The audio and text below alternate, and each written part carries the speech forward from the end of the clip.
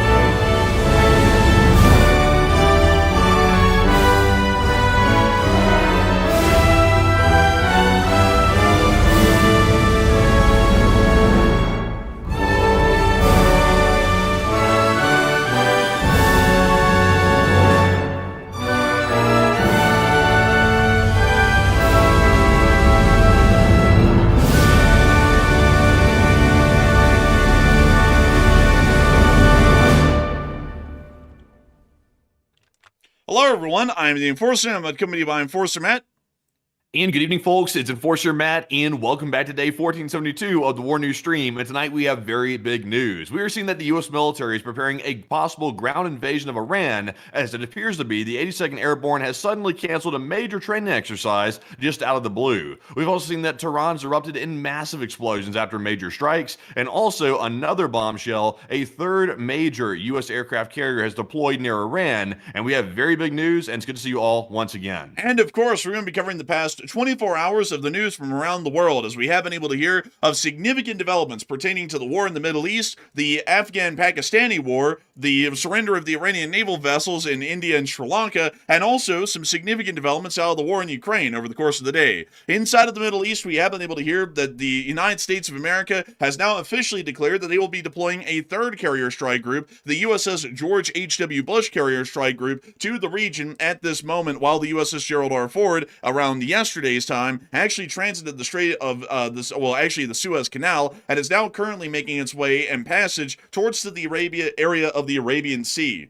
Currently, U.S. air operations have still been conducted at a high and significant tempo against the Islamic Republic of Iran, the Islamic Regime, the armed forces of the Islamic Republic of Iran, and also critical infrastructure of the country. Multiple air bases have been destroyed over the course of the day, as satellite photography and video evidence on the ground has confirmed that significant airstrikes have been conducted throughout the entirety of the area, and the damage has been wildly significant. We've also been able to see that at the same time, the United States of America has attempted to destroy some of the last transporter-erector launchers that we know of that are operational within the country, and at the same time, we've also been able to hear that further developments have happened just north of Iran. Yesterday, the nation of Azerbaijan came under a direct attack by Iranian drones, slamming into the area of southern Azerbaijan. As of today, the Azerbaijani ground forces are now beginning to deploy en masse towards the area of the Iranian border, and what appears to be the possibility of a preparation of a ground invasion or a ground offensive by the Azerbaijanis, meaning that it's highly likely at this point that they may join the war and may also start to conduct defensive actions of their own against the Islamic Republic of Iran in the skies and the ground near to the area just northeast of Tabriz.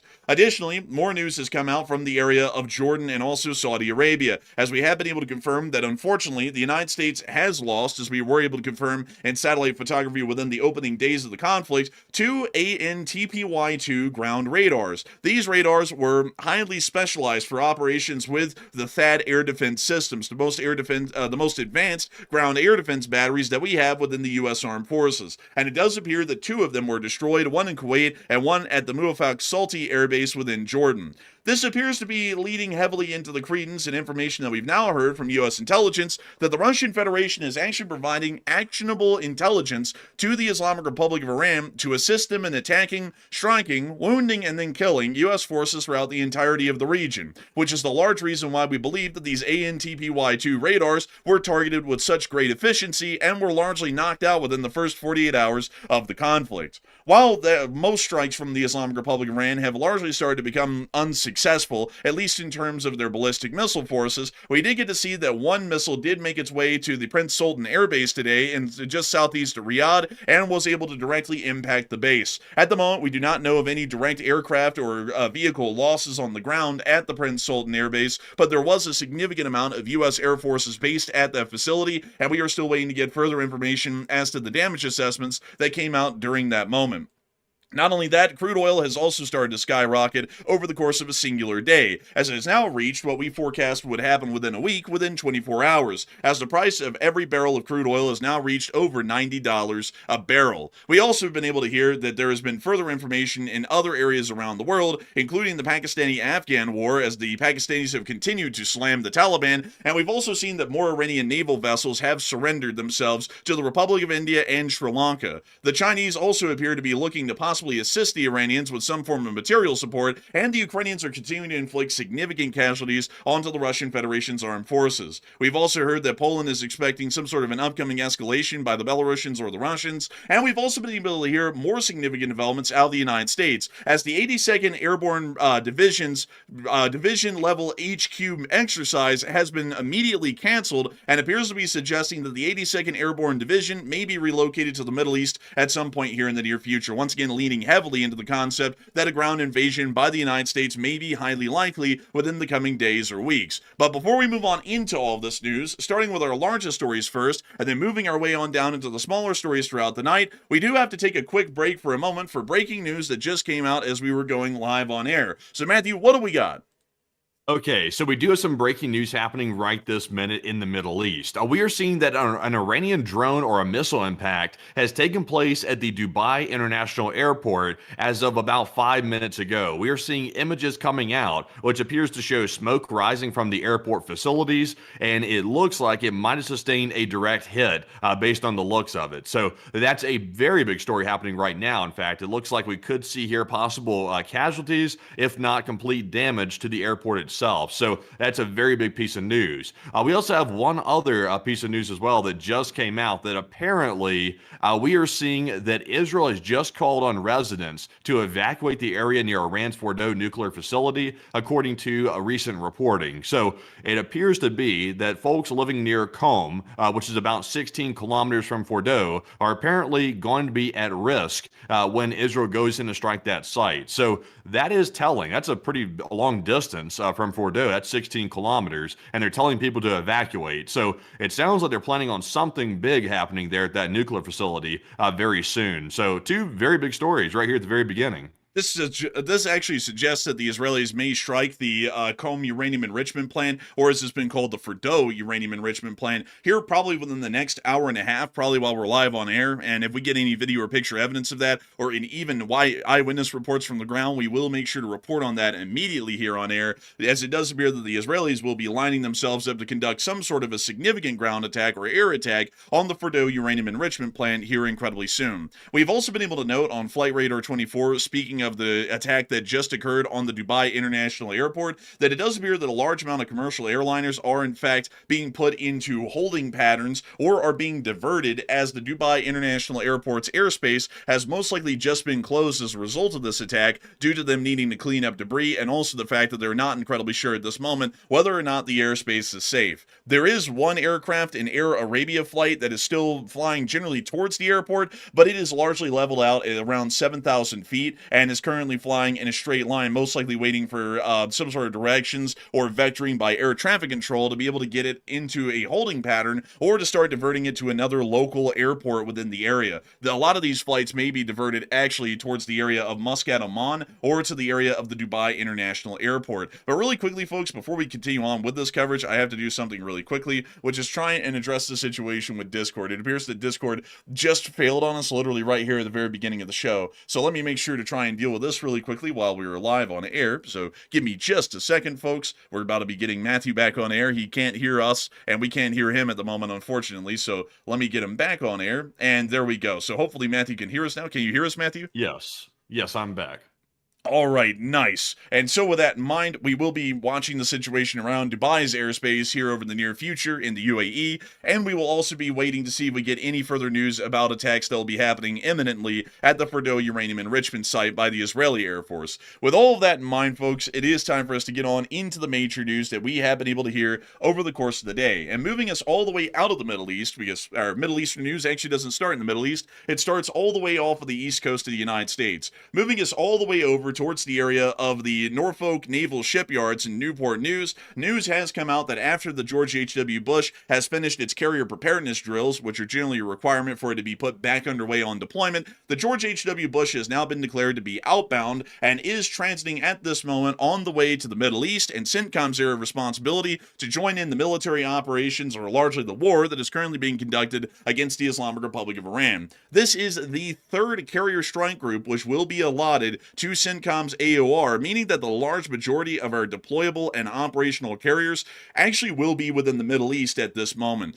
Just to let y'all know, we do have 11 aircraft carriers inside the U.S. Navy, but a couple of those, I believe about 3 of them, are currently undergoing refits or significant repairs at the moment due to, of course, these vessels being 50 years old, and they're incredibly large moving machines, meaning that they require a significant amount of maintenance, refits, and upgrades. So that means that we only have about, I believe, at this moment, 8 of them that are available for actual service, and out of those 8, 3 of them, which is about 40% or so, roughly around there, will be within the Middle East, operating within CENTCOM's AOR against the Islamic Republic of Iran. That includes the Gerald R. Ford, the Abraham Lincoln, and probably within the next week or a week and a half, it now will include the George H.W. Bush as well, meaning that we will have 1 Gerald R. Ford class carrier within the area, and we will have 2 Nimitz class carriers within the area and operating. Just in the carrier air wing alone, that means the United States will have about, let me just think here, 240 operational airframes. Not all of those are combatant airframes. Some of those are actually supporting aircraft, like the V-22 Ospreys of the Navy that are operating from the deck, along with the E-2 Hawkeyes and also the other C-2 Greyhounds as well, and such aircraft like that. So all of them are not combat operational airframes, but it is adding a significant amount of air power and supporting abilities to the U.S. Armed Forces within the region to bring over what's basically a whole other Air Force airfield that floats into the region. So that'll be a significant addition to firepower for the United States, and also a humongous addition to the available amount of firepower, munitions, and air operational capacity that we would have within the region as well, just from the naval air arm alone. Additionally, we've also been able to hear that while the George H.W. Bush is on the way over, the U.S. Air Forces and naval forces have been conducting significant strikes against the Islamic Republic of Iran over the course of the day. And I'd have to tell y'all that today apparently was the focus day on the Iranian Air Force. The Iranian Air Force is not that large or capable of an air force even before the 12-day war.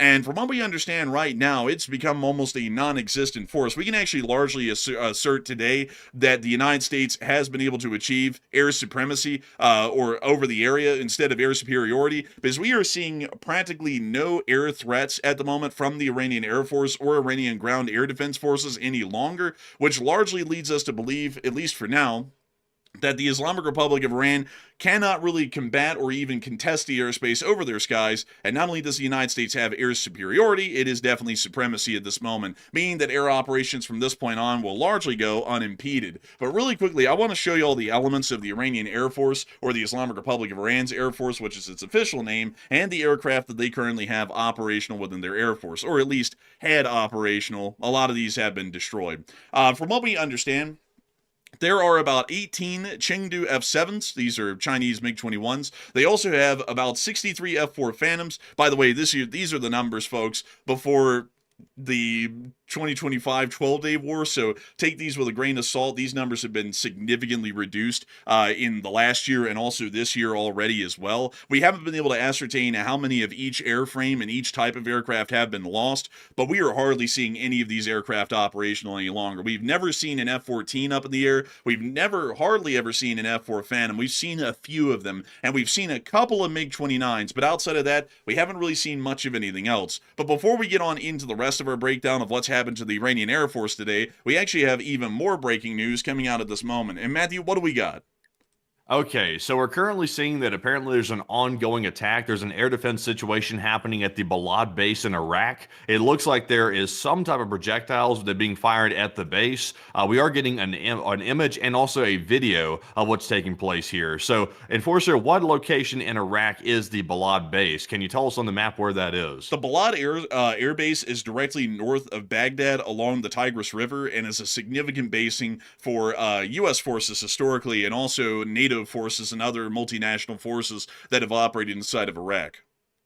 Interesting. So it does appear that it's under attack, and we do have a video to show everybody showing exactly how bad this attack is. So let's take a look at it. And we hear what appears to be a call to prayer going on as the air defenses are currently active over the area of the airbase. I thought that was a force protection alarm for a second. No, that is definitely a call to prayer right there. Hopefully the interceptors work. Inshallah. The air defense interceptors are working marvelously, inshallah. I don't know if that's the correct thing to say, if that's the right translation, but I hear people saying that. I think that might mean good luck, possibly. So good luck to these guys right here. It looks like the air defense is working well. Actually, it appears to be that most of the explosions you're hearing in the distance is actually the air defense shooting stuff down. So it looks like it's going pretty decent, at least for right now. So I have to see. Also, by the way, inshallah, just for you to know, it like in Arabic that means like God willing, or grace by God, or something along those lines. It's like by God himself this happened. That's generally what it means. But nevertheless, it does appear that the air defenses over the Balad Air Base are operational in the moment. We haven't been able to hear of any direct hits onto the base, so we would hope that generally we'll see that the air defenses are able to stop the incoming threats. They may be drone-based or missile-based, and so for the moment, we will be hoping to hear that there will not be any direct impacts on the ground at the Balad Air Force Base north of Baghdad. That is currently an ongoing development on air, and we will be trying to see if we can get any further information on the 3 ongoing developing stories on air right now: the imminent Israeli attacks on the Qom uranium enrichment site, the attack at the Dubai International Airport, the airspace situation in the UAE as a consequence, and also the attack that's ongoing at the Balad Air Base as well. So with that, I hope that does address it the best I can. And also, I see a lot of people. Oh, go ahead. Also, real quick, we have one other piece of news to show right here. We do have another photo showing the strike at the Dubai International Airport. It's still not close enough to tell exactly what has been hit in this photo right here, but it looks like it's hit some building in the airport's perimeter here. So I can't tell what that hit. So sadly, I can't provide any more details about it, but something was hit, and it caused a huge smoke cloud to rise up. So, Enforcer, can you determine where that is, or is it pretty much a lost cause at this point? I'm trying to do that really quickly. It certainly, let me go back and look at our first picture. I think that was probably a better one for geolocation purposes. So we can actually see the airport right here, and you can actually see a part of the terminal here as well. But actually, funnily enough, the Dubai International Airport actually has 2 long rows of terminals, one over here on the south side and one on the north side as well. I believe this is largely the cargo terminal for the larger parts. So the passenger terminal is more so on the south side. And based off of this picture that we can see here, that appears to generally be the passenger terminal, possibly. But let me see and make sure to double check that. Let me see here. Let me put this into 3D mode. so that way we can try and do that really quickly. So it's actually likely, from what I'm seeing right here, folks, that we're actually looking at this from the vantage point that we're seeing right here, from this sort of a direction, roughly about right here, because you can see those larger passenger terminals, it seems, right there, and it appears that there's larger high-rises in the background, which would pretty much line up with the downtown area of Dubai, or the larger built-up areas, which are more towards this direction here, and the Burj Khalifa is further in the back. So with that in mind, it appears that it may have been another explosion or another direct attack on one of the passenger terminals that had already been attacked in prior days by the Iranians. Yeah, also, by the way, in addition to the Dubai attack that we're currently seeing, we're also seeing the attack in Iraq as well. It looks like Iran is launching a pretty wide-ranging, multi-pronged strike right now. We're hearing about strikes being reported in Saudi Arabia as well. They're reporting interceptions of an attack of about 16 drones that were fired from Iranian territory at the oil field in Ayah. So it appears to be an oil field being targeted inside of Saudi Arabia, which seems to be pretty much status quo at this point. It looks like Iran is specifically trying to take out Saudi's oil infrastructure for the most part. And they've actually made a couple of hits. So it looks like the oil field is the next target. But Saudi Arabia is not saying how many they've shot down of the 16 drones, but they're claiming they're intercepting some of them, at least for the moment. And we are hearing at the moment that the Ayah oil field, which I'll just be putting down here in a general area, because I don't know where the oil field actually is specifically within Saudi Arabia, but we can hear that the Ayah oil field is under attack in Saudi Arabia as well. And we've also been able to hear of explosions at the Dubai International Airport, highly likely on the passenger terminals on the south side of the international airport. So I'll also be putting those down as well, so that way we can keep the map up to date. Also, we're hearing of sirens in Bahrain. So this is a pretty large attack right here. I didn't ever see an official announcement saying that they had launched this major wave of strikes, but apparently it's underway. There was no formal announcement of it. So it's an informal, massive strike being carried out right now by Iran. Bahrain is currently getting hit by it. Saudi Arabia is, Iraq, and also Dubai as well, the city, of course. So that's a lot of strikes happening all at once right here. So we'll keep an eye on it and see if we get any more footage coming out, because I'd imagine there might be some damage from a strike this large. And it does appear that there may be some damage that might happen here soon. It is a wider scope that they're currently conducting an attack on, and the air defenses are stronger in some areas than others. So there is probably going to be a decent likelihood that we'll hear of further strikes that land or make impact in Bahrain and the UAE, because usually we're seeing these days that their air defenses are getting a lot closer to being easily overwhelmed due to the lack of air defense interceptors. We are hearing of those sirens that are sounding right now in Bahrain. We'll be keeping an eye on that. We'll probably get more footage out of Manama, which is the major city within Bahrain, showing that there are attacks that most likely were able to hit their targets, because Bahrain, out of most Gulf state countries, actually has some of the weakest air defense out of the entire group of them. But moving on from that, and all of that current developing news at the moment right now, and once again, folks, I do want to remind you all that while we do have our normal spread of news tonight, this is an ongoing and developing major war that's happening right now, so I might just have to break in the middle of a monologue on a prior news development that's happened over the past 24 hours and just immediately get into something new, and it sounds like I'm going to have to do that before I can even get done with this. So, Matthew, what do we got? Yeah, so we got some footage coming out right here. It looks like two Iranian drones have also attacked a base holding Kurdish fighters in central Sulaymaniyah in the Iraqi Kurdistan region. So I'm seeing what appears to be, I don't think that's CRAM fire. I think that's general air defense, like machine gun fire from the ground. That does not appear to be as cohesive as CRAM. But we're seeing a lot of air defense fire right now. In fact, it's just the entire sky is full of air defense in Kurdistan right now in Iraq. So take a look at that. And we will be taking a look. That is not a Sea-Wiz. Definitely not. I could tell just from the spray. I was like, that's not cohesive enough.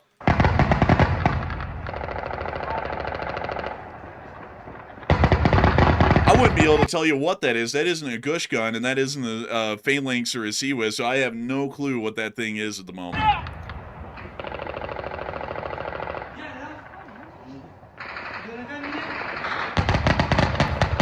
It's definitely got a punch to it, whatever it may be. It might be a very heavy machine gun.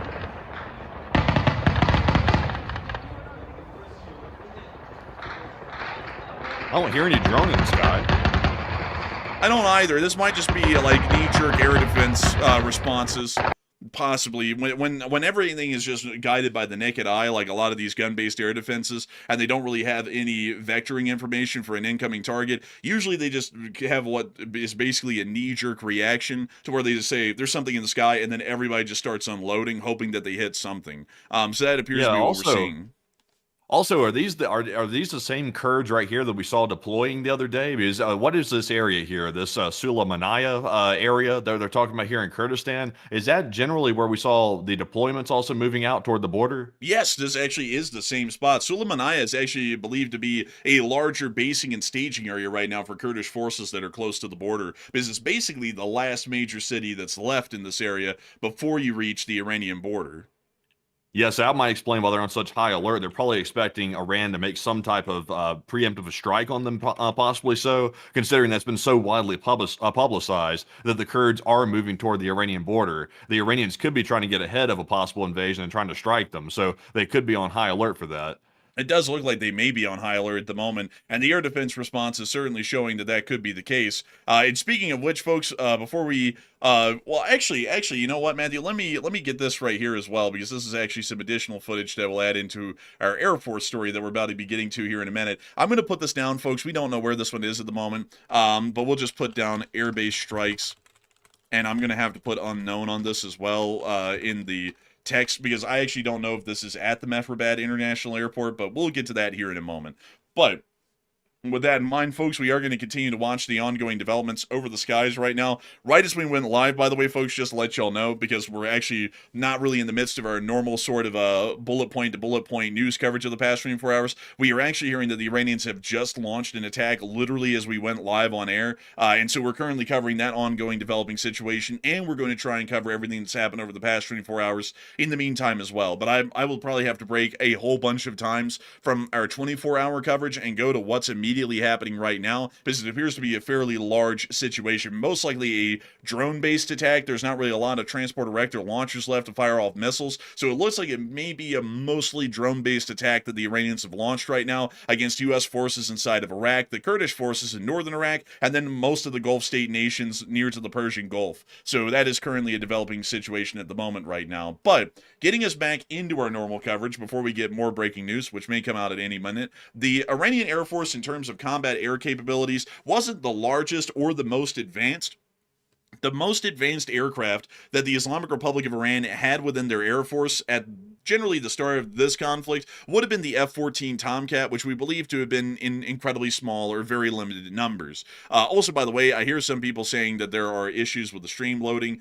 Generally, on our end, everything's running fine. I've checked OBS just a second ago as well, and also our connection to YouTube. So if you're having a problem, just make sure to refresh the stream, because it might be a YouTube server issue. That happens from time to time due to some hard connectivity nights. So just make sure to refresh, and that generally should fix the problem. Nevertheless, though, the Iranian Air Force is a largely outdated and small one by most modern standards, and it does appear that the United States has taken great advantage of that situation to ensure that they will be able to conduct as much damage as physically possible to be able to try and knock out the remainder of the Iranian Air Force that was still airworthy today or semi-operational. The Hamedam airbase near to the area of the city of Hamedam was directly attacked today and was completely cratered. This is the airbase, the Hamedam airbase of the Islamic Republic of Iran's Air Force prior to the strike that happened today. This is what it now looks like after the strike. And it doesn't look incredibly different, at least from here, but I'll point out where the differences are and why they matter.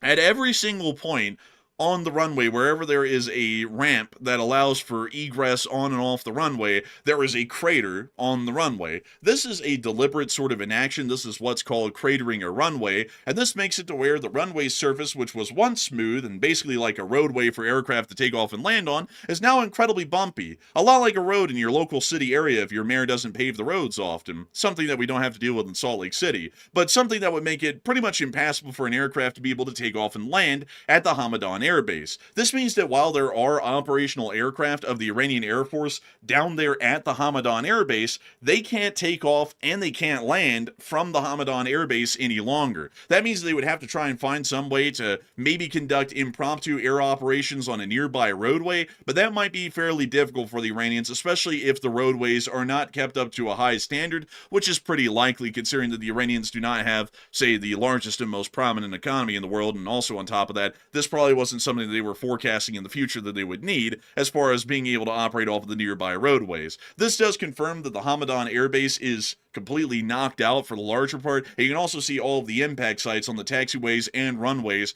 highlighted here with red circles. It appears that, let's see, 3, 6, 9, 12, 13, about 14 individual hits were landed directly onto the area of this airbase, and it does appear that it will no longer be operational as a result of the damage that was caused. Moving on from that, we actually have more breaking news coming out at this moment. And Matthew, what do we got? Okay, so right now we're seeing on pro-Hezbollah channels, these are generally back channels for the most part, it looks like they're reporting a clash between Hezbollah and the Israeli Defense Forces in a number of towns in the Bekaa Valley in northeast Lebanon. We're being told that apparently the IDF is conducting a helicopter insertion of troops and ground forces after advancing some ways. They've now met heavy enemy fire in some of the towns, and it looks like Hezbollah has come out to play. So right now it's a big situation going down in northeast Lebanon at the moment, and it appears to be quite heavy firefights. I haven't had a chance to actually watch the video yet, but we do have a video that we can all watch here on the stream and see exactly what's going down. And so now we can hear, folks, in the midst of everything else, there's now a significant firefight going on between IDF airborne or air assault forces and apparently Hezbollah forces within the Bekaa Valley. Let's take a listen. Oh, wow, that's an entire firefight. Oh, damn. So it sounds like the report is likely accurate. So the IDF's going in, apparently. They're going in by helicopter from the sounds of it, and it sounds like Hezbollah jumped out of pretty much every window and door that could possibly be opened, and Hezbollah is just mowing down the streets, apparently. So it's a full-on brawl right now inside of northeast Lebanon. It's literally basically a ground incursion, basically right this second. So it looks like Hezbollah is fighting for their life, and also the IDF that apparently flew in are also fighting for their lives as well. It looks like they've gotten into a big one. It looks like a real significant battle is going on within the Bekaa Valley in northeast Lebanon. This is within the area of the city of Baalbek, which is within northeast Lebanon, and it does appear that that is still an ongoing situation at the moment. I know a lot of people have heard about this for a little bit because this was going on for about an hour before the stream, but at that time, we were only confirming that Israeli helicopters were returning to exfiltrate the people that they had dropped off on the ground. Now we're seeing the firefights are still continuing, even as Israeli helicopters are arriving in the area to pick up the infantry on the ground, which is suggesting that there is a significant pitched battle happening on the ground within that area of the Bekaa Valley. But moving on from that and back into the Islamic Republic of Iran, we have also been able to see further significant airstrikes that were conducted today on one of Iran's most significant air bases within the country, which is funnily enough within Tehran. The Mehrabad International Airport serves as a dual-purpose airport, operating domestic flights in and out of the country, and also international commercial air flights, but it also is a significant basing for the Islamic Republic of Iran's Air Force and government aircraft. You can actually see a large number of those right here.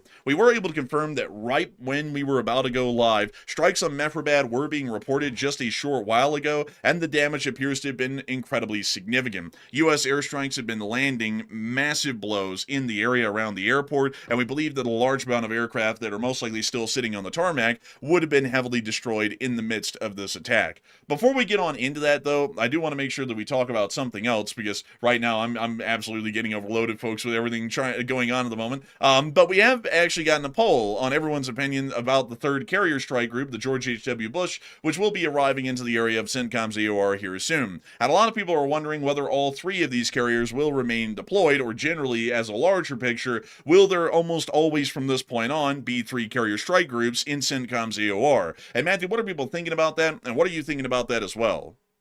Okay, so surprisingly enough, a third carrier has arrived in the Middle East. So will all three remain deployed now that there are currently three aircraft carrier strike groups that are going to be in the Middle East here very, very shortly? 57% said yes, all three will remain near Iran, while 30% said no, the third one that just arrived is actually replacing one of the other carriers, while 7% said I'm 50-50 on those. And I have a feeling, I have a distinct feeling that they might be replacing, I think is it the Ford that's had like the 11th month long deployment? Is it Yes. that one? Yes, it is. Yeah, I have a feeling they might be replacing it. I think it's the Bush that's currently arriving. I think they're going to be replacing the Ford because the Ford has been on an ungodly deployment. Like it's insane how long they've been on deployment, and I don't know if they really plan on keeping them in a war zone like that for much longer. So I'm with the 30%. I think they might be replacing that one because it seems to be a bit overkill to have three aircraft carriers there. Also, it seems a bit risky as well to have three in one spot like that. But Enforcer, what say you? I would say that it's possible that they may keep the Gerald R. Ford around for a little while longer, but I have a feeling that it's probably going to end up being a replacement by the Bush for the Ford. The thing that is a little bit interesting about that, though, and we'll get into this in a little bit, is that the Ford is actually transiting through the Suez Canal and towards the Arabian Sea, which would actually suggest that it's about to be conducting offensive air operations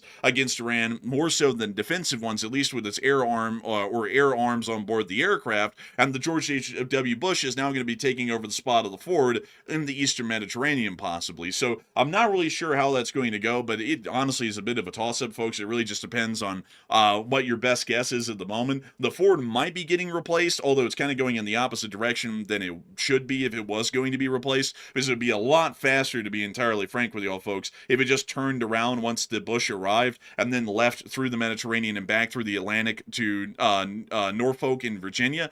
Instead, it's actually passing through the Suez Canal. It's now in the Red Sea, and it looks like it's going to be making its way on down into the Arabian Sea, which is actually going in the opposite direction than towards the United States. And the Bush is currently sailing at all available speed into the Mediterranean through the Atlantic, and will mostly be arriving where the Ford was, just east of Cyprus, and possibly conducting operations there. So I actually think that based off of that, I mean, it's still a bit of a toss-up. Maybe the Ford will return back here very soon, but it sounds as though they're trying to get three carrier strike groups into the area, and all of the folks who are looking forward to getting all done with their 8-month deployment on the Ford are actually going to be inside the Middle East probably for another 2 months, which I believe at that point will make this one of the longest carrier deployments since the end of the Second World War, which kind of sounds cool, but if you're one of the sailors on board of the Ford, that's not cool. Like there's been reports that a lot of those people are incredibly angry due to the fact that they were hoping to get home and see their families for the first time in 8 months, and now they're going to be out at sea for another 2 on a steel can that's operating aircraft now on a 24/7 basis. So basically nobody can sleep because you have multi-ton aircraft slamming down on the deck overhead,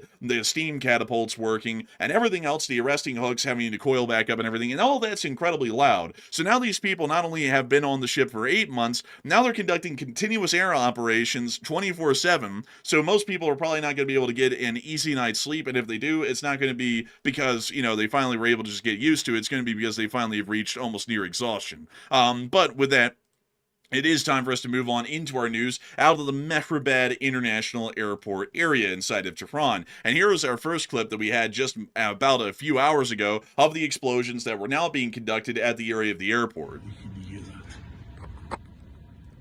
Everyone always gets quiet when bombing starts, and we can see more explosions happening at the airport. It appears that this was a fairly large bombing sortie that was conducted at the airport. We can see 2 more explosions going off.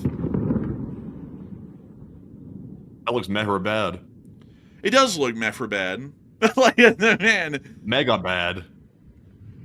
Oh, there's another. And another.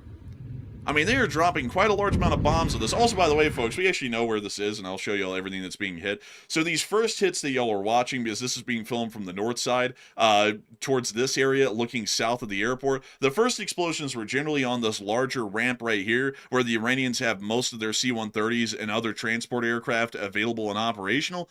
And then the explosions that you're seeing that look a little bit detached more towards the left side of frame are actually up here in this little area, which is a really cool spot because this is actually where Iran operates a load of their MiG-23s, MiG-29s, and other sorts of aircraft, because there is an entire Iranian air squadron based out of this airbase, and also Would you look at that? An F-14, one of them was cooked to a crisp, but there's also a somewhat operational looking kind of airframe of an F-14 right there. But all of those are getting bombed at the moment in this clip.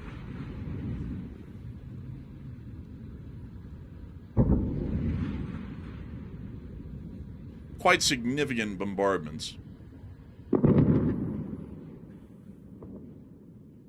It's a very big hit there. I guess maybe the Iranians are using the Mehrabad airport as like a temporary airbase, perhaps, or something. They could be trying to deny the runway with these strikes. I think so. This is actually a permanent operational airbase, both for combat and support elements of the Iranian Air Force. So this is actually a pretty important one for the U.S. and the Israel. Oh my God! Damn. I think they're doing more than denying the runway.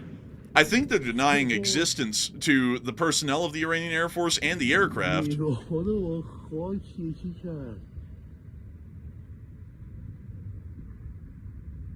I gotta say now, that was insane. That was like 4 bombs that hit simultaneously in that one tarmac area.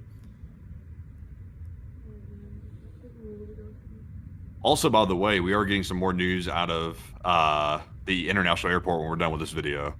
Got you. And we're gonna keep watching this, folks. We have about a minute more of this left, but it was an endless 3-minute long bombing campaign on this one airport. Pretty significant amount of firepower.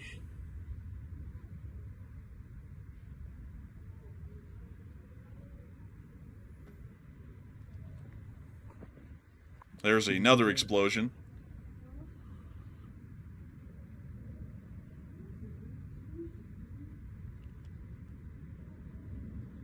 And we see them watching the fire now raging at one point of the tarmac. It may be a fuel facility or an aircraft that just caught on fire around that area.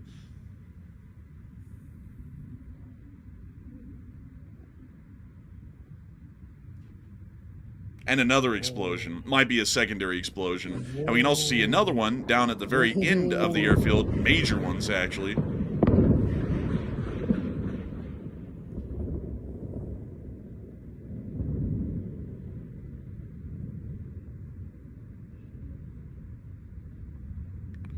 But that largely appears to be the end of this clip, but we actually have more coming out of Mehrabad in a moment. But before we get to all of that, we have further breaking news that's coming out of the Dubai International Airport area. So, Matthew, what do we got?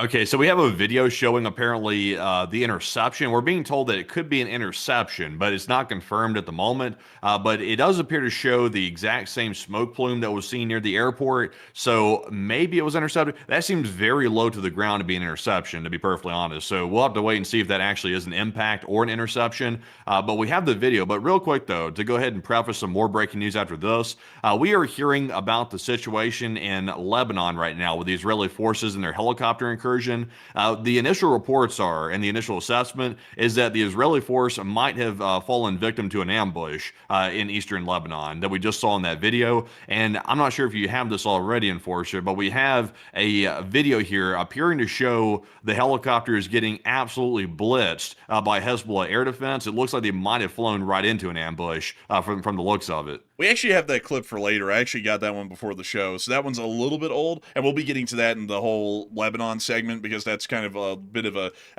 side conflict at the moment to the larger Iran war, or the Middle East war at the moment, but we will be getting to that here in a little bit. But getting to this clip that we did just get out from Dubai minutes ago, this does appear to show what may have been an air defense interception. There isn't really any smoke or a trail of smoke coming from the ground. It appears to be a larger plume in the sky above the airport, which does heavily suggest that this was most likely an in-air interception pretty much right above the airport of an incoming drone, possibly.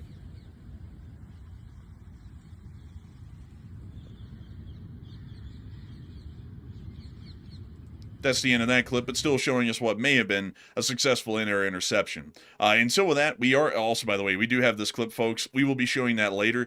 This one actually came out a little while ago, and it was from the Israeli helicopters that were arriving in the area, and the firefight footage, actually, that we just got a moment ago that we showed you all, actually in sequence came after the helicopters arrived, because apparently we had heard that those infantry had been dropped off many hours earlier. The helicopters were coming back to pick them up, and then that's when the air defense started to light them up as they were arriving to to try and exfiltrate the Israeli soldiers that have been dropped off in the Bekaa Valley. But getting on from all of that news at the moment and moving us on up and into the area of the Islamic Republic of Iran's capital within Tehran, we also were able to see more fires that had broken out at the airport as a result of the bombings that had been conducted just prior.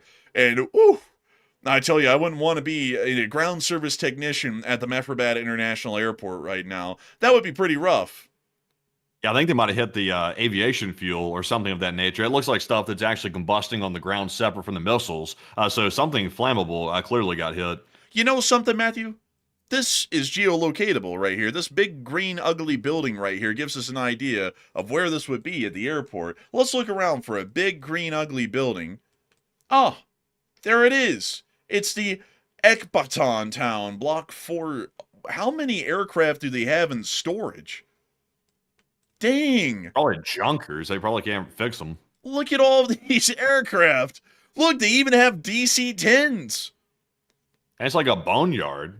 Wow, that is insane. Yeah, it's like a boneyard, honestly. That is wild. So, if that explosion is happening here, picture was taken that way, and there's the roadway right here. Does it curve? It does curve right there. And then this roadway goes straight. So we are looking at a fire or two fires that have broken out. One of them was about right here somewhere. And then one of them was down here. So they've definitely knocked out a couple of the Iranian government's 747s, which have been used for cargo and equipment transport out of China, specifically out of Urumqi within western China. And it also appears that they may have hit some sort of larger support facilities. Oh, they hit the IL-76s of the Iranian Air Force right here. So they hit a strategic airlift wing, and they also hit another strategic airlift group down here on the southern end of the ramp as well, at least in this picture. So we can confirm that both of those forces have taken pretty significant hits. Also, by the way, it is a TriStar L1011. I'm sorry, folks. I, for some reason, just went, oh, look, a DC-10. I forgot that everybody made one of those. There was the DC-10. I think there was the MD-11 and then the TriStar. So I'm sorry about that, folks. That actually is an L0111. But anyways, well, an L011, an L1011, if I can get it right. But anyways, moving on from that, we are going to be getting out of that little bit of news at the Mehrabad International Airport because we were able to confirm that those were the areas of the strikes. But before we get on into the rest of the news out of Tehran and the rest of the area of the Islamic Republic of Iran, we actually have even more news coming out this moment right now, at least out of Russia at the moment. According to some U.S. intelligence that we have been able to hear today, Russia is providing Iran with intelligence to help it target, wound, and kill U.S. forces within the general area. That was according to the Washington Post, after U.S. officials spoke to them, went out of their way to speak to them, and tell them this information, that the Russians are going out of their way to provide information to the Iranians for them to be able to target, strike, and attempt to kill U.S. forces, our very citizen soldiers in the Middle East, over the course of the past 7 days, over the course of the past week. Now, to some people, this would be a little bit shocking. What do you mean? The best friend of America, the country that truly respects us, would give information to a sworn enemy of the United States of America to try and kill U.S. service members? How in the hell would that happen? But to Matthew and me, this isn't a shock at all. I mean, quite literally, to anyone who's not blind or stupid out there in the world, you can literally see, if you just open your eyes and pay attention, that all of these countries are allied in their hatred of the United States and the Western sphere at large, and they want to see us put at a disadvantage and harmed and killed whenever they can get the chance. And the Russians are taking that opportunity right now. And a lot of people are sitting there and wondering, what should be done about this? What should happen to the Russians over this? Or what should happen to the Iranians over this? What should be done? And Matthew, what are people thinking about that? And what are you thinking about that as well? Okay, so this wasn't totally unexpected, by the way, but we have gotten confirmation today that Russia is actually giving actionable intelligence to Iranian officials to target U.S. forces in the Middle East. Also, by the way, Russia's not the only one doing it. China's also doing it as well. And in fact, you see China actually publishing it to the general public, and occasionally you'll see some of these satellite images pop up in the media, and that's coming from China. So they're both doing it. They're both basically teaming up against the United States, which is no shock whatsoever. But what should be done about it? specifically dealing with Russia, since they are in an active war with Ukraine. 62% said that we should give Ukraine more targeting data to hit deeper into Russia, while 17% said there's really nothing that can be done, and 14% said we should threaten and warn Russia from doing this and tell them of the consequences. And really, the only thing we can do is pretty much do this proportionally. We should give Ukraine more targeting data because right now we are giving a whole bunch of actionable intelligence to the Ukrainian military, which is how they conduct deep strikes into Russia to hit the refineries. That's mainly using U.S. intelligence. So we could probably expand on that and also give them more details and more data, and also give them a wider permission to hit into mainland Russia. I feel like that's the proper solution here because you got to remember, Russia invaded Ukraine. So Russia's in the wrong. There's no doubt about that. When it comes to Iran, though, Iran's been threatening the West and they've been hitting Israel as well. So it's not like, the West started the war or something. The war was started before the U.S. responded to it. We're simply taking care of the matter. We're defending at this point. So it's completely different. It's not the same thing. So, of course, Russia wants to harm Americans. So if they want to play a game like that, then we should give Ukraine what it needs all the way through. So I'm with the 62%. But Enforcer, what say you? I'll be with the 62%. I would even go as far as to say that we should provide weapons directly through congressional drawdown programs to Ukraine of weapons and ordinances that we were about to retire and demolish or generally blow up in a controlled environment because they're getting too old and they will generally be a little bit questionable to use from that point on. That's what I believe that we should do on top of providing Ukraine with even more targeting data. Because let me tell you all the difference between these two wars, because a lot of people go, well, America's in there with Ukraine. Well, there's a big difference. Russia invaded Ukraine because they hate the Ukrainian people, and they also hate the West. So when Ukraine wanted to join NATO, the people that they hate wanted to join the other people that they hated in a larger alliance, so then it just made sense to invade them because F them. Completely illegal sort of an action to take. Now, if we look at the Middle Eastern situation, let me lay this out to y'all properly.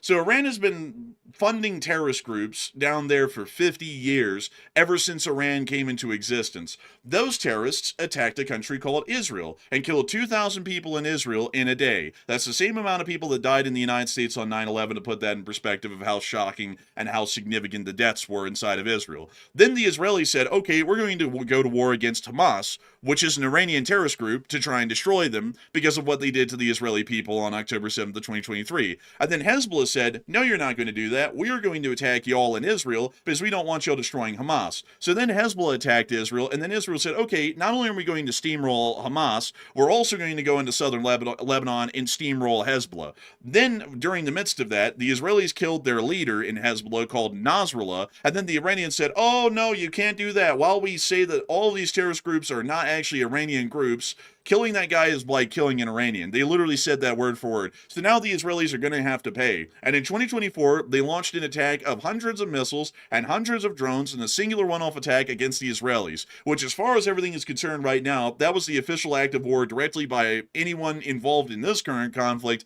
against anyone else that's right now in this war. The Iranians fired first at the Israelis in 2024.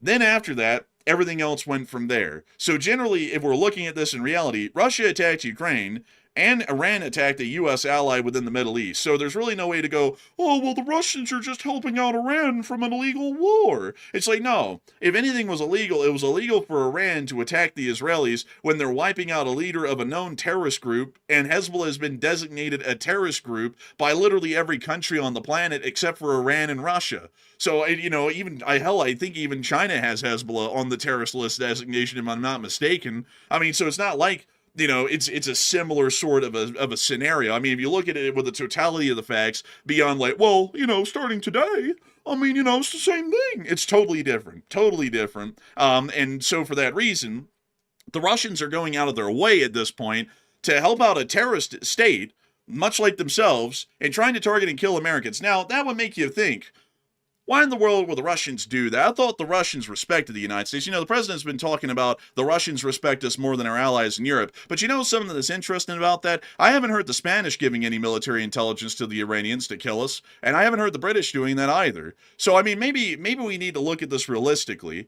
and our allies are truly our allies, and our enemies are not friends that just happen to be misunderstood. This isn't, a basketball player going to North Korea here. They're legitimately our sworn enemies. So maybe we need to start treating the Russians like that and make sure that the Ukrainians have enough firepower to start putting them in their place a little bit more than they're already being put in right now. Maybe.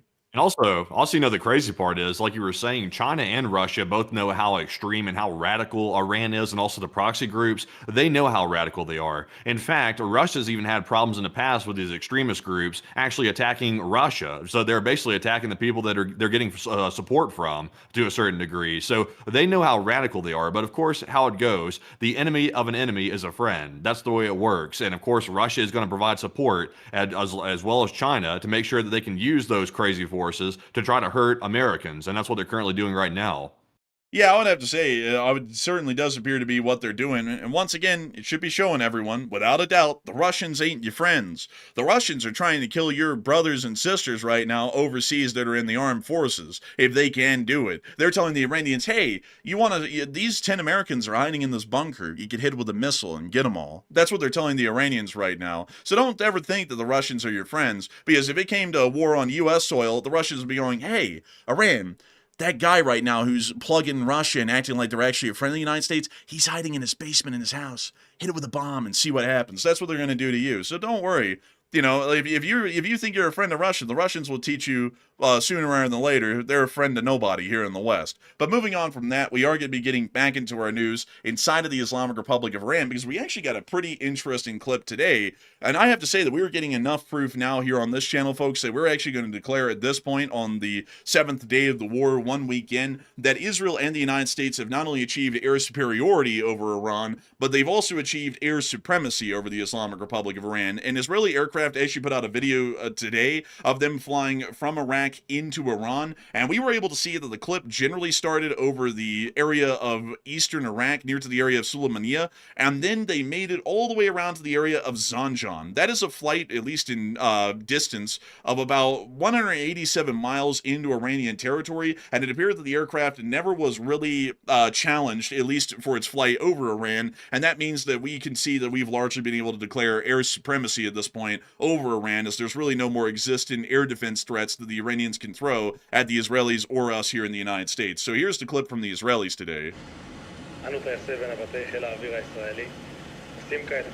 You see, it's a group of F-16s.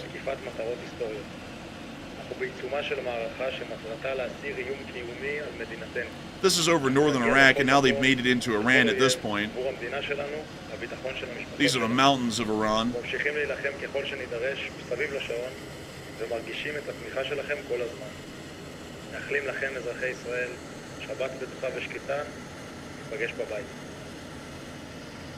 And there they are. Who's the one talking? I believe that's one of the pilots.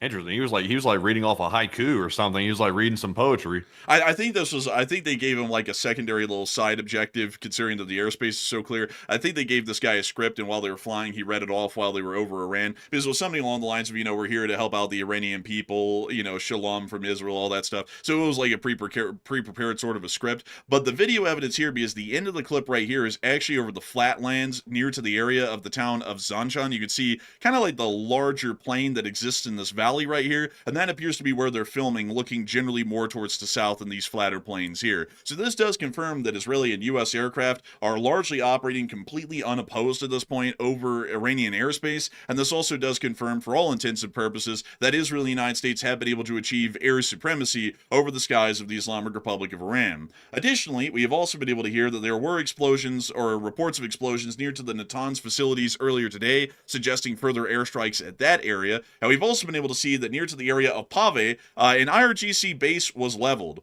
Matthew, Iranians hate them. See how the U.S. Air Force trimmed about 1,000 soldiers off of the IRGC's payroll with one simple trick. Oh, damn. Doctors hate this trick right here. It fills up their operating rooms. They get overwhelmed. They hate this trick. They really raised that place down. I mean, geez, the whole right side of the whole complex is gone. Yeah, most of the buildings are almost completely gone. It looks like these two buildings here are generally still standing, but the rest of them were actually reduced to a fine powder or rubble for the larger part from the explosions that happened near to this area. By the way, this base is actually within the Kurdish lands of western Iran. This is also once again showing us that that might be preparatory work for the ground invasions that might be happening by the Kurds here in the future. We also get to see that within the city of Elam, there were also strikes that occurred earlier in the day, which we can see right here in these major explosions. We don't know what they were hitting, but they were hitting something fairly significant because they hit it with a load of ordnance. Additionally, we also saw that TELs were also destroyed today by the United States of America once again. We understand that there's not a huge amount of TELs that are operational anymore on the ground within Iran, but these few that are left are still being targeted and destroyed by the U.S. and Israeli Air Forces. There goes one of them. And that's the end of the clip. But moving on from that, it is now time for us to move on down and into the area outside of the Islamic Republic of Iran and into the greater Middle East at large, as we do have a lot of news that has been coming out over the course of the day from the rest of the region, and it is quite significant news to say the least. Not only that, we still have a lot of different conflicts to cover, like, for example, the ongoing tensions with Cuba, the situation in the larger area of the Indian Ocean. We also have a little bit of news, actually, folks, on the Pakistan-Afghan war that is still ongoing right now, and we've hardly been able to cover since this war started. And we also have a decent amount of information out of the war in Ukraine today, and also the Russian government's involvement in the war in the Middle East, or at least their diplomatic statements that are kind of getting them not really involved, but at least diplomatically present within the conflict inside the Middle East. But moving us on down and into the area of the Persian Gulf, we do have to address something, folks, that I have to say for our American viewers and those interested in the best interest of the United States and the Western hemisphere, the Western sphere of influence, should generally see that we start to put significant amounts of attention by civilian officials within the administration to see that they start to change this. Right now, the oil situation has spiraled out of control even farther than we predicted yesterday. We did predict that oil prices were generally going to be going out of control. That's one thing that everyone was able to hear from us yesterday, is that we were putting a great deal of precedence onto the fact that oil prices were going to start skyrocketing. And while people will want to dig their heads in the sand and say, no, it won't, it's going to be fine, and we don't need Middle Eastern oil, Venezuela's here for us, it's going to be fine. Generally, that's not the reality of it, and we've been trying to say that as much as we can, and usually sometimes some people have to see the proof rather than just hearing it beforehand, and and then the lessons have to be learned the hard way. But we are seeing that crude oil prices overnight have skyrocketed to an unprecedented amount. It's now $91.30 per barrel of oil. Yesterday, when we were covering this, it was only $80 per barrel of oil. This is actually the largest singular increase in price per barrel of oil on any given day in history. I'm not even kidding. Like, y'all would think I'm kidding on that, but I looked into it. Turns out that this is the largest singular price hike for a barrel of oil in the entirety of global history so far. So this is showing us that the oil situation is getting out of hand incredibly significantly. And it also does appear that this is going to become a major disaster that we need to see immediate reaction to at this moment by the U.S. Armed Forces to reopen the Strait of Hormuz and to see that tanker traffic begins to roll on back through the Strait of Hormuz, both in to load up with oil and out and into the greater world. Also, by the way, speaking of that insurance situation that we were talking about yesterday, about how the U.S. was going to try to provide low-cost insurance for ships to be able to transit through the Strait of Hormuz, apparently they're doing a $20 billion plan. That's apparently enacted as of today from the reports I've heard. We had heard yesterday that they needed about $350 to $370 billion to underwrite the policies, but they've gone with a $20 billion plan. I'm not really sure if that's really going to make much of a difference, to be honest. It seems like that's obviously like only a fraction of what they were wanting to get. So I'm not sure if it's maybe just for symbolic reasons, or maybe there's something more to it that I'm not understanding perhaps, but they are still trying to create the insurance situation to try to help the ship. So I'm not sure if that's really going to make a difference. I don't believe it will make a difference, and it appears that the insurance policy is only $20 billion, so it's going to run out pretty quickly once a couple of ships get hit and sank within the area, or the crews abandon them and then the vessels just burn until they pretty much break apart. It's not really going to do a whole lot. But the situation right now with the oil prices is going wildly out of control, and I still see people, and I gotta say this, folks, like it's always interests me. There's always a crowd who just want to say something like, this isn't going to be a big issue.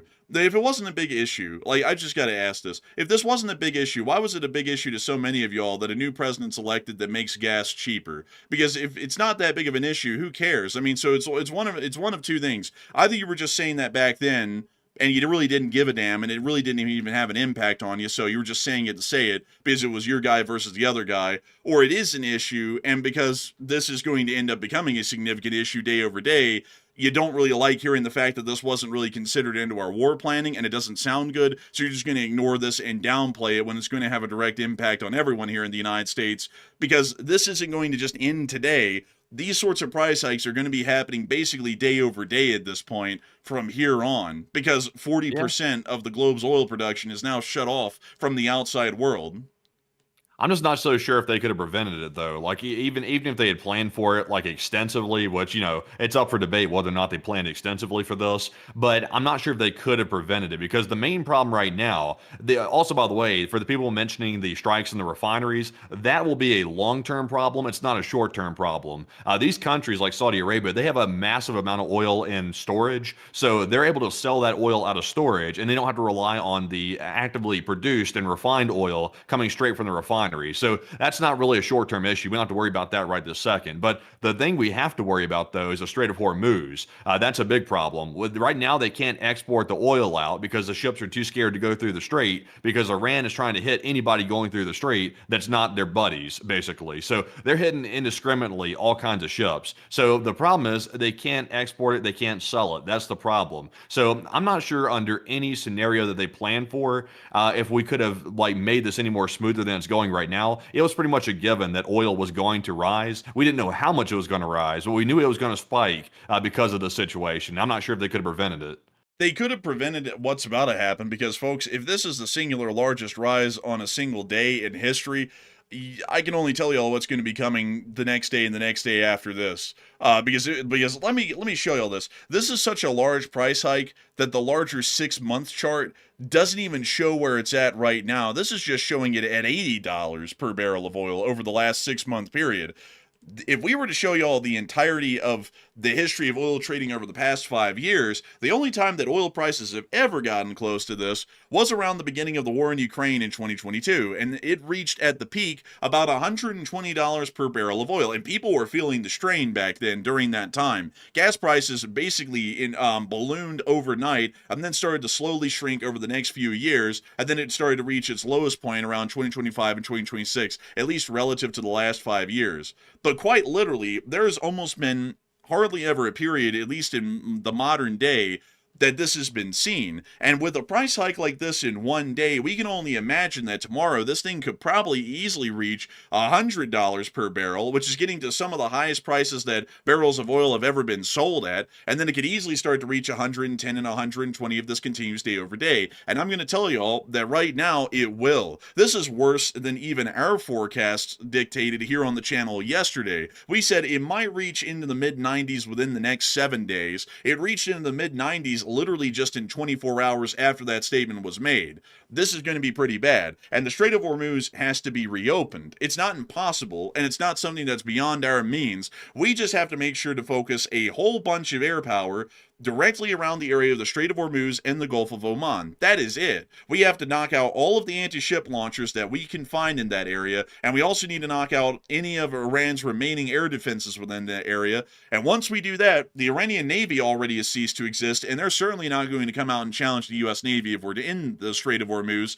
Once we do that, we get a couple of Arleigh Burkes, and we should be sailing them immediately right now from UCOM, and they come on down to the Gulf of Oman. They rally up a whole bunch of oil tankers, and they go, okay, y'all are going to go through the strait. They bring them through the strait, let them go to wherever they're going in the Persian Gulf, and then we gather up a whole bunch of loaded tankers, and we bring them back out. If we can clear out the... Well, here's my question. This might sound ignorant, but I'm not professing to be an oil expert. So if someone out there knows more than me, feel free to let me know in the chat. But the U.S. being one of the main producers of oil on the planet, also we just got done, basically, I guess you could say de facto seizing Venezuela's oil for the most part. So we have a lot of oil at our disposal. Also Canada as well. We have a lot of oil at our disposal. So I get the fact that globally, like for example with China, the Middle East, etc., they're having a problem, but how come that's raising our prices here in the United States? I get the fact that they're trading off of futures, and it's also speculation, but it seems like the U.S. could independently ensure that our prices stay low in separation from the global prices rising. It seems like we could somehow manage that to a certain degree. I'm not sure why we're being affected as strongly as the rest of the world, considering that we have our own oil and we can use our own. Well, generally because the United States and the global supply chain isn't really designed to where the United States can just cut off all foreign contracts and work on a domestic sort of a level. And also, what company would say, I could sell my oil at $120 a barrel to Britain, but instead I'm going to sell it at $80 a barrel here in the United States? Like, no company would miss out on profits like that. I know, once again, it's globally traded, so the price is a set standard no matter what. Even in the United States, if we only bought our own oil and used it, it still would be about $120 a barrel because it's Yeah, globally dictated.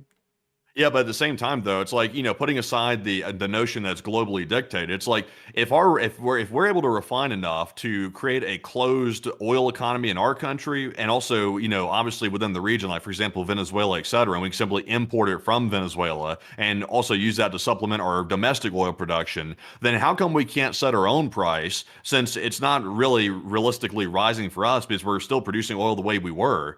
So I don't understand. Like, to me, it's very possible that maybe I'm just not understanding the full picture of it, and maybe I'm simply ignorant on a certain aspect of it. But just common sense tells me it seems like the oil price rising doesn't make sense to me, since the United States really hasn't been affected by it directly. It's more of like a speculation issue than it is an actual, production issue. It's really kind of more of a production issue at this point, because on the normal day to day, with the entire global oil production open to the world for sale, it is actually a speculative thing of how much do I think that barrel of oil is worth. But right now, it's actually more so of a production thing. Right now, 40%, so 4 out of every 10 barrels of oil that would have been sold in the world on any given day are stuck inside of the Middle East. So they can't get out. So everybody in the world that was buying 10 out of 10 barrels of oil a day is now fighting for 6 barrels of oil, and they still need 10 barrels of oil. So with that in mind, they're going to have to start fighting each other in basically a bidding war to get that oil that is still available. And a lot of people are going to end up coming out with nothing to show for it. And the companies that do have something to show for it, which is the oil, they're going to be buying that at an exorbitantly high price. The only way that you'll be able to do that here in America is if you completely banned oil companies inside of the United States from selling their oil abroad, which would probably not go too well, especially with like, just to speak entirely honestly here, folks, the oil lobby is a huge one in Congress, and if such an action was made, an executive action to completely bar foreign oil sales from U.S. companies to other countries, the Congress would probably move to impeachment on that one. I mean, I'll be entirely honest with you all on that, because nobody would really stand for that one.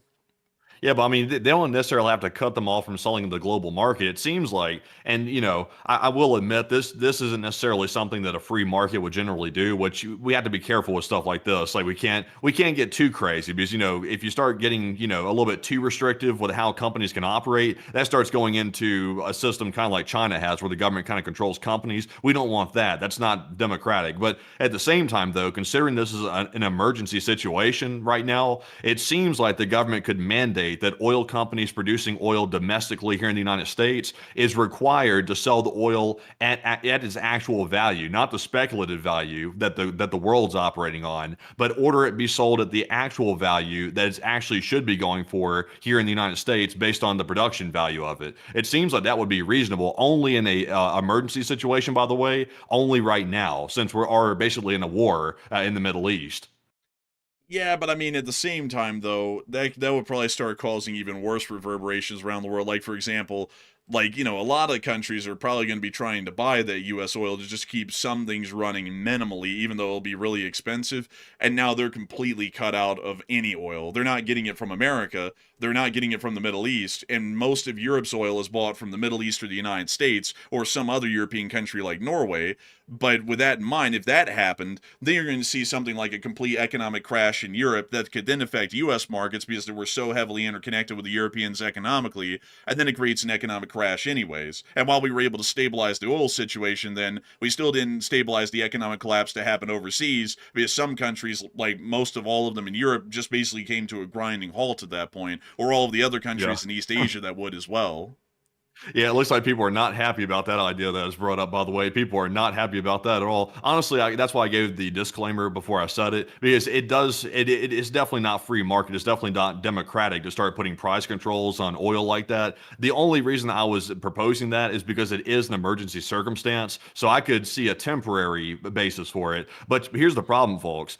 The U.S. has to find some way to keep the oil prices down. They can't just let it go berserk. So they're going to have to do something. So right now, the U.S. is considering raising the sanctions off of Russia, unsanctioning Russian oil to try to ease the pressure, which is awful because that's going to give Russia a huge income base to wage war against Europe and wage war against Ukraine even further. So that's causing a whole nother can of worms to be opened. So I'm trying to think about some other way to possibly fix it other than assisting our enemies in raising more money. Like they got to find some way to fix it. We don't want to cause a bigger problem by trying to fix it. Here's how we fix it.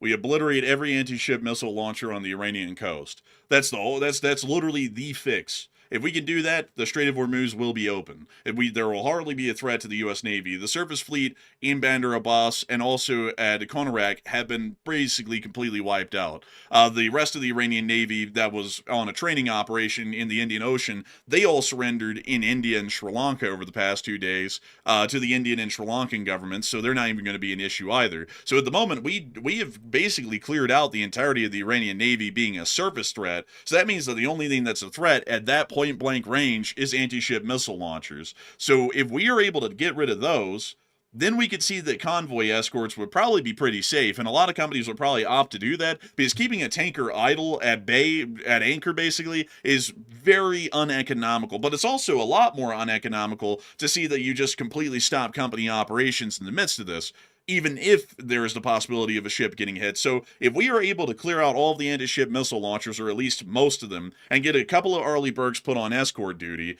we would probably be able to see that they would easily be able to reopen the oil trade from the Middle East, and that would start to at least halt the rising price of oil where it's at right now, or even maybe start slowly dropping it over time once more oil becomes available on the market again in the overall picture.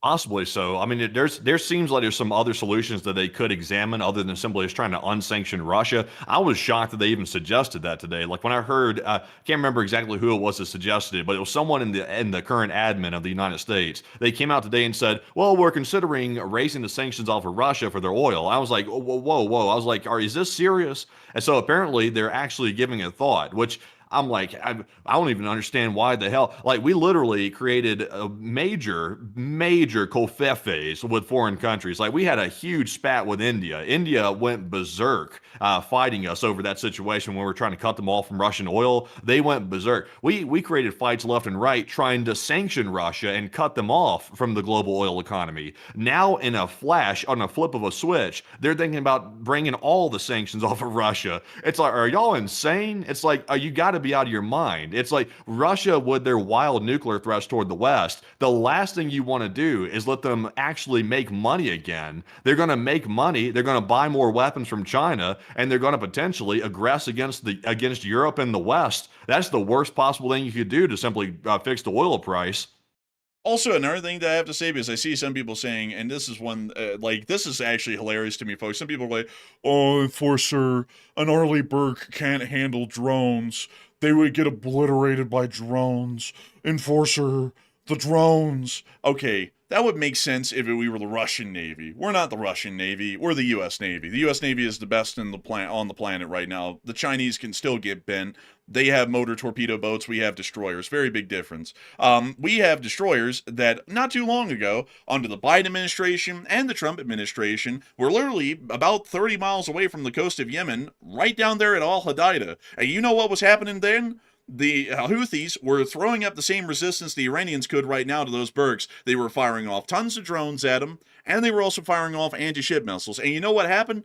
Not a single Arleigh Burke was hit, literally even at point-blank ranges, and they were able to shoot down the dozens of drones that were fired at those Burkes, and they were able to take care of the anti-ship missiles at the same time. And they were able to do that for months on end, in both administrations. Now, if the Arleigh Burkes can handle that kind of pressure, And basically what is an identical location geographically down here in the southern Red Sea, right off the coast of Yemen, with the same threats being posed and a 100% success rate at interceptions. Why in the world would an Arleigh Burke not be able to do that on convoy duty, getting a whole bunch of tankers in and out of the Strait of Hormuz? They could do it. We already have seen them do it. So all we need to do is just clear out most of the anti-ship missile launchers and most of the drone forces near to the Strait of Hormuz and the Gulf of Oman, and once we do that, things ought to be going a lot more swimmingly at that point. Otherwise, this is going to keep getting worse. And people can keep sitting on their ass and acting like this isn't a big deal, but if it's risen at the highest rate it has in a single day in history today, I can only tell you what's going to be happening over the next week. This is easily going to get towards $150 per barrel of oil, like the Qataris have already calculated today, and they said that's definitely going to be happening probably within the next week.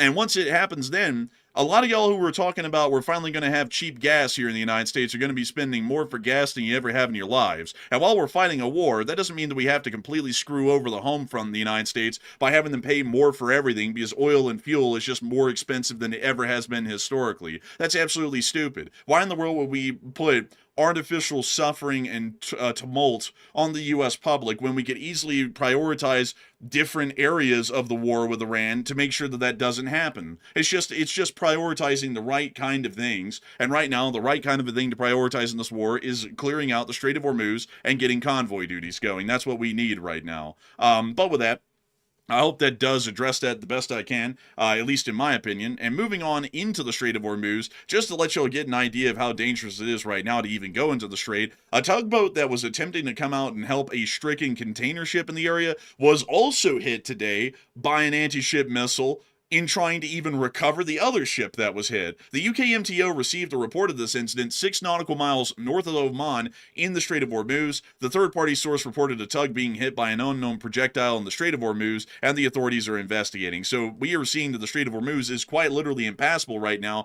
It has to be reopened. This is not something that we can sit on our ass on. I also don't even know why the hell people are wanting the U.S. to sit on their ass on this. Like think about it.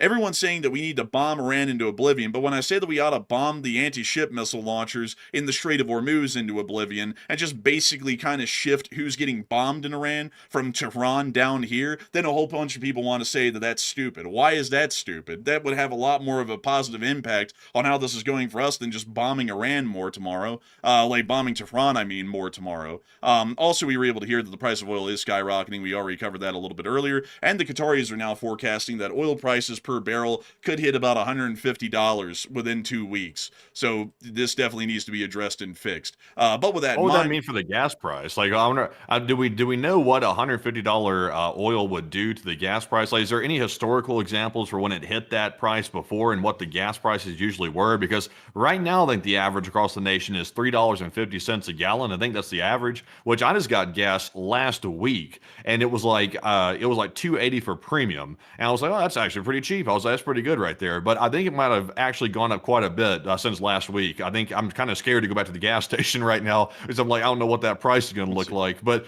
do we have any historical references for it, by the way? price of gas at, let's see, at $150. Let me see if I can get this per barrel. Thankfully, I don't have to drive that much because I kind of work from home, so I don't have to drive that much. I know So some people probably be like, "Oh, great guy, great. I have to drive." I'm sadly so. So a lot of people do have to drive to work. So sadly, I can't really get anything too solid at the moment, but it looks like, at least from one article, and I mean, take this with a grain of salt, folks, but it's saying that price per gallon of gas for, say, like 87 or 89 octane at that point could probably get up somewhere around over $5 per gallon of gas at that point.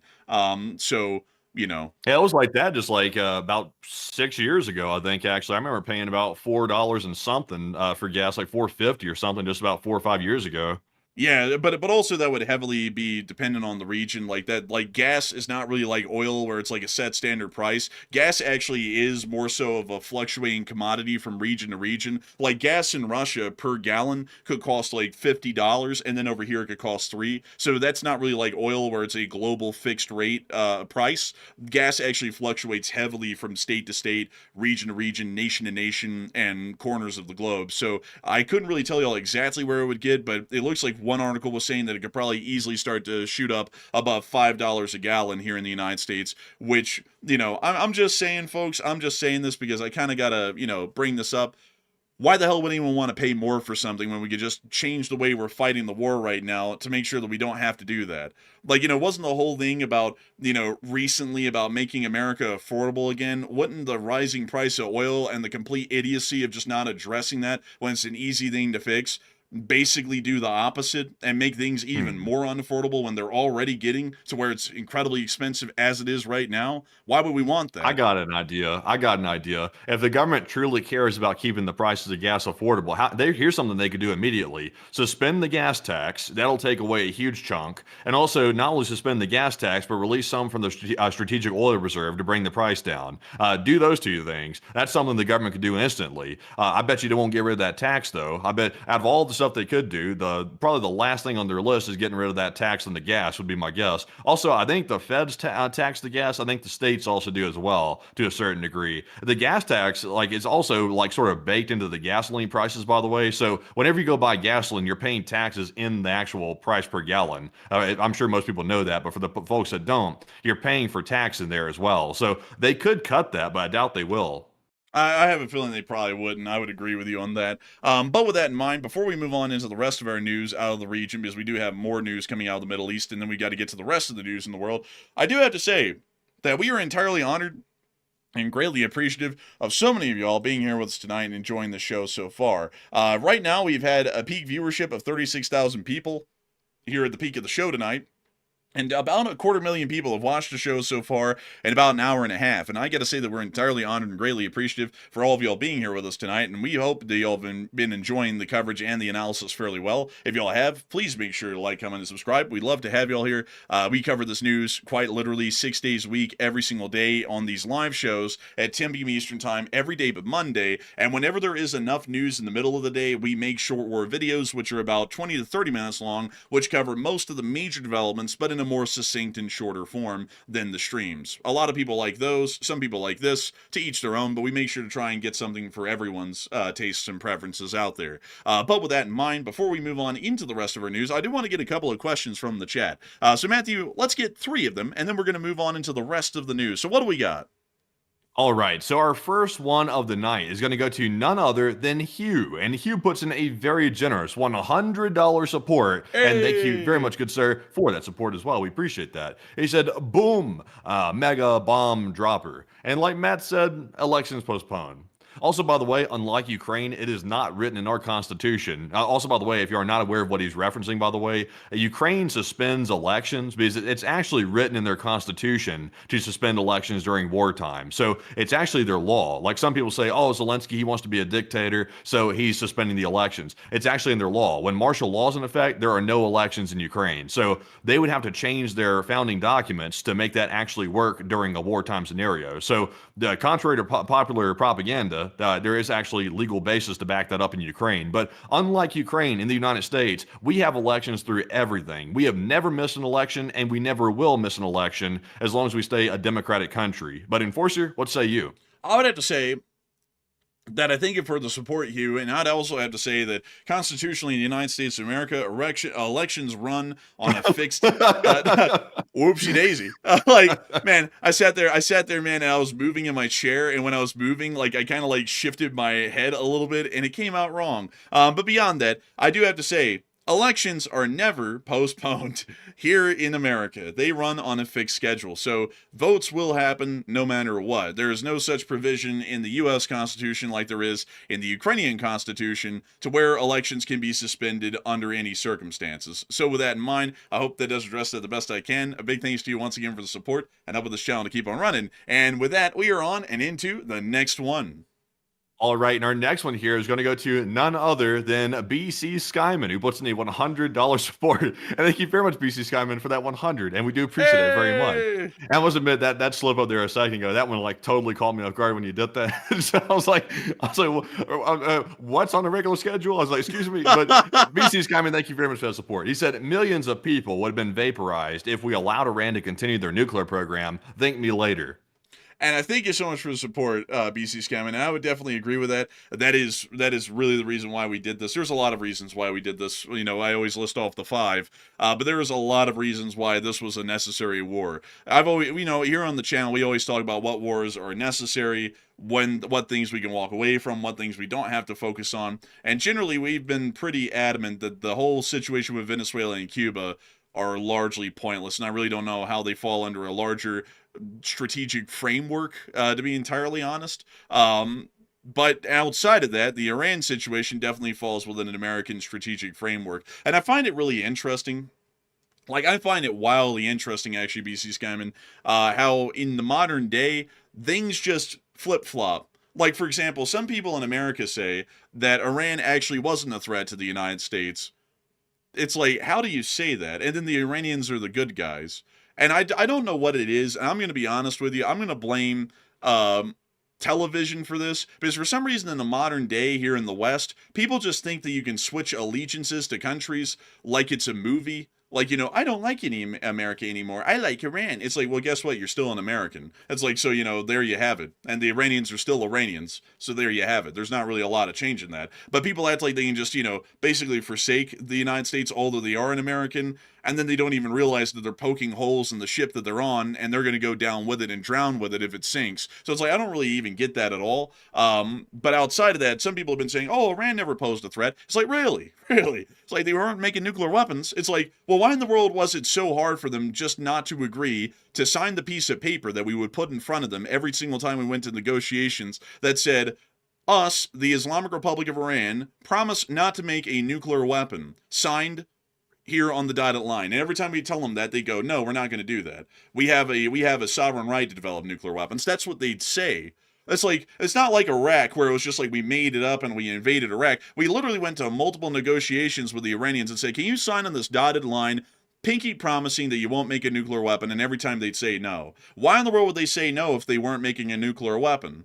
Like, that's the big thing right there. You know, it's like, that's like sitting there and someone saying, hey, I think that you're about to go and, like, you know, wipe out a ship. You know, you're about to, like, go and attack a ship at sea and conduct piracy. No, I'm not. Okay, well, can you sign this written piece of paper right here, this contract that says that I will not conduct any acts of piracy on the high seas? Hell no, screw you. Piracy is my right. It's like, okay, well, this guy is clearly about to go and conduct an act of piracy then. You know, it's like, that's kind of what we can get out of that, generally. And that's something that I think is just absolutely insane, is that people are going, this war doesn't make any sense. It's like, it's weird to me. It's even weirder to me because they were all in support of the war with Venezuela, which truly didn't make any sense. And they're all in support of basically going up against Cuba, which is an impoverished hellhole of an island that really has no strategic impact on us, whether it exists in the current way or changes.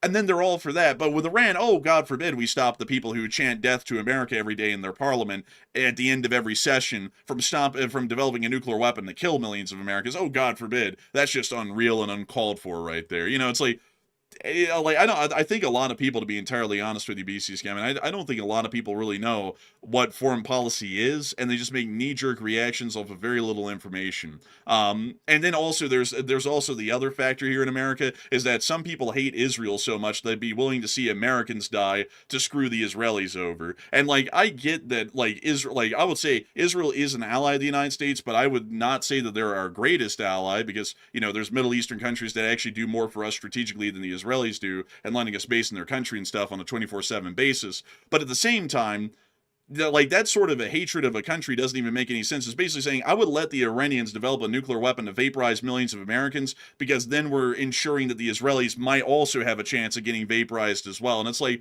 what type of sense does that make? It's like, you hate a country so much you're willing to screw over millions of Americans to see that they don't get an advantage out of our own actions in our own interests. It's like, how little sense does that make? But anyways, a big thanks to you for the support. I hope that does address that the best I can. And with that, we are on to the next one.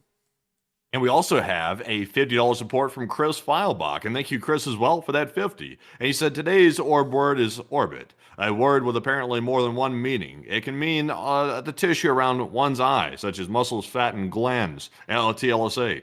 And thank you so much for the support and helping this channel to keep on running. And I gotta say, we are massively appreciative and incredibly thankful for your support, Chris. And we thank you for the orb word of the day. And I gotta thank you incredibly for that support and helping this channel to keep on running. Because if it wasn't for folks like you, we wouldn't be able to make this channel possible, and we wouldn't be able to keep it running. And so a humongous thanks to you so much once again. I hope that does address that incredibly well. And with that, it is time for us to move on and into the rest of the news that we have for the night. And moving us on and into the area of the news in the rest of the Middle East, we were able to hear that Bahrain did come under an attack earlier on stream. We are still following that story right now. And we also were able to hear that there were attacks on the airport. Meanwhile, we were able to see that the Iranians did try and fire some anti-ship missiles at the USS Abraham Lincoln.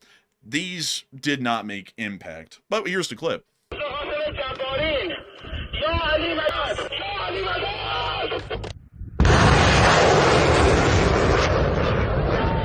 They got shot down, and the Abraham Lincoln's fine. So, also, by the way, who the hell is even making these decisions anymore? It's like if Khomeini is dead, most of the top Iranian government officials are dead. We know the Iranian president, he's still kicking. Also, I think the judiciary chief is still kicking. It's like who's making these decisions? Because typically the Iranian president doesn't make decisions like these, typically speaking. So is the IRGC operating independently of the presidential body, or how are these decisions being made? I guess they're just being made by the IRGC basically independently for the larger part, and it's kind of like a chicken with its head cut off, but it's still like functioning to some extent. Yeah, it seems like it. Apparently, they're just allowed to do whatever the hell they want at this point, because it's like these are like very serious decisions. Like, for example, if there was some fluke and those missiles they just fired actually ended up hitting a U.S. aircraft carrier, then, I mean, that's going to potentially lead to the destruction of the entire Iranian cities, like their major cities. That could be it. For them, because I have a feeling if that happens and they're able to hit an aircraft carrier, the U.S. is probably going to ramp this up probably more than they can even imagine. So, you know, these are big decisions being made apparently independent of the government body, the presidential body, that is. I would suppose so. Additionally, we've also seen within Saudi Arabia, there was an unfortunate incident today at the Prince Sultan Air Base. An Iranian ballistic missile was actually confirmed to have made impact at the base. And this video right here shows that from basically a point-blank range from impact.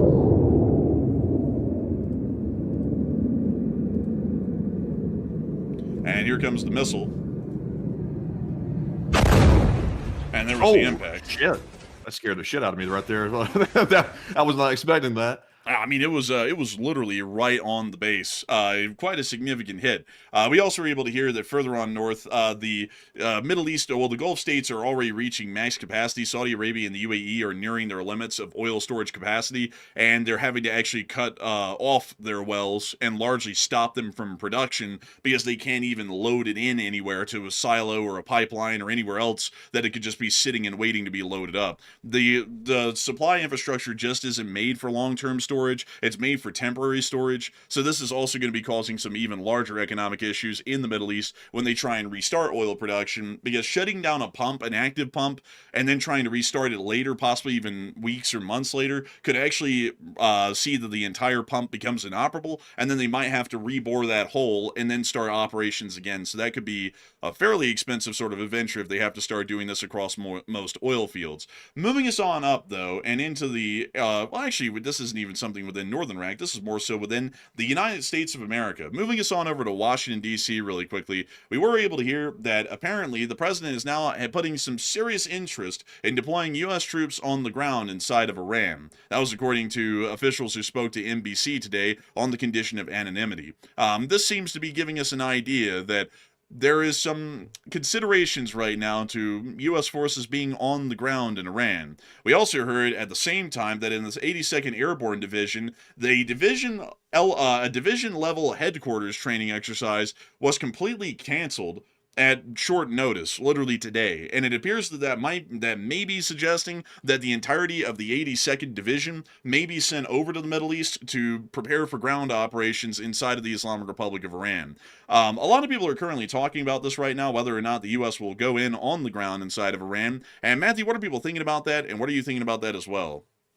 Okay, so the notorious 82nd Airborne has canceled their major training exercise. This was not just like a little piddly exercise. This was a big one. They had planned for it for a long time, and they've suddenly just canceled it out of the blue. So, do you think that this means that Iran will be invaded? Is that what that generally means? 51% said yes, Iran is going to be invaded by the United States ground forces, while 23% said it's just simply a contingency plan, and 14% said it's not going to be happening. There will be no invasion. So right now, we are still awaiting the Kurdish invasion and also possibly an Azerbaijani invasion as well, or at least an attack.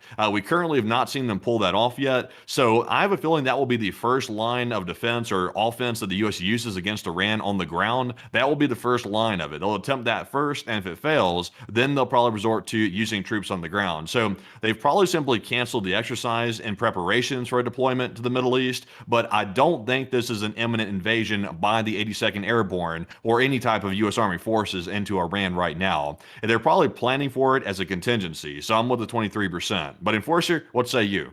I'd have to say that, in my opinion, Iran's probably going to be invaded by the United States. The 82nd Airborne is an air assault division and generally is specialized in rapid operations. And not only that, they're also specialized in infantry combat operations.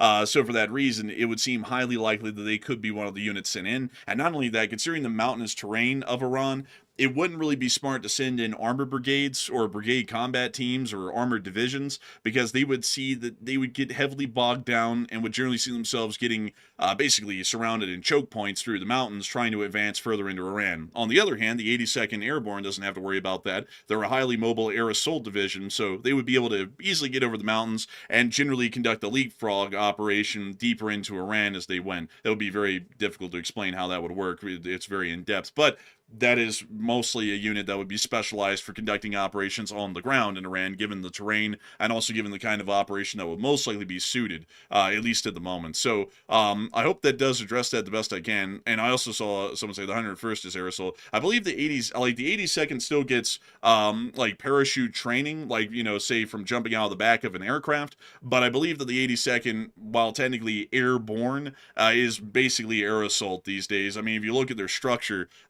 it's basically all helicopters. I don't really see a lot of, you know, say, you know, for example, airborne operations are going to get dropped out of a C-17, because those sorts of doctrines these days are completely obsolete. Like paratrooping into a battlefield anymore, it's never going to happen. Like, it just won't. Like, air assault is the way forward at this point. That's basically the modern version of airborne infantry. And if we look really quickly right here to show you all this, let me see if I can show you all this here really quickly, if I can find it here. Let me see. Wasn't 82nd train out of Fort Benning? No, Fort Bragg, actually. Oh, Fort Bragg. Yeah, I'm getting it mixed up. Also, by the way, I forgot Fort Benning is now called Fort Moore or something like that these Fort days, Benning. I think. Again. Oh, again? They've changed it back. Well, that's confusing as hell. So originally it was Fort Benning, and it was named after a Confederate general, and then they changed it to Fort Moore, which I believe was named after a Civil War Union general, and then they changed it back to Fort Benning, but this time it's named after a U.S. soldier in World War I, whose last name also happened to be Benning. But it's not the original Confederate General Benning. It's a whole confusing thing, but it's back to Fort Benning. But the 82nd is based out of Fort Bragg. But if you look at this right here, folks, if you notice, every single one of their units, especially the 82nd Combat Aviation Brigade, it's not air-based, which will also be the work of the Air Force. It is helicopter-based, and that would generally suggest to us that this is, while technically an airborne division, it's more so air assault. And that's, like, I can just tell you all that. Like, people will be like, it's airborne, it's not air, it's not air assault, it's airborne. Nobody's getting dropped in on a parachute. That's begging for the sweet release of death. That would be ridiculous. I mean, if we watch a whole bunch of the guys in the 82nd get dropped out of the back of a C-17, we're basically begging for them to get mowed down before they even make it to the ground. I mean, no one's going to sit there and just go, wait a minute, they got to touch the ground. They're not going to do that. But anyways, moving on from that, it is time for us to get on into the rest of the news that we have gotten out of the region. Moving us on down and into the area of the Suez Canal, we did get to confirm that Gerald R. Ford did pass through the Suez and is making its way towards the area of the Arabian Sea. Look at all of the great sailors of the Navy. Oh, they got the sound device out there on them. It looks like an LRAD they're going to possibly use. It could be, or it might be one of those little signal lights that they use to signal to other ships without using a radio, which might also be the case as well. But moving on from that, And on into our next bits of news, in the rest of the area, it is time for us to move on down and into the area of Sri Lanka, where we were able to see that there is a significant amount of developments with the Iranian Navy. We were able to hear that apparently the Denna was actually apparently radioed by the U.S. Navy several times, and apparently more than 100 naval students were killed on the Denna. One of them was our neighbor's son in Shiraz, according to a person who spoke to a news source, and before dying in a phone call to the family, he said that they have received messages from the U.S. Navy, not the Army, twice to abandon the ship, but their captains, or more so cadre on board the vessel, wouldn't let them, which then resulted in the vessel being hit, sank, and then most of, not all of them being killed. So it actually appears that we tried to negotiate them down and basically into surrendering, and then they didn't, and then we torped them. Moving on from that, we also were able to hear that as a result of that, the rest of the Iranian Navy in this area is still panicking, and 2 Iranian warships have actually surrendered inside of India. We actually did get the name of one of these vessels. It's the IRIS Lebanon, and if y'all see the ship, y'all are going to get an idea as to why they would have wanted to surrender, because I think they're tired of being on the ship. So let me get y'all a picture of this thing. Here we are. The Liberty ship. Liberty!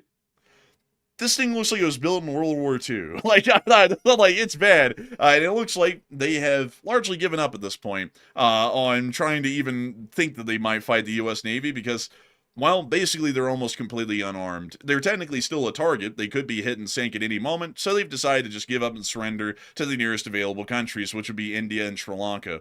Moving on out of that news, it's time for us to get out of this region and generally on up into the area of Jordan and also Lebanon. We have been able to hear that, unfortunately, within the area of Jordan at the Muwafaq Salti Air Base, we did get picture confirmation today that an ANTPY-2 radar was destroyed.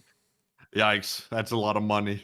That is a lot of money. And not only that, that is one of our best radars in the area. We've actually heard that 2 of these have been destroyed, one in Kuwait and one here. We've basically known about this, folks, since about 36 hours in. It was confirmed at that point that the Muwafaq Air Base had come under attack and this radar had been hit. But this is the first confirmed picture from the ground that we've gotten of the damage, and it is fairly significant. The radar is a complete loss. This is a fairly big loss as well. These radars are not cheap, and also they're fairly rare. There's only 10 of these in the world, and we're down 2 of them now. 2 of them have been completely destroyed. And I would have to say this. I don't know why in the hell it stayed in the same spot. Like, I'm just going to say that because that also suggests to a degree a little bit of overconfidence. And we've talked about this a lot in Ukraine. The Russians have had a lot of losses from this sort of overconfidence.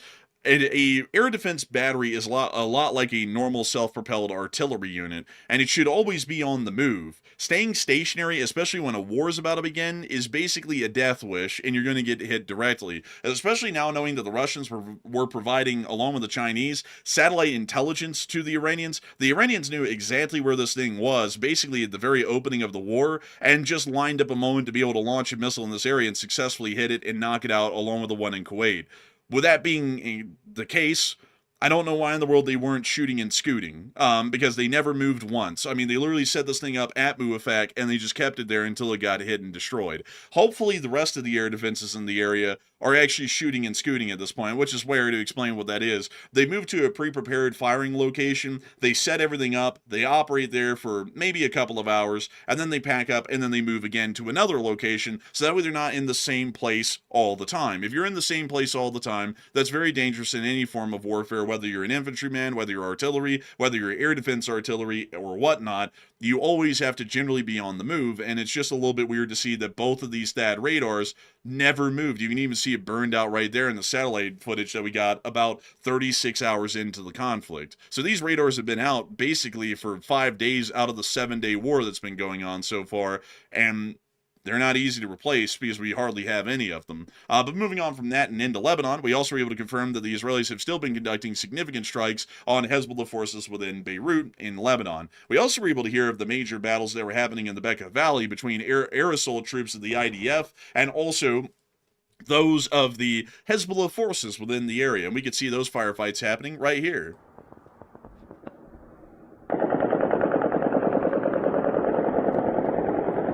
That's a spraying and a praying. Damn.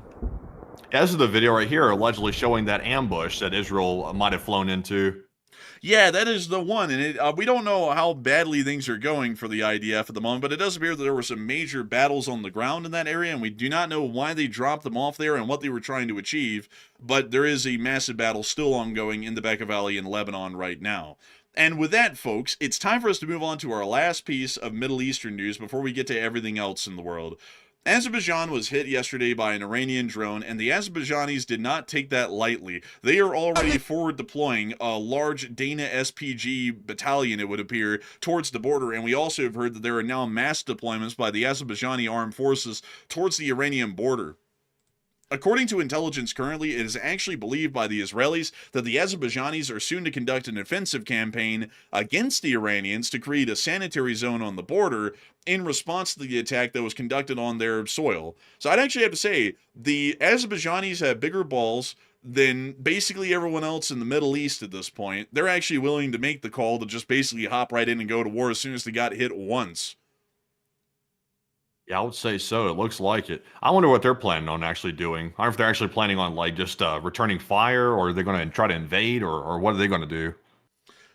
I wonder. I bet they're probably just going to try and start with a sanitary zone and see how it goes from there. But I have a feeling they won't want to create any massive offensives because Azerbaijan's military isn't incredibly large, so they wouldn't be able to cover a whole bunch of ground. But they'll probably create a sanitary zone up here and just hold some Iranian territory throughout the remainder of the conflict. We also were able to hear that a little intelligence report from the Israelis, assuming that the Azerbaijanis may be joining in within the next several days. Pretty cool. Give it to them, Azerbaijan. Pretty crazy. But moving on from that, it's now time for us to get out of this region and on into the rest of the world. Moving next door, the Pakistanis are still obliterating the Taliban. They are going at it. We got some clips here actually showing some Taliban outposts being hit today by Pakistani strikes, artillery strikes, and ATGM strikes. This smaller outpost in the Chaman area was directly hit by Pakistani fire, once again taking significant damage. And we also saw that up in the area around the region of the Khyber Pass, a couple of Taliban vehicles that were also set up at a mountain outpost were directly hit by an anti-tank guided missile of the Pakistani armed forces, also causing decent damage to Taliban forces there. The Pakistanis have also pulled out ancient firepower in the form of this M115, which is a heavy 203 millimeter artillery piece. In NATO, we don't operate anything like this anymore. This is actually fairly big caliber. I believe in World War II terms, this thing would have been called the Long Tom. These things are unbelievably massive. I mean, they're huge. And we can actually see the Pakistani army firing one of these right here, which is still in the service of the Pakistani armed forces. And there's the firing of the gun. Oh my god. Look at this guy in khakis and sneakers. This dude's balling. Man, bro, he's just chilling. Here's the impacts of the shells. Pretty heavy. could you imagine being just clapped by a dude wearing khakis firing a freaking bazooka at your direction? That's crazy. Man, what's that song, man? Rest in peace to grandma. She got hit by a bazooka. Man, oh, the brain rot. Yes, I know that song. Man, honestly, it's crazy to see one of these things working in the modern day. Like, these things are like 70 and 80 years old now, and the Pakistanis still have working ones. I mean, that's nuts, really. That is nuts. It's crazy, too. The Pakistanis are kind of wiping the floor with the Taliban. Bruh, the Taliban attacked Pakistan. Pakistan deployed the siege gun from the Civil War. I mean, it's doing pretty good work. I mean, that's crazy, honestly. And out of it all, the guy is literally just wearing like casual business shoes, khakis, and a light fleece jacket. I mean, this guy doesn't even look like he's in the army. This just looks like Pashtun whipped out his like artillery piece that he just had in the backyard and went to work on the Taliban. Man, he got off his 9 to 5. And he's moonlighting as a hardcore mercenary or a soldier or something. This dude's balling. I tell you what, he's protecting his country. He's taking care of the Taliban, keeping the Taliban busy too. By the way, so that way the Taliban can't help Iran out. So that's a good thing for the United States. Wow, how would the Taliban help out? Just adding extra bodies into the target pile? It's like, how would they help out? They could hardly even. They literally started losing to the Pakistanis in like 3 hours this time. They wouldn't have done nothing for Iran. Yeah, probably not. But it's good to keep them busy, though. You don't want the Taliban to have too much free time on their hands because they happen to be terrorists.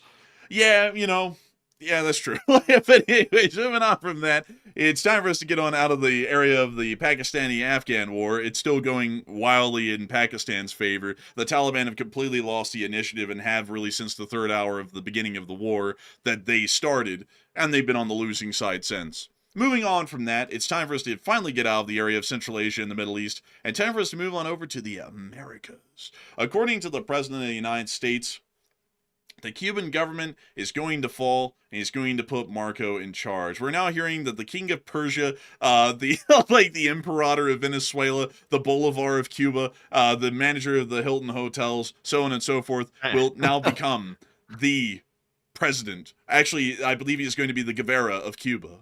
Man, this guy right here looks less like Marco Rubio. This guy looks like Tito Ortiz, like that MMA guy. Like almost his face completely changed. Man, bro, by the way, this is a reference to the movie 300. Have you seen it before, Matthew? No, I haven't actually. Well, let me go pull up the reference here because it'll make more sense when I get the movie 300 Xerxes here really quickly. This is supposed to be the imitation here is that this was like the main evil guy of Persia in the movie 300, which is, Iran. So that's what the reference is here, is that he's now like he's now like Xerxes from the movie 300. Oh, yeah, I kind of get it. Yeah, Rubio's moving up in the world, folks. I mean, honestly, at this, it's even funnier because the president is just the president of the United States. Meanwhile, this guy's got like a title from the Middle Ages. He's like the Duke of Moravia, the King of Bohemia, the Duchy of Muscovy, so on and so forth. It's like, how many titles can this guy get? And the answer is not enough. I got to tell you, the economy is really tough if a Latin man like that has to get that many jobs and wear that many hats to feed his family. Now, that's telling you how the economy is. But anyway, moving on from that and all that deal with Cuba, it appears that we may be preparing for some military action against Cuba here in the near future. And I've seen some people saying, "You liar! They're not doing that because the president said that he wants them to collapse normally." Yeah, but he also said that diplomacy was his number one option with Iran, and we've been bombing them for a week. So I kind of taken, the whole thing of I love diplomacy these days to mean we're about to go invade someone, because that seems to be the running trend these days, and then someone's about to go, "Oh man, the TDS is strong." And I don't give a shit. Like, it's not political. That's just the truth of it. If you don't like it, then, you're brainwashed.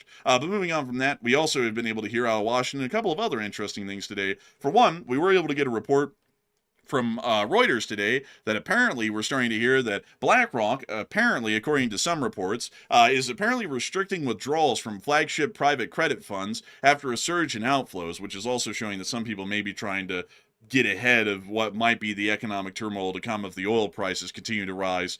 We've also been able to see that apparently we're now hearing that the former National Security Advisor and Secretary of State Condoleezza Rice is returning to the White House. One war in the Middle East was not enough. She needs two under her belt to be the champion of the Middle East.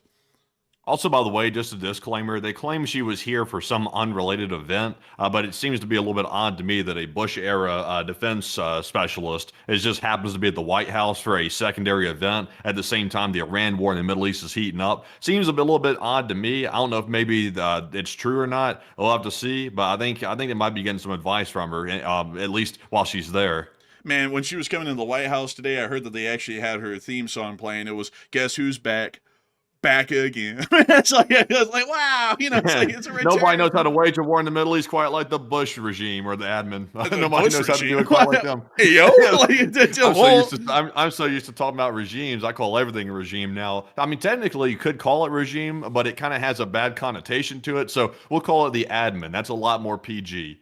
I have a feeling, folks, that somewhere in a ranch in Texas, there's about to be a whole bunch of guys in black trucks and black suits that pull up on a ranch, and they're going to get out and say, "We need you." And you're going to hear, "Listen, I'm retired.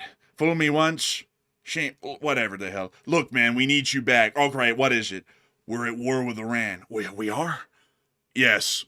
"Oh man, Dick Cheney would be proud. Take me to the White House." That's probably what's going to be happening here soon. Now, if you see Bush himself showing up to the White House, considering all the bad blood that's currently taking place between the Bush family and the current administration, if you see him showing up, that might indicate things might be going so bad that they had to put their differences aside, which could be historical, perhaps. So, I'm not sure if we'd want to see that because if we see that, it could mean things are going badly. Yeah, I mean, we'll have to see. But also, before we get on into our news from the war in Ukraine, because some people have been asking about this, and yes, we are trying to get back to our complete normal news coverage, which is everything in the world, a little bit of everything. We are about to get to Ukraine here in a moment, but before we do that, we have one last poll on the Middle East here. Iran did claim that it fired at the USS Lincoln earlier today, and a lot of people are wondering, well, what would happen if the Iranians did hit a carrier? I mean, the chances of that is wildly low. I mean, it's like less than 1%. But if they did hit one, what would happen? And Matthew, what are people thinking about that? And what are you thinking about that as well? And jumping into this poll right here, we are seeing, of course, the possibilities. Iran is allegedly firing stuff at our aircraft carrier. They're not succeeding, but they're trying to. What happens if Iran hits a carrier? That's the question. 58% said the U.S. will simply ramp up airstrikes by a lot. 25% said the U.S. will drop a WMD, a weapon of mass destruction, on Iran. And 11% said, really nothing much, really. We're doing everything we can right now.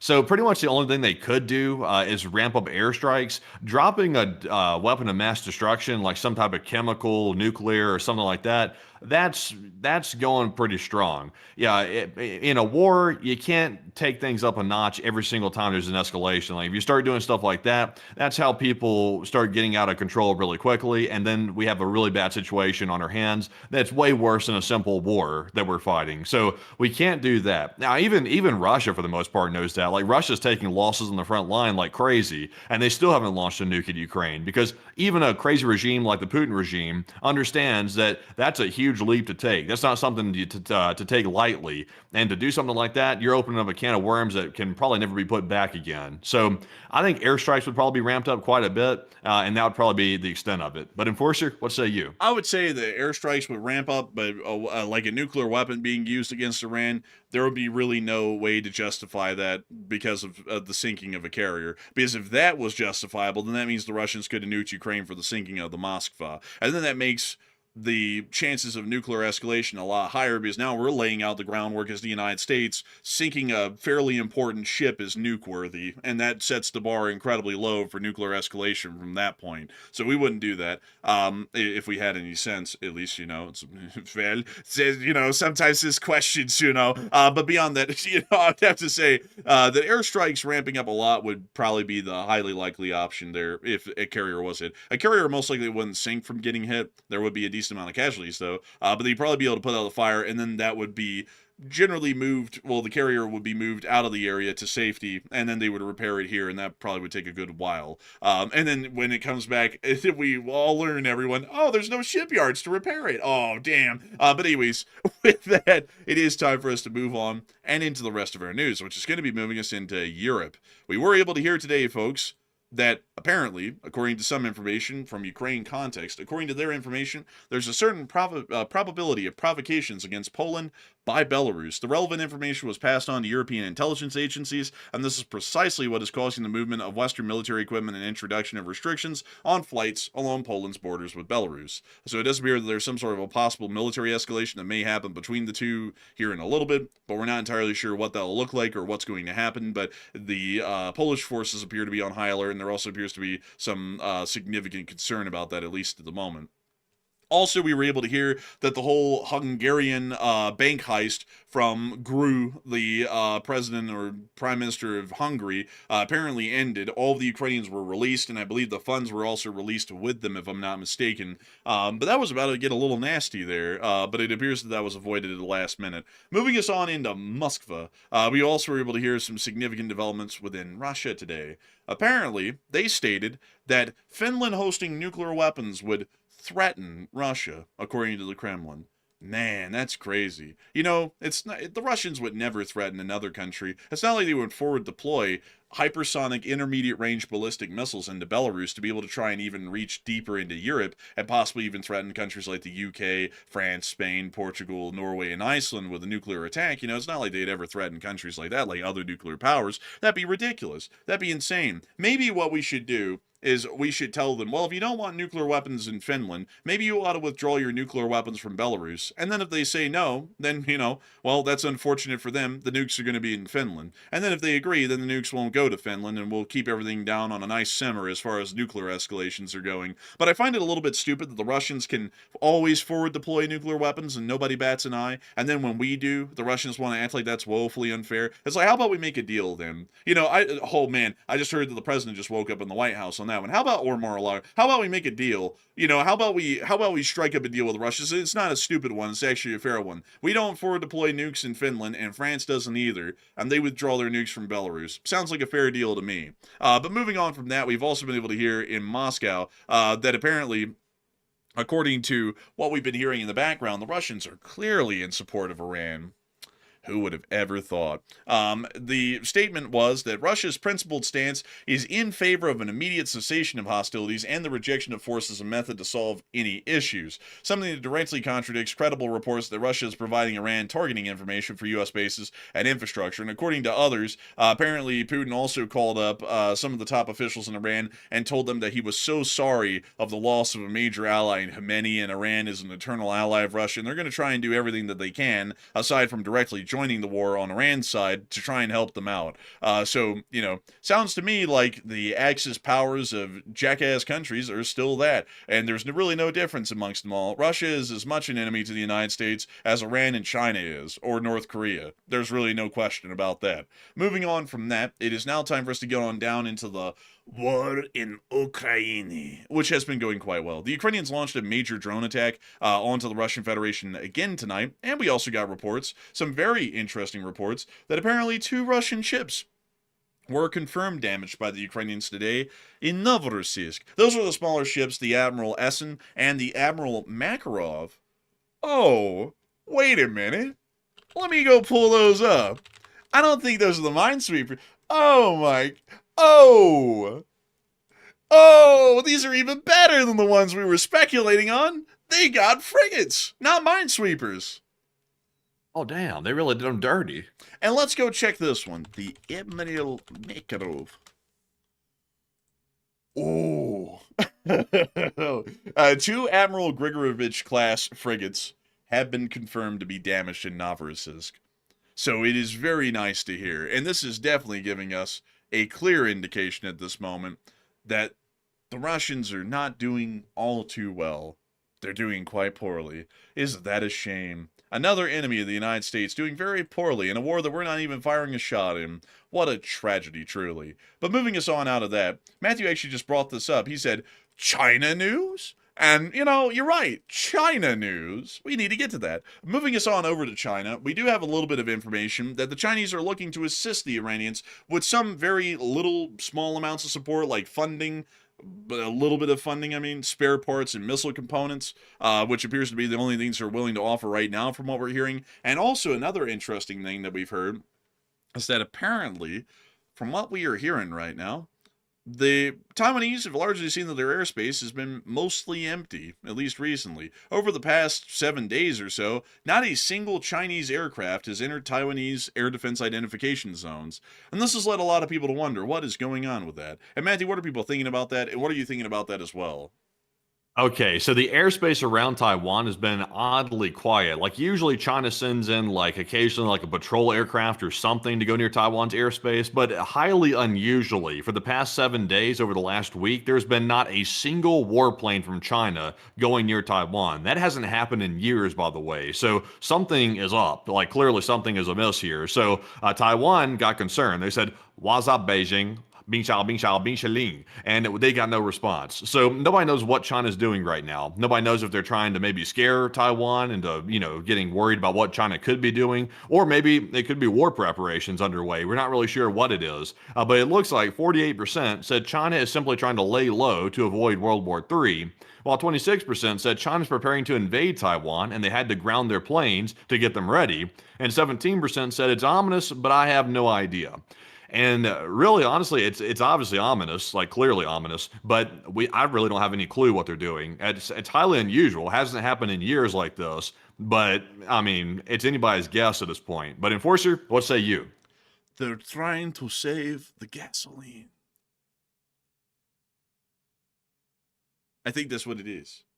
Oh, so, I mean, I thought it was a punchline coming or something. It just went quiet. I think they're trying to conserve fuel, probably. That's what I would assume, like aviation grade fuel, so that they're not consuming You think they're worried about the gas price? Like maybe it's about the oil price. They're thinking, oh damn, the oil price is going up. We got to save our aviation fuel. Man, everyone's going, oh my God, what's China doing? In reality, they're up there in the Chinese government at the PLA headquarters. Damn, these gas prices are unreal. Who can even fight a war in this economy? Ground everything. They're like, we'll just wait this thing out. I mean, that might be what they actually did. So that way they don't end up seeing a huge amount of fuel consumption in a time where fuel might become sparse, especially for them. That might be the reason why. I would generally say, though, that if I had to be with anything, it would be over the 47%. They're probably just laying low because the situation's escalating, and generally the Chinese response to escalating situations in any instance is to kind of stop everything and watch and observe for a little bit to figure out what's going on, and then they start to work everything around what they now know. So that might also be the reason as well. I don't really think, though, they're trying to get quiet and get ready to go bomb someone. I mean, it doesn't take a week to put a bomb on a plane. If it did, then the Chinese are not winning that war. So I would say it's probably just that they're laying low, or they're trying to conserve fuel, maybe. But with that, it is time for us to move on out of the China news and back on into Ukraine. Moving us on into the areas down near Novorossiysk, we also got to hear that a major substation that provided power to the Taman port was knocked out today. Oh. Oh, come on. Crispy. Oh, what do we have here? Looks like a substation. It looks like a disaster. Oh, man, that thing's cooking. It is cooking. Man, do you smell what The Rock is cooking? Nah, I don't know about him, but I know what the Ukrainians are doing. They're cooking up something. And the Ukrainians, they're turning Russia into an air fryer unit. Man, the Ukrainians said, "Do you smell that?" And the Russians went, "No." And then the Ukrainians said, "Me neither. Start cooking." Slammed down that drone right onto a substation. Make me a sandwich. But we also got to see that they were attacking Russian army helicopters on the oil rigs. Some of y'all may be wondering. Oh, look, it's that little guppy. It's that little nasty little guppy helicopter. These have been getting slammed left and right recently. Like, these are a very unlucky model of helicopter. That's that nasty super guppy. They really hit that. There it is. Look at that ugly thing. Who drew this thing up and said, "Let's make this, boss"? Yeah, boss. Let's just put this thing into manufacturing. And the Russian said, "That's a great idea, Ivan. Who came up with this idea? Give him a race." It's like, this is awful. They said, "I want to make helicopter, but cheap." They said, "How about Legopi?" And then they said, "Oh, it's beautiful, boy. Build hundreds of them." And now Zelensky's like, "I hate these. Blow them up." Like, they're getting blown up everywhere. Like, we've seen maybe 6 of these folks get lost in like the last 2 weeks, which, I mean, is unheard of for helicopter losses over the whole war, and they are almost all these. So, I mean, I wouldn't want to fly one. I mean, I definitely wouldn't. Wait a minute. This was flying by a Ticonderoga when this picture was taken? Bruh, the Ticonderoga almost got turned to stone from how damn ugly this thing is. Luckily, they all survived.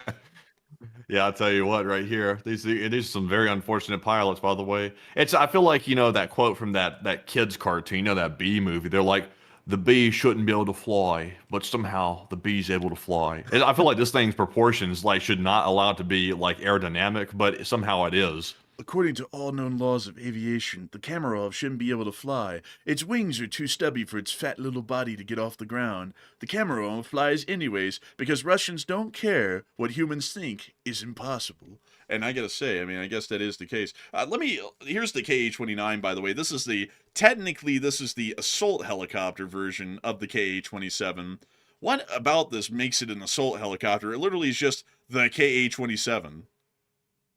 Well, visually, it's pretty assaulting. So, I mean, I guess I could qualify. Man, in Britain, I think this thing would get arrested for offending the public. Like, I think it'd get put in the He has offended the royal family. He shall be arrested and put in 50 years in the slammer. This helicopter has conducted great slander against His Majesty's subjects. What for? Hideousness. It shall go to His Majesty's prison, like at once. But moving on from this hideous helicopter getting blown up at this rig, it is time for us to actually get on to the front inside of Ukraine. Well, before we get on into that, there is one piece of news in the west of Ukraine that we do have to cover. The Russians did attack a major dam today. This was the Dniester hydroelectric power plant, and apparently there's going to be water issues or water shortages in Chernovsky, Vinnytsia, and the Odessa regions.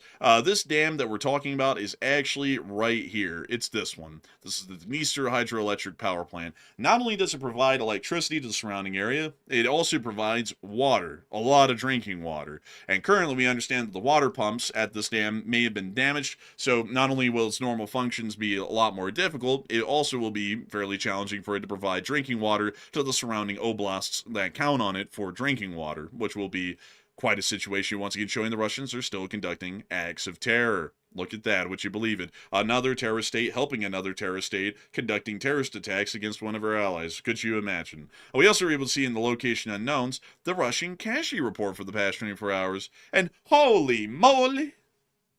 Oh, they got a Bobcat right there. That's crazy. And it is a wonderful thing. According to Misty Secure the Records, 1,609 drones shot down as the 9th highest daily loss. 208 vehicles is the 8th highest, tied with April 19th of 2025, and another Ka-27 was lost. That's why there's a +1 on the helicopters. Over the course of the past 24 hours, we were able to see that 950 Russian soldiers were wounded and killed, along with 6 APCs, 208 supply trucks, 7 main battle tanks, 45 artillery pieces, 1,609 drones, 2 MLRSs, 1 helicopter, 1 anti-aircraft warfare system, and also 1 Bobcat skid steer. All in all, it is a pretty good day, and it is a great thing to see that there is a large amount of Russian losses still being sustained on the front. Moving us on down into the area of Kupiansk, we also got to see that the Ukrainians are still clearing out the Russians in this area. The 2nd Battalion of the 101st Guards, playing their normal funk music, were able to find some Russians, and they took care of them quite quickly. The Ukrainians said, "Let me take care of you permanently." And the Russians went, "Oh no!" Like your man's like that taxi meme man of Putin when he's like, "We are trying to see if he'll be a good taxi driver." He was like, "Let me take you to your final resting place." And like he was like, "No, don't say that." You remember that? Yeah, I remember that right there. I remember that little thing right there. Putin trying to act like a normal person. Man, let me take care of you. Okay, that's good. Permanently. Oh, F me. Like, man, that's like the funniest clip ever. But anyways, we can see them here getting on down in there and clearing out the Russians inside of this basement here. The Ukrainians don't play around at all. We see them keeping the Russians down as the camera continues to look more towards the floor.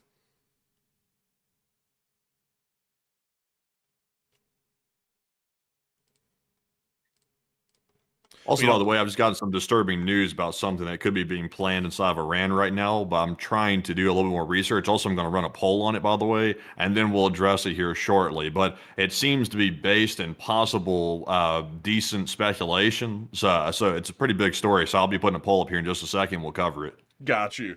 So now we can see the Ukrainians leaving the building after they set the explosives, and now we're about to see the deconstruction work conducted, the demolition work, they say. And there it was. Most of the building on the north side came down, and it does appear that the Ukrainian operation was, as they would call it, a success.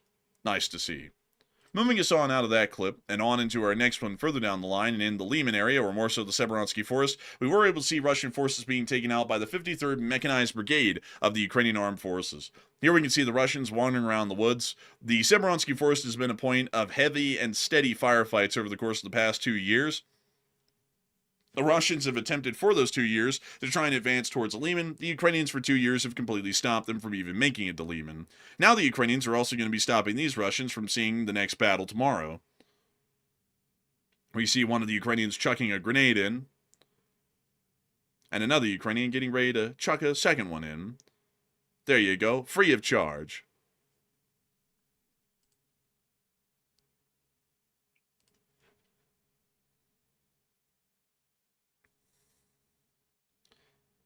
But with that, that's the end of that clip right there, and it does appear that we're also hearing that the Russians are getting slammed as well by the Signum unit of the 92nd Brigade, which is also operating within the area of the Severonsky Forest.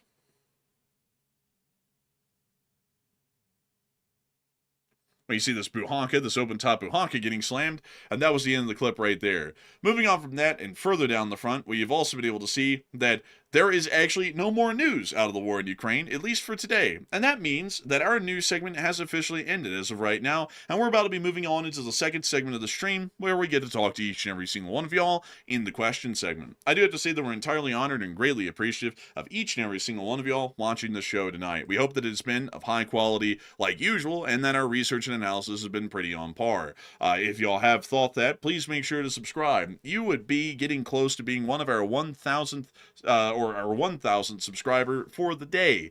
We are only about 100 away from that right now, and I hope that we are continuing to able to see that many people continue to join the Lee Spring Army and continue to consider themselves to be a member of the Enforcers News channel. And so with that, it's time for us to move on into them questions. But I see, Matthew, that you've thrown up a poll. And what is it on, Matthew? What have you heard, and what are people thinking about that?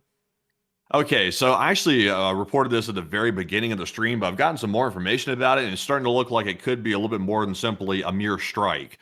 So to give y'all the context about this poll that's currently running, Israel has formally called on the residents to evacuate the area near Iran's notorious Fordow nuclear facility.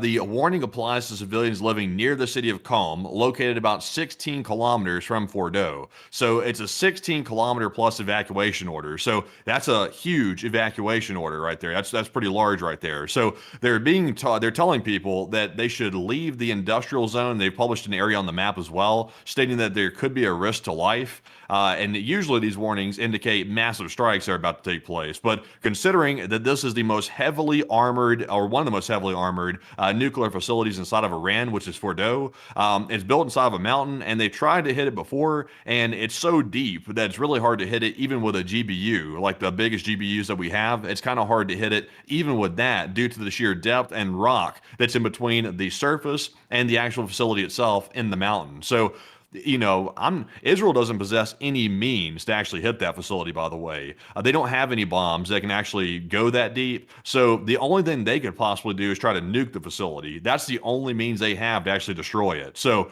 that seems to be the only option on the table right now. So I'm not entirely sure if that's something they're actually considering, but that's currently the question on the poll. It looks like 58% said no, that would never be approved by anybody, and Israel wouldn't dare do something like that. 21% said yes, it's the only way to destroy it, and Israel's going to take that drastic step. 12% said it's a 50-50 chance.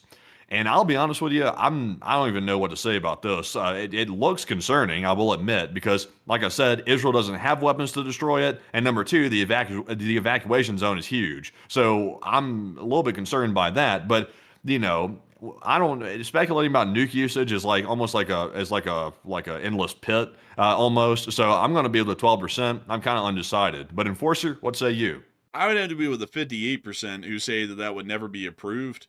Because I'm using common sense here, and common sense isn't wildly common these days, so I probably might be entirely wrong, but just using common sense, at least in my opinion, I would say that this probably isn't going to happen, because if the Israelis do this, they are now officially a nuclear recognized power, and they're not at the moment officially. So if they do that, that means they're going to see the entirety of the European Union condemns them, the entirety of everyone else around the world condemns them. The only people that would stand by Israel at that point is the United States, and basically everybody else would completely embargo them because of their nuclear proliferation against international treaty. And while it could successfully knock out the Qom uranium enrichment plant, it's going to be creating a lot worse of an issue, at least for the Israelis, in every other way, normally. So I would have to say that that's probably not going to happen for that reason, because of the international backlash alone that would happen, at least on that end. So, and also on top of that, I'd have to be honest with y'all, if the Israelis use a nuclear weapon on the Iranians, I'm gonna have to say that I have to condemn that on the channel as well. Well,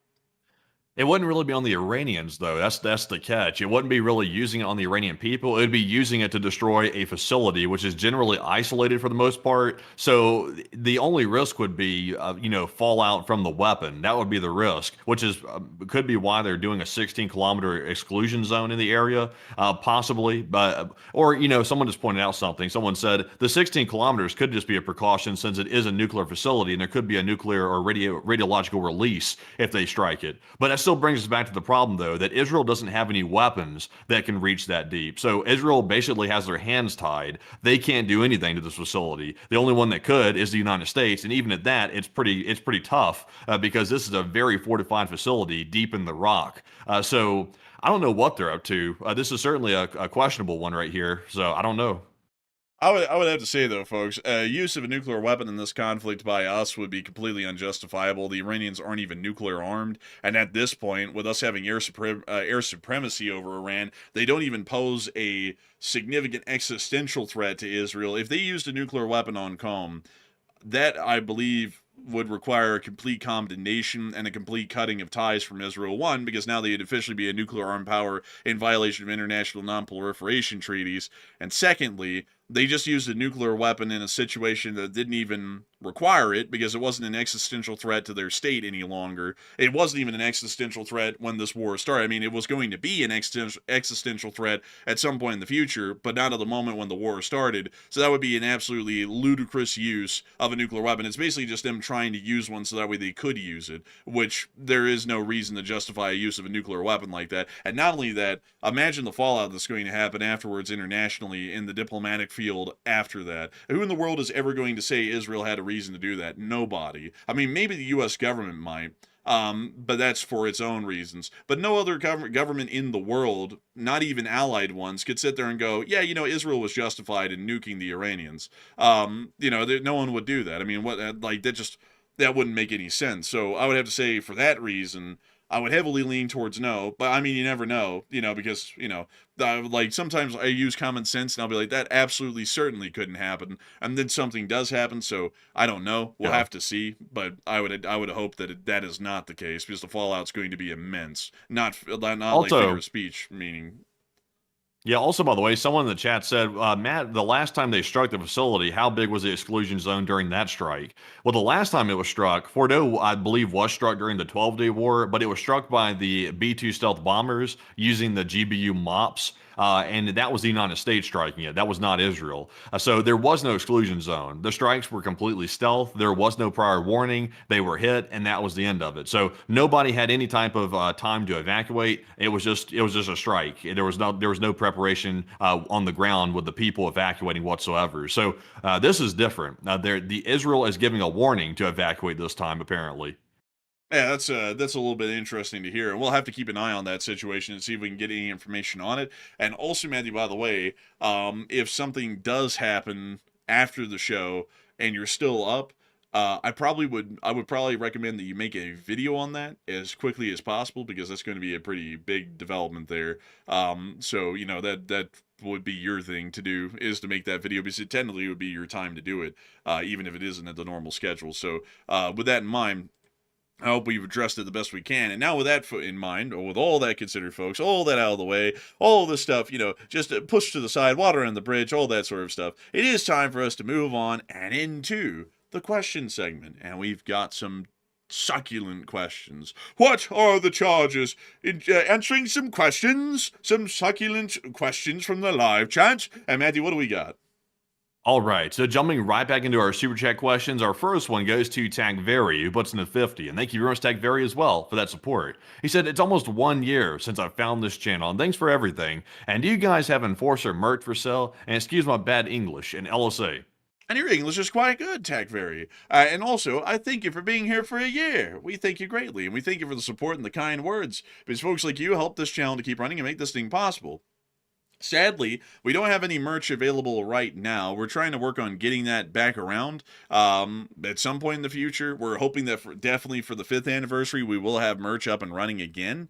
But for now... When's the 5th anniversary? The 5th anniversary, which is the LSA's anniversary, would be around March of next year. Oh, okay, great.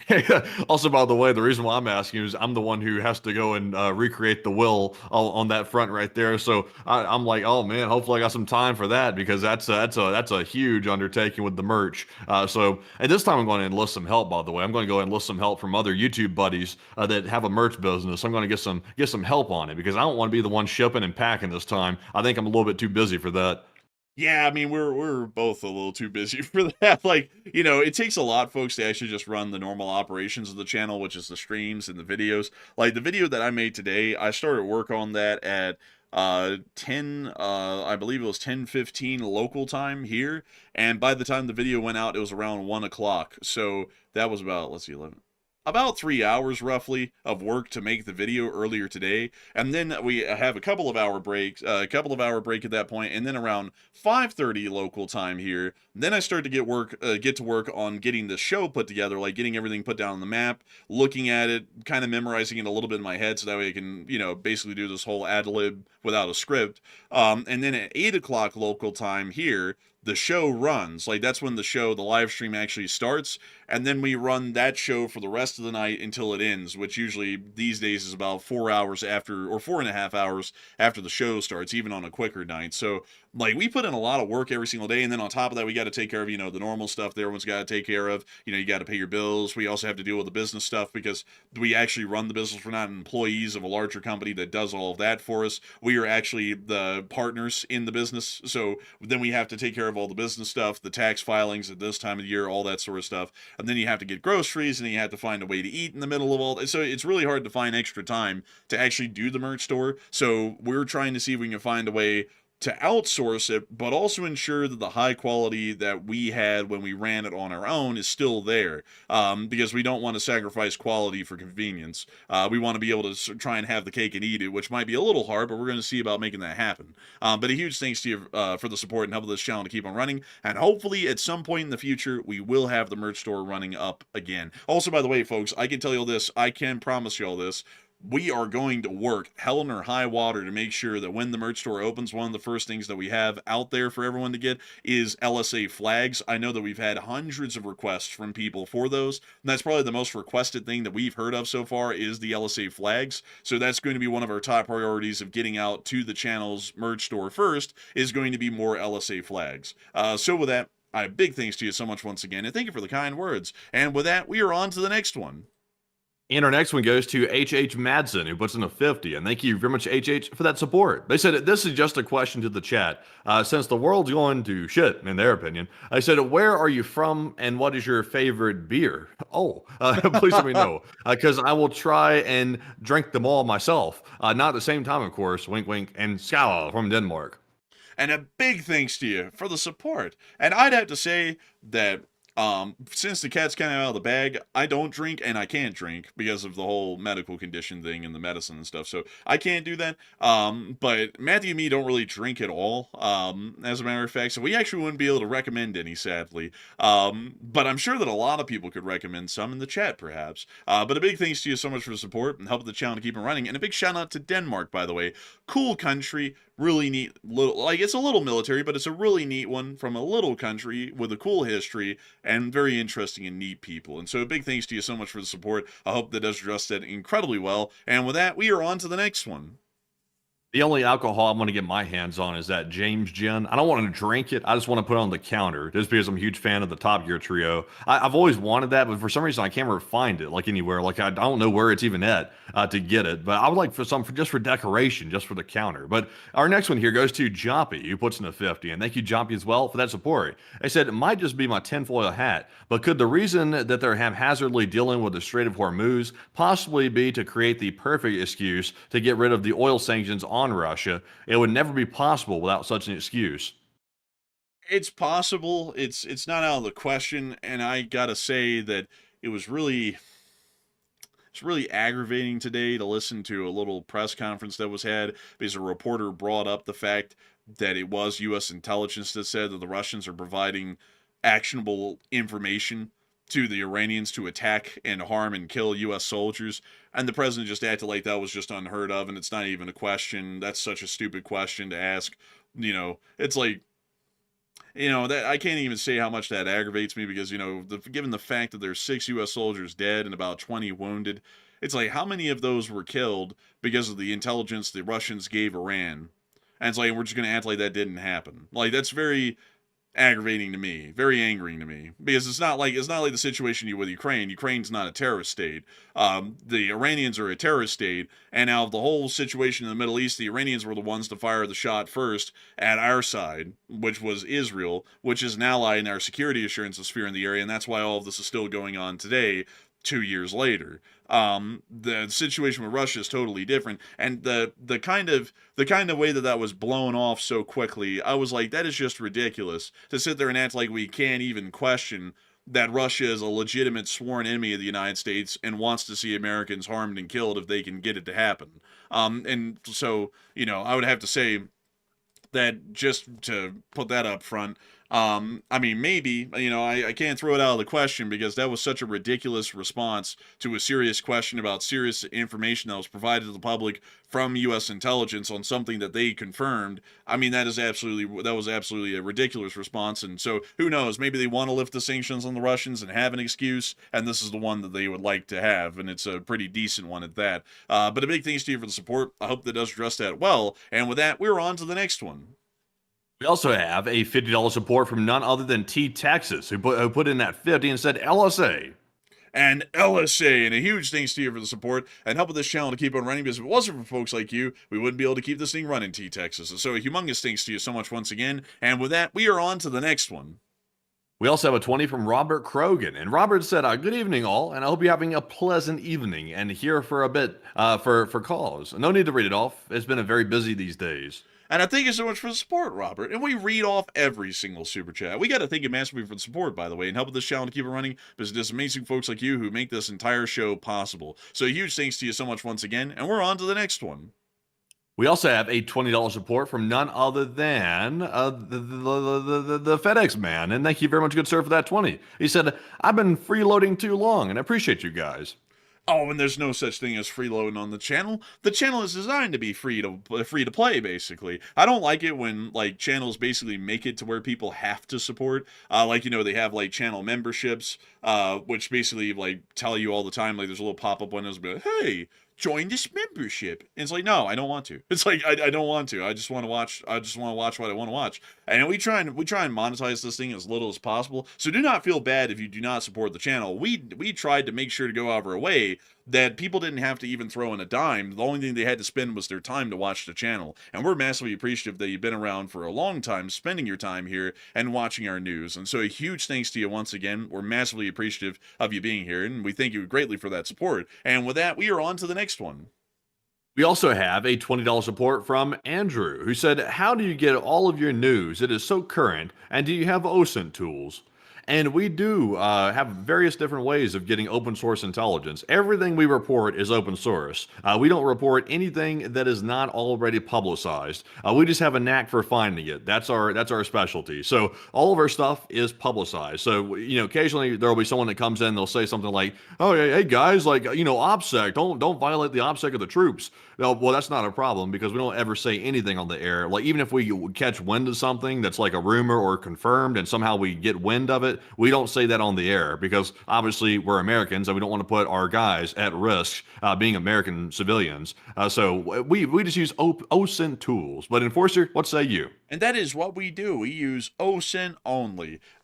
Sometimes someone will be like, hey, I'm so-and-so and I'm going here, and we'll be like, shut the hell up. We basically tell them that we're and also it's we're not saying that. It's like whether that guy knows it or not, some of the people who've done that over time, it's that's putting other guys in jeopardy if we work off of that and say that. It's we can't say anything about that, and so we completely bury it and never mention it again. But as far as all the sources that we use on air, it's all publicly available information, because we never want to get into anything that's operational security related and is going to compromise the safety of the soldiers overseas, because it's a great thing to get views, but it's not a great thing to get views at the expense of our soldiers' safety abroad. And we generally always keep that in mind. And so we always make sure that if we're talking about anything on air, it's publicly available and anyone could find it anywhere. For example, the Chinese satellite pictures that we use, those are published online and are seen by the hundreds of thousands. So it's nothing that is being hidden. If the Iranians wanted that, they can easily go find it. It's something that anyone could find. So it's not violating any operational security. Operational security had already been blown by the Chinese, and now it's just being proliferated to the public at that point. And the crazy part is we don't just get crap from, random people that think we're blowing OPSEC or something like that. We also get crap from the Air Force as well, because an Air Twitter Force major randos. came out and said that people like us were Twitter randos and we're out here like violating OPSEC. It's like, well, it's not violating OPSEC if it's public. All we're doing is simply seeing the public information and we're verbalizing it and repeating it. That's all we're doing. So it's nothing sensitive. And also, by the way, if the Air Force finds public information to be intimidating, it's like, y'all got bigger fish to fry than public information. You actually have real enemies and real counter like intelligence coming after you from foreign countries. So public information should be the least of their worries. They should be worried about the people running around trying to get the secrets. Yeah, I would say they generally do need to start focusing more on that than our end. But, I guess, it's always easier to go after the people who are at the very end of the receiving of the information. They're just, talking about it instead of actually going after the reason why that's even available in the first place, I suppose. But with that, I hope that does address that the best I can. And a big thanks to you for the support and helping this channel to keep on running. And with that, we are on to the next one. We also have a 20 from Thy Jordan Man. And thank you very much, Jordan Man, for that $20 support. He said, hello there again. It's me, Thy Jordan Man. I'm here to let you know that your car insurance has expired and the orbit judgment's en route to your location. Don't run. You can't outrun the orbit judgment. Oh my God. My car's limited warranty's expired? Oh, I think he's searching for support. I don't know what you're referencing there. The scam calls here in America. You can always tell them from a mile away. They're from your car's extended warranty department and all that. But a huge thanks to you for the support and helping this channel to keep on running. And I gotta say, I am truly afraid of the orb of judgment. But alas, there is no escape of the orb, and it's all-knowing and all-seeing judgment. But a huge thanks to you for the support. I hope that does address that well. And with that, we are on to the next one. Also, by the way, people were speaking about the whole situation with secrets and stuff like that. I caught wind today that apparently the FBI hack, there was some unknown hacker that got into their wiretapping system for the FBI. Apparently that came from China. So one of those Chinese hacking groups, which are pretty potent, they're as potent as Russia's hacking groups, apparently got in there and somehow got access to the system. Not sure what they got out of the system. And also, we don't even know, like as U.S. citizens, we don't even know what's in that system. Is obviously that's something that's classified. That's a secret intelligence capability of the FBI. So we don't even know what the hell was in there. We don't know what the Chinese got out of it or anything, which is a bit concerning because we don't know who the hell they're wiretapping. It's like, who knows how many American stuff got leaked with that. Yeah, who really knows? I mean, it's honestly kind of a little concerning, really. But anyways, with that, we are on to the next one. We also have a $50 support from none other than Chef Danny B, the official chef of the LSA. And thank you very much, Danny, for that support. He said, good evening, Enforcers. Chef Danny here. And gotta say, it's pretty snowy here. And today I saw a train full of military equipment. And my guess is it's heading down to Colorado Springs. And do y'all think that they're going to ship it overseas in LT, LSA? And a big thanks to you for the incredible support, Chef of the LSA, Danny B. I can tell you where that thing was going. It was going to Fort Carson. Fort Carson. They have a giant rail yard up here, actually, with a whole bunch of flat cars. They load military equipment on and off of the stuff all the time. The Army actually has a little railroad that they run, and it's in this base and a couple of others with their own locomotives and everything. It's really cool, actually. Here's a couple of more of the flat cars for the DoD, and it's really cool, too. This is actually a neat thing that folks don't know, but the Department of Defense actually does own a whole bunch of rail cars. Let me go type up some of them so I can show them to y'all. So here you go. Let me show this to y'all. Here's one of them, carrying 2 Abrams. And you can always tell them, folks, because on the bottom of the flat cars, it'll have DODX, which is the basically the shorthand railroad name of the Department of Defense's rail cars. So these are owned directly by the Department of Defense, nobody else, which is pretty interesting, kind of neat to know. The Department of Defense gets into the railroading industry. You can also see this little Department of Defense nuclear flask right here as well. That's kind of neat. But beyond that, though... I don't find that neat. I don't want to see that coming through my town. Oh, man, like, that's like, honestly, that's kind of scary, really. I mean, like I said, it was kind of neat. I was just kind of overlooking horrors beyond human comprehension, but a nuclear flask rolling around on the railroad doesn't really scream like, something you'd want to see around, just hanging around somewhere. But let me see. Oh, yeah, they used to have cabooses They don't use those anymore from what I know. And there's also a couple of other specialized sorts of transport cars they have, but basically all of the cars that the DoD owns these days are flat cars like these. So it probably was going down there to Fort Carson. If that's the case, it probably isn't going out to the Middle East. It's probably going on down to Fort Carson to then be processed into all the endless motor pools that they have down here. Well, actually, let me see if I can go find the actual motor pools. Like these. The endless motor pools that they have here at Fort Carson for all of the equipment and vehicles that they store here and operate here. I believe if we look around enough, we could probably find the Abrams that are here because they do. Oh, yeah, here they are. There they are. There's the Abrams right there. So you can actually see some of the main battle tanks and the APCs and stuff. But I always like the military trains. Let me see. Military train. They're always really cool. Actually, let me type it in that way. They're always really cool to see. Because it's just basically like a giant conga line of tanks or Bradleys, and usually sometimes it might even be an entire battalion or even a brigade that is on a singular train, which is really cool to see. Usually that contracting work is handed out to like BNSF, or CSX. Like, I think they're the ones who do most of the military transport, but every once in a while you'll hear of Norfolk Southern and Union Pacific doing some as well. But anyways, with that, I hope that does address it the best I can, and a big thanks to you once again for support and helping this channel to keep on running, Chef Danny B. And with that, we are on to the next one. And we also have a $100 support from Ross Nibb. And thank you very much, Ross, for that 100 Australian support. And we appreciate that very, very much. He said, go Azerbaijan. And I understand they're predominantly ethnic Persians, which is interesting. Maybe they can help establish the new government in Iran and LLT, LSA. And maybe they can. The Azerbaijanis are really interesting as a country. And I gotta say, I respect how they will protect their people. Like, their nation came under attack once, and they're already preparing to go on an offensive. That is a country and a government that I could say, while I don't really know a lot about their foreign policy, you know, because it's a little bit questionable, I will say that I respect them in the fact that they're willing to go up to bat immediately to protect their own people. That's something very commendable of a national government. But with that, I do thank you for the support and helping this channel to keep on running, Ross. And long live the Lee Spring Army, and the Lee Spring Army will never die. And with that, we are on to the next one. And we also have a $20 support from,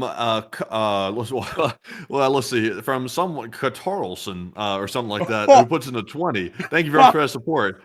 They said, I'm waiting for a specific journalist who likes to get punked by Putin to go buy some groceries in Iran. Oh, it's coming. It's coming. He's about to, like, I would tell you, I'm pretty certain that at some point he's going to go to Iran. He's going to sit down with Arachi or someone. He's going to be like, is it true that you were developing nuclear weapons? No, infidel. Obviously, we weren't developing nuclear weapons in Iran. Oh, well, I was about to say, that would be crazy. And he's going to do all that stuff again, and then he's going to go around. Look at what they have in Tehran. They have cheap groceries, and completely not factoring in that maybe the average Iraqi makes $100 a month, not $4,000 like they do in America. Yeah. Have you seen that? I think it's a CNN crew. I think it is a CNN crew that Iran let into the country to go and film and stuff like that. And they're in there showing off, like, you know, footage of the place, talking about, it's generally calm here, as you can tell. It's pretty calm here in Iran. It's like, you know, it's like, I would assume that Iran's only letting you go to places they want you to see. They're not going to let you go to the place where there's, like, you know, horrific scenes of destruction happening, I would assume. So, you know, it's like, you can't go into Iran. Also, by the way, I got to say this. I personally, if I was a journalist working for a mainstream company, I would refuse. I would say, I am not going into Iran. That seems like a horrible idea. Number one, we're not going to get an accurate story because the Iranian government's going to put us on a propaganda tour. Number two, I'm not going to put my life at risk to get a propaganda tour. Not happening. But whoever they sent apparently is okay with it. Man, hey, honestly, man, here before long, man, an Iranian official is going to come up to him and they're going to be like, hey, how are you doing? And they're going to be like, oh, are you taking us to a new and nice location? Yes, but I have to tell you all that we're taking you all hostage. Really? Like, that's what it's about to be next. Yes, we're going to have to take you all hostage and use you all as a negotiating chip. Yeah, that's what we're about to have to do. That's probably what's about to happen next to him. You know, it's kind of like when people go on a trip to North Korea, and they're like, look at our Ryongong Arch. And they're like, hey, why is that guy so... Don't look at him. He's thin because he's anorexic, not because there's no food. Like, shut your mouth and never mention that. Like, it's basically like that in most dictatorial countries. They go out of their way to make themselves look good, and they're not going to show you what it's really like. Yeah, I feel like going to Iran and ripping off like the propaganda poster from the walls of like the parliament building. Like I feel like going there and testing my luck. Man, I mean, I wouldn't test my luck. I also saw a couple of people say, "How dare you?" Oh, come on, what are you, Greta? I mean, like, really? And also on top of that, I mean, upstanding. I don't like. Listen, I don't really consider someone like. I don't know about them as a person, but as far as like coverage goes, an American going around and basically glazing our enemies who want us dead is not really someone I consider to be respectable. I'll just be upfront with anyone who has an issue with what I'm saying right now. I don't really like that because you know something. The guy's not a Russian. He's an American. And I really don't like the idea of him going around and glazing countries that are in the process of providing intelligence to Iran to attack and to kill our very countrymen.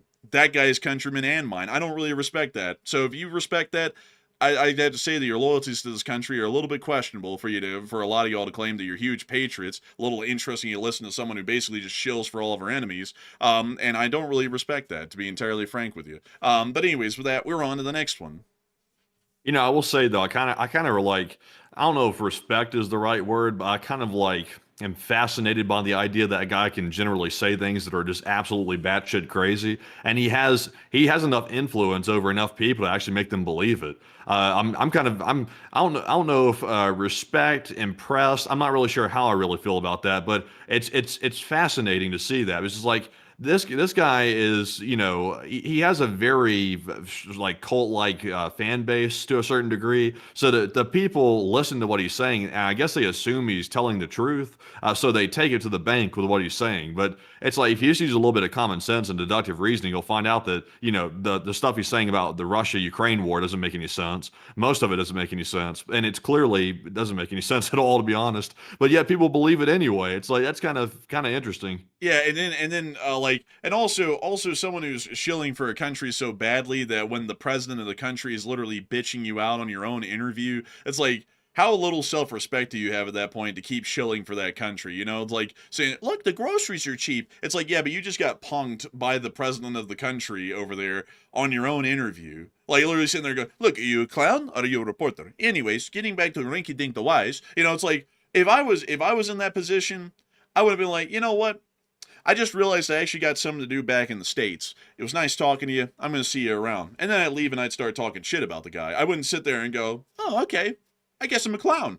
Anyways, let's go look at the cheap groceries. Like, I wouldn't have done that. I would have left. I would have left basically immediately. But, you know, that's me, though. That's me. You know, and actually being loyal to your country these days, it's something that's a little hard for people to understand, you know, because it's always conditional. Like, you know, if you're right leaning and someone who's on the left is in charge, then you hate America and you want it destroyed. But then when your guy's in charge, you love it, and you know everyone else wants it destroyed. And it's all conditional on both ends these days. So a lot of people don't understand traditional patriotism, to where you're loyal to the country and you're truly looking out not for the political party in charge or the political party that's not in charge, but you're actually looking out for the people. That's a foreign concept to most people nowadays in this country. And in most countries, really. But anyways, with that, we're on to the next one. We actually have some breaking news right now. It's coming out of Cuba. Something's happening in Cuba right now. So, you know, breaking news. We have something happening in Cuba. We are seeing reports that in Havana, apparently there's nighttime protest. This is Cuba. You're hearing that right, by the way. There's nighttime protest erupting in the capital of Havana after about 60 hours without electricity. Apparently people have had enough.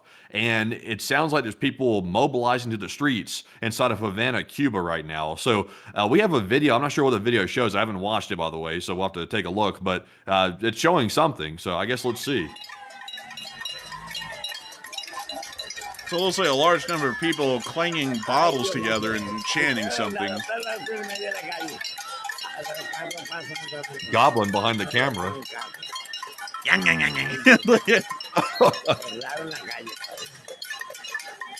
Devil behind the camera, more like it.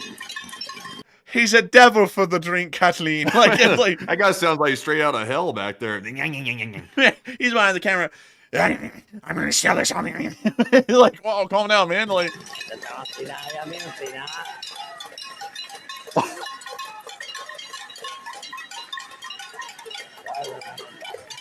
It sounds like some demonic stuff going on. What is this? Is it like some voodoo or something? This guy doesn't even sound like he's speaking Spanish. It sounds like a totally And also, different what's language.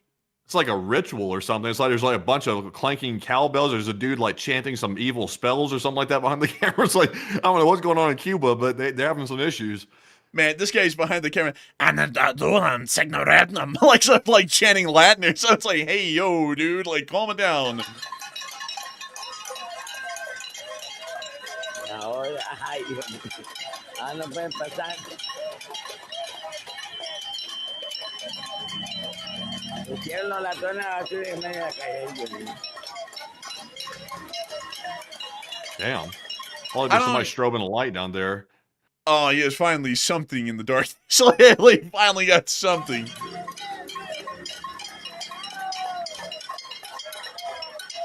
I feel like they need an exorcism. They don't need a. Nope. They don't need like a military intervention. They need like a priest. I don't know what they need, but something's going on down here. I think they're trying to summon Marco Rubio. What are you saying about Marco? I'm not saying anything like that. That's not like that's just Damn. But I think they're trying to get him to like appear or something, you know?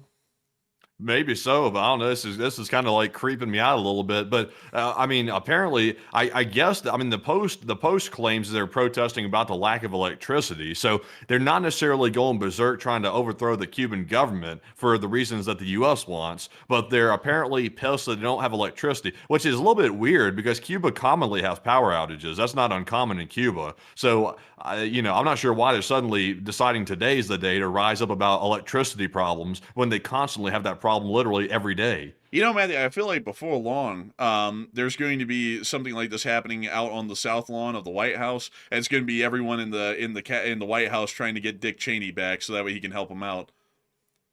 Maybe so. Man, you're just going to see a skeleton come out of the ground. They'll be like, "Why'd you do it? You weren't even in the list." "I did it for the love of the game." "What do you want? We're bombing Iran." "Really?" Like, dude, he's gonna go crazy. But anyways, with that's what we got going on in Cuba right now. We'll keep an eye on that. But there just appears to be some smaller protests clinging to the bottles, and also we have apparently some sort of a demon down there behind the camera. But anyways, with that, it's time for us to move on to the next one. All right, so we'll keep an eye on the Cuba thing, but for right now, it looks like it's just some stuff happening, some heebie-jeebies or something like that. I don't know what's going on, but they're doing something in the streets a little bit different down there in Cuba with that. But jumping into our next one, this one goes to Philip Harrison, who puts in the 20. It said, using Venezuelan oil will be like using a vegan diet to stop you from starving. That's what I'm saying. Like, I agree with that completely. That's what I've been saying. And, like, people have been like, "Oh, it's not going to be back that big of a deal. Venezuela will replace everything from the Middle East." It's like, what? No, it's not. It's like, it's not. It's 1.1 million barrels of crude a day.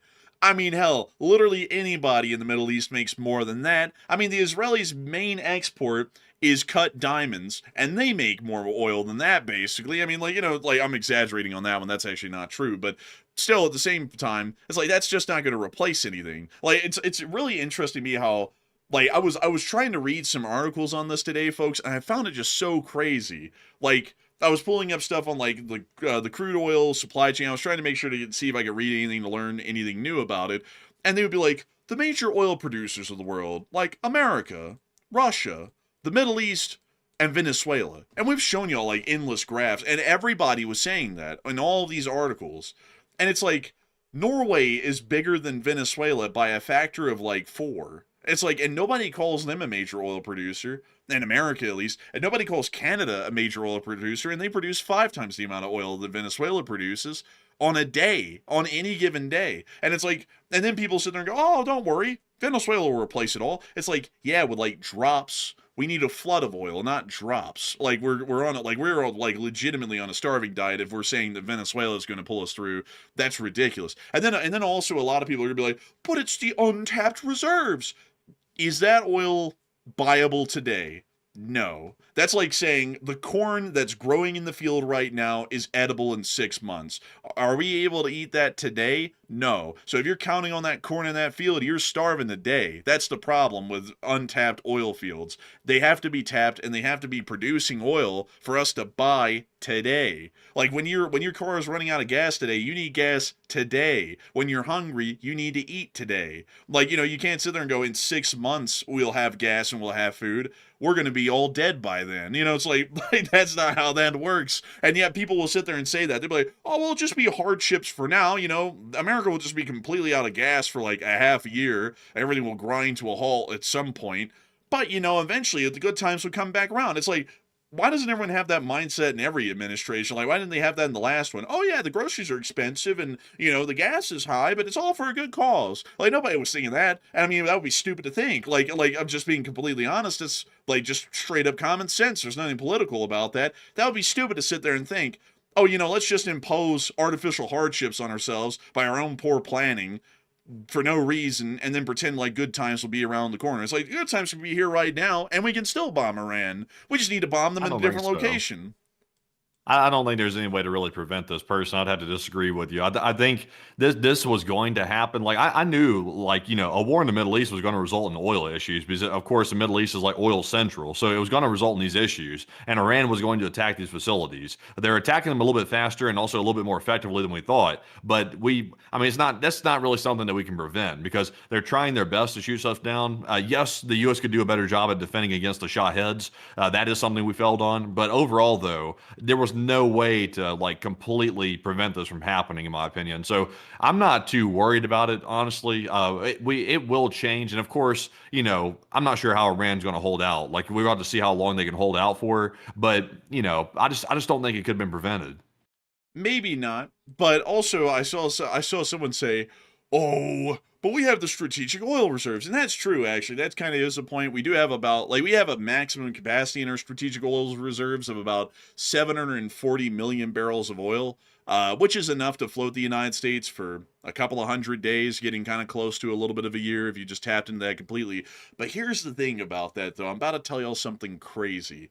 Because the price of gas was such a big thing, even in the last administration opened up the strategic oil reserves and started to flood the market with that cheap oil so that we would start lowering the price of gas, at least here domestically in the United States, for a little bit of a period of time. And that was also done by the current administration at the beginning of last year as well, to also lower the price. So they've basically, from what we know, burned through most of that, and there's maybe a third or about somewhere around there of the oil in the strategic oil reserves left. So it probably would maybe last us for 100 days if we tapped into that completely.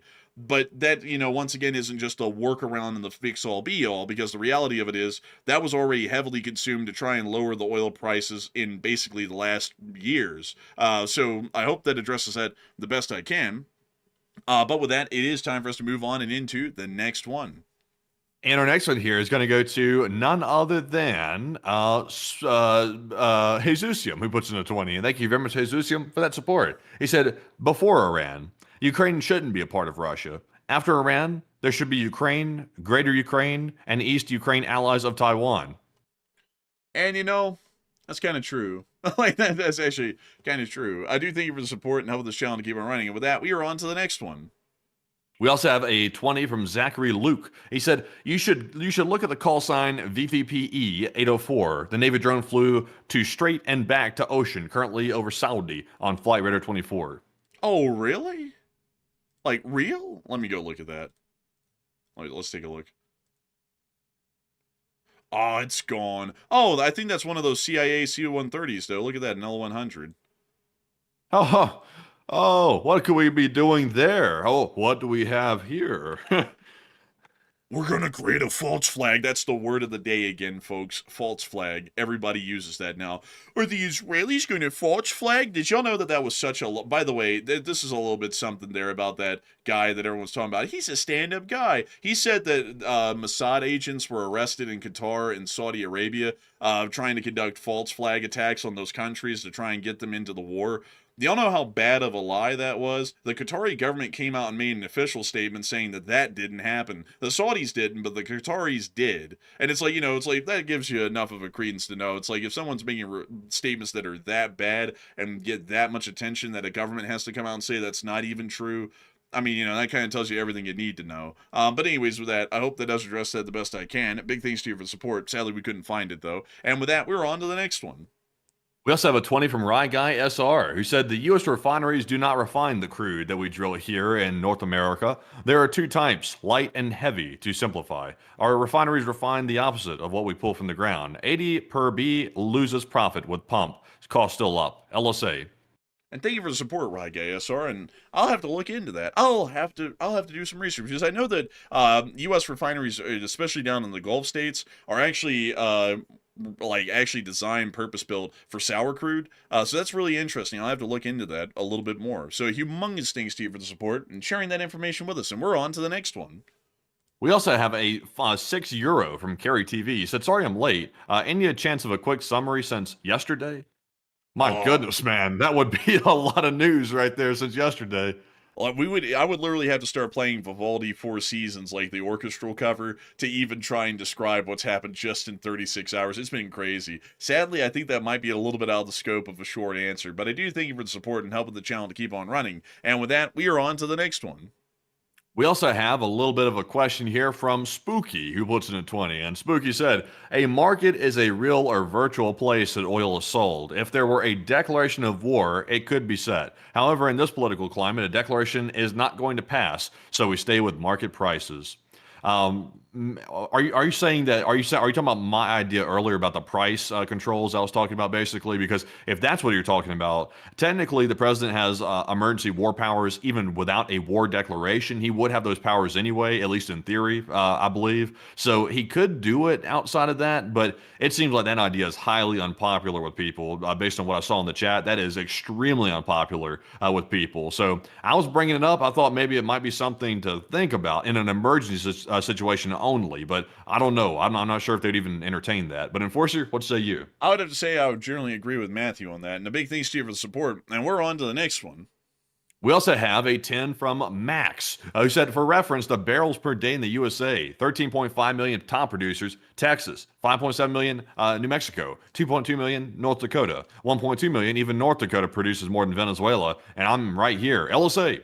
That's what I'm saying. And people don't get it. People be like, oh, but Venezuela though. It's like, hell, nothing from Venezuela counts. I mean, it's like even the confiscated tankers. It's like, y'all know how much oil was on all of those put together? I think it was like 7 to 9 million barrels of crude. Y'all know how much that is in reality if we refine that? That is enough crude oil to keep the U.S. running for about 10 hours, and then that's gone. Like, all of that's gone. Like, that doesn't even help. It's like, you know, like, we have to find a long-term fix to this. The supply chain has to run the way it's always run. We have to clear out the Hormuz, and we have to get the ships passing through. That's just what we have to do. I don't even get it, because, like, what's crazy about this, and this has been the weirdest thing I've ever seen, folks, is that we're bombing Iran, which is a good thing, and we've been saying that it's been going incredibly well, but there have been a couple of oversights that weren't focused on or paid attention to before the war that clearly need to be addressed. One, the threat that drones pose to our forces in the region, and two, the fact that the Strait of Hormuz was just basically completely overlooked, although it's one of the more important strategic assets or facets of the war so far. And what is crazy about that is that just even mentioning the shortcomings will have people in the chat screaming TDS, although we are actually in support of the conflict, which then doesn't make any sense. And honestly, it gets so annoying these days, folks, because everything becomes political, and you basically can't even disagree with the great leader in any way, because the great leader is so smart and so wise that literally he can never be wrong and there can never be an error. I mean, hell, people will literally put our own soldiers' lives on the lines and let them get wounded and killed, possibly, and let untold amounts of economic damage happen in the United States, which will directly affect them and me, just so that way they could sit there and say that the great leader was never wrong on anything. And that's how they did it in the last administration, and that's how they're doing it in this one. And it's just crazy to watch that, because it's like, I don't really know if those people are understanding the gravity of what's going on. This is a pretty big deal. I mean, like, if there's a problem that's clearly present, maybe it's best to bring it up. And it's like, and if this administration is never wrong on anything, that means the last administration was never wrong on anything. And why the hell even have elections at that point? Because whoever's in charge is just basically like chosen by God to rule, and they're never wrong on anything. So what's the point of even a democracy? Like, you know, it's like, what's the point? But Anyways, hopefully they'll be able to address that whole situation because it's a quite a pressing one, I'd say. And a big thanks to you for support and helping this channel to keep on running. And with that, we are on to the next one. We also have a 20 from Larry, and thank you, Larry, for that support. He said, Iran challenged the U.S. Navy to escort oil tankers in the Strait of Hormuz, and is it feasibly possible that allied countries in the region offer to build a manufactured strait through their territory if the U.S. pays for it? And thanks, guys. I saw that, by the way. That was actually a meme. That was a joke, actually, that I saw like on a couple of different things. Zoom into the area, by the way. I'm going to show you the idea that people were proposing. They were saying, yeah, cut it straight through the UAE. That's what they were saying. Cut it straight through there. Here's the problem, though. That's going to take a long ass time. Like that's going to take a long time, and it's going to be way too late at this point. It's a lot easier to deal with Iran than it is to build that whole situation, in my opinion. But Enforcer, what say you? This would be unreal. Like the difficulty of it. It's sand, and it's not really the right kind of sand that holds a good structure. And not only that, there's a mountain range over here on the eastern side of the country that you would have to cut through, and then you would do all of that, and you would basically still be in anti-ship missile range. Like so. I mean, it wouldn't really be worthwhile at all. The reality of it is that there's really no way around the Strait of Hormuz. Unless you put in unbelievable expense to try and make it happen, and it still wouldn't work. So generally all you have to do is just make sure the Strait of Hormuz is safe to pass through no matter what. So I hope that does address it the best I can. Also, by the way, I don't know if y'all heard this, folks, but the project, the line, you know, the super project that the Saudis are building, that's about to die. They're about to just completely give up on that, by the way. I just thought of that when we were talking about, like, major super projects. It's completely financially infeasible. Yeah, it turns out they drew the line in the sand on the project and ended it right there. Yeah, they said, we're going to build a 110-mile long city. You can literally see where they cut through the land to try and make that happen. And then they cut it down to, we're only going to do 10 miles. And then they said, we're only going to do, like, I think it was like 1,000 feet. And now it's down to like 600. So it's basically just going to be a skyscraper in the middle of nowhere. And then I think they're now canceling it completely. And also it's just too damn expensive. And it would be far beyond modern architectural and structural engineering capabilities. It just wouldn't be possible. But anyways, with that, I guess so much for that super project. A lot of people were like, America's so far behind. It's like, no, they're just way too far ahead in their imagination. I mean, that was just literally impossible to make. But anyways, with that, we are on to the next one. We also have a support from none other than Duncan VR. He puts in a 25 Australian, and thank you very much, Duncan, for that Australian support. He said, "Quack, what say the marmot to the fly? Break out the marmot, bah bah." Oh, the marmot. We haven't had the marmot around. Duncan trying to take me down with the marmot. I tell you what, he's trying to take me down with the marmot. Oh, hold up, let me get it. Oh, hello there. Hey. Oh, hello there, Governor. If y'all are new to the channel, this is a little bit of a psychotic moment. We've done this for a while. It's a little bit insane, but it takes the load off. It takes the edge off. Not quite like a drug addict when you say taking the edge off. It's more like a little bit of a psychological thing, Governor. But that's all I'm going to say about it. What you got to say, eh? Aw, man. I gotta tell you, I'm an artifact from old times on this channel. This is the voice of the hot dog man. Aw, man. This has basically been, like, irrelevant, this voice, for, like, 2 years. But we still do it. Aw, man. Man, I'll tell you what. Hello? I got him. I got him. I got him, folks. I think he thought the Discord disconnected.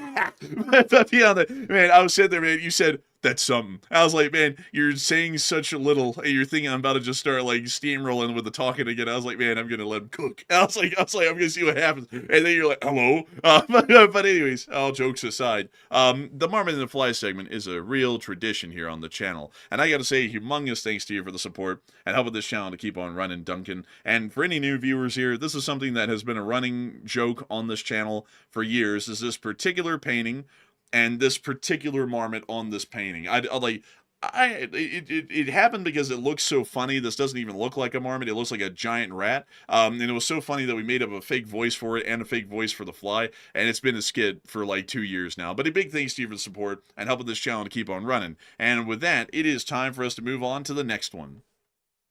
And with that, we are now mobilizing the cult of Matt. The cult of Matt is going to come back around, and we're gonna mobilize on this channel. But anyways, oh Oh, man, I tell you what, the next one here goes to none other than R.J. Pryor, and thank you very much, R.J. for that 20. He said Iran is a major state sponsor of terrorism.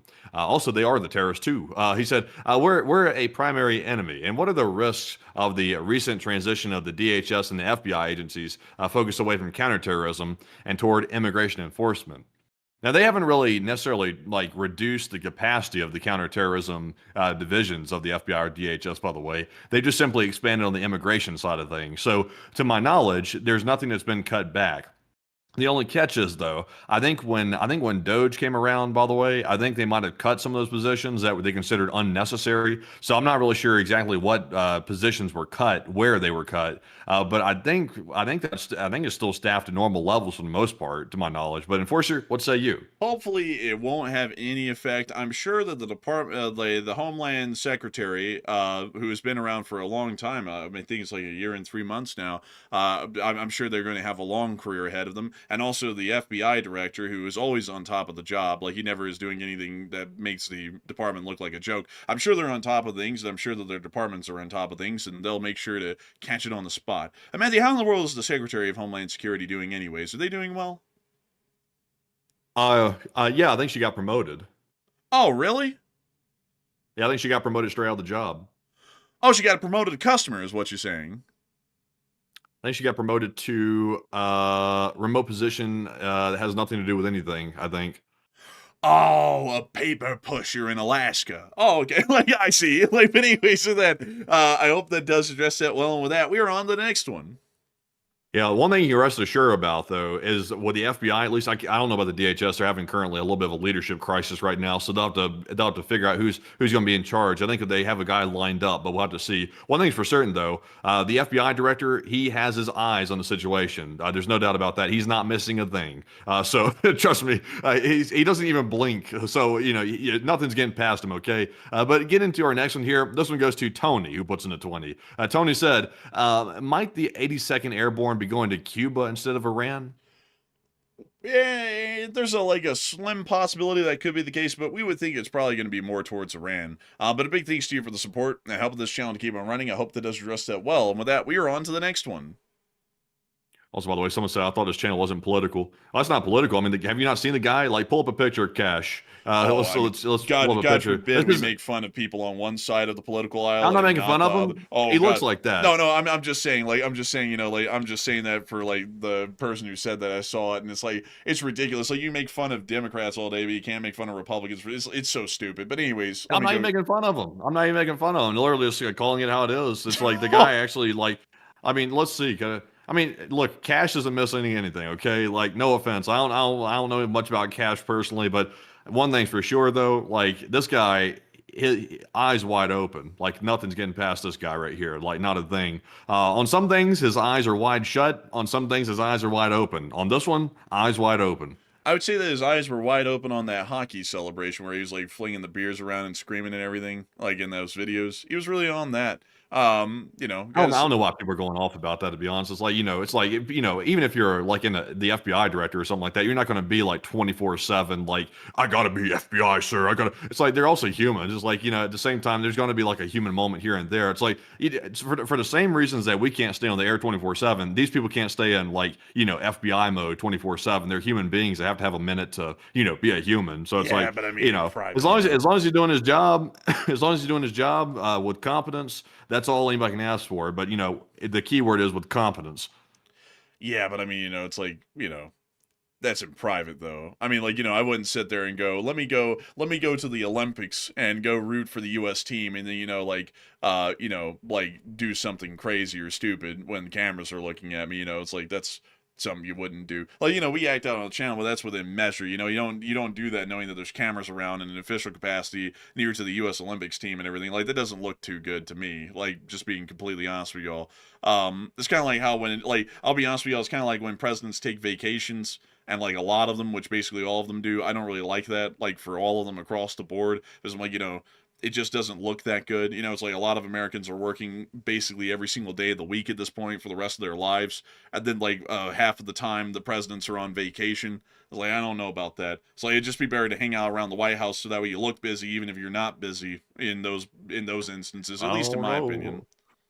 I don't know. Like sometimes it might be best to let the people in charge of the things just do what they got to do, and let them see what they can do with it. Sometimes interference is not always the best thing. Yeah, but like there's But anyways, with that, we were on to the next one. The next one goes to Chris Feilbach, who puts in a 20. And thank you very much, Chris, once again. He said, so I'm running an Orbit Judgment X account on Twitter, and I made the mistake of insulting Iran propaganda via retweet. Now my feed is full of this stuff. And oh man, the human stupidity has no bounds. It's painful to read. Oh well, Chris, that you've drank from the chalice, my friend. It's bad. I'll say Twitter is like, if you listen to anyone who comments below a post on Twitter, there are some people who know what they're talking about, but there is a whole lot more. I think they're bots or fake people. They don't know what they're talking about, and if they're real people, I mean, they are a failure of the public education system, like just up front. Like, they don't know what the hell they're talking about. That's actually with a lot of people, interestingly enough, at least on Twitter. But I'll be honest, I don't really know if a lot of those are even real, like, just to be up front. But I do thank you for the support and help this channel to keep on running. And with that, we're on to the next one.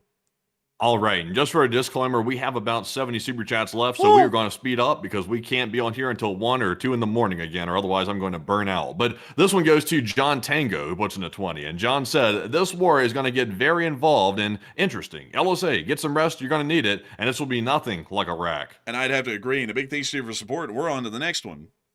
We also have a 20 from Alpha Z, and thank you for that 20. They said the global oil supply price per barrel is controlled and dictated by OPEC. OPEC sets the price, and the USA has no say over it. Well, that's not necessarily true, but I do thank you for the support and helping this channel to keep it running. With that, we're on to the next one.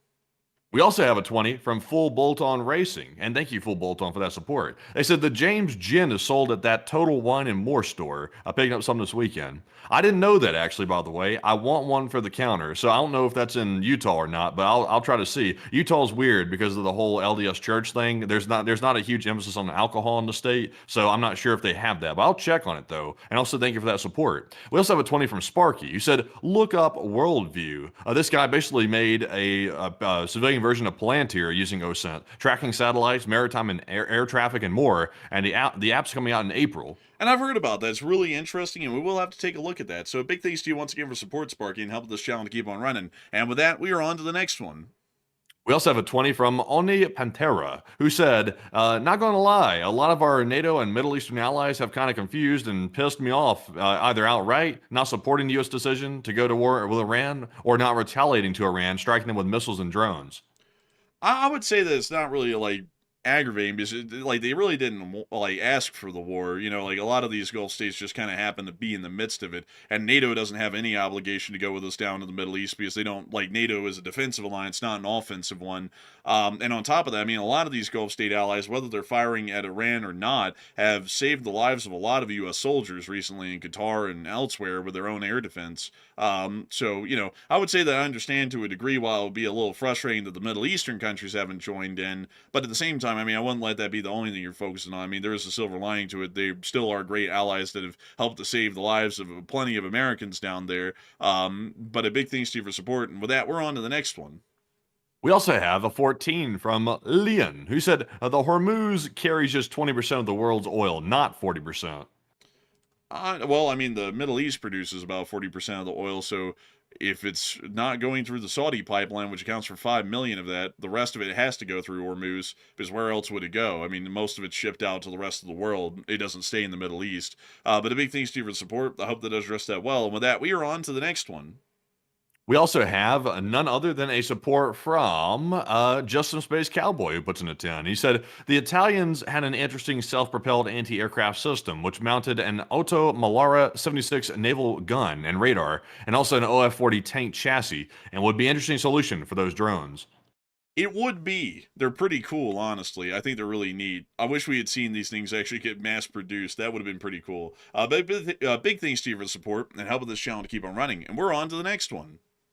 We also have a 10 from Colin, who said, are the reports of Israeli boots on the ground being repelled by Hezbollah in Lebanon true? It looks like it might have been true, but repelled, we're not entirely sure on that. We'll have to hear how that largely went probably tomorrow. But a big thanks to you for the support. I hope that does address that well. And with that, we're on to the next one. And we also have a 10 from Biz, who said, sick 'em, that Warbor. Put it on him, that orb. Great work as always. Hey, and thank you so much for the support. And we're on to the next one. And we also have a 10 from Sir Larry Otter. He said, hello, guys. I've been watching this since the start of the 12-Day War. I love the show, and I look forward to watching it every night. It's hard to trust anywhere else for overseas war news, and long live the LSA. And thank you so much for the kind words and the support, and long live the LSA. And we're on to the next one.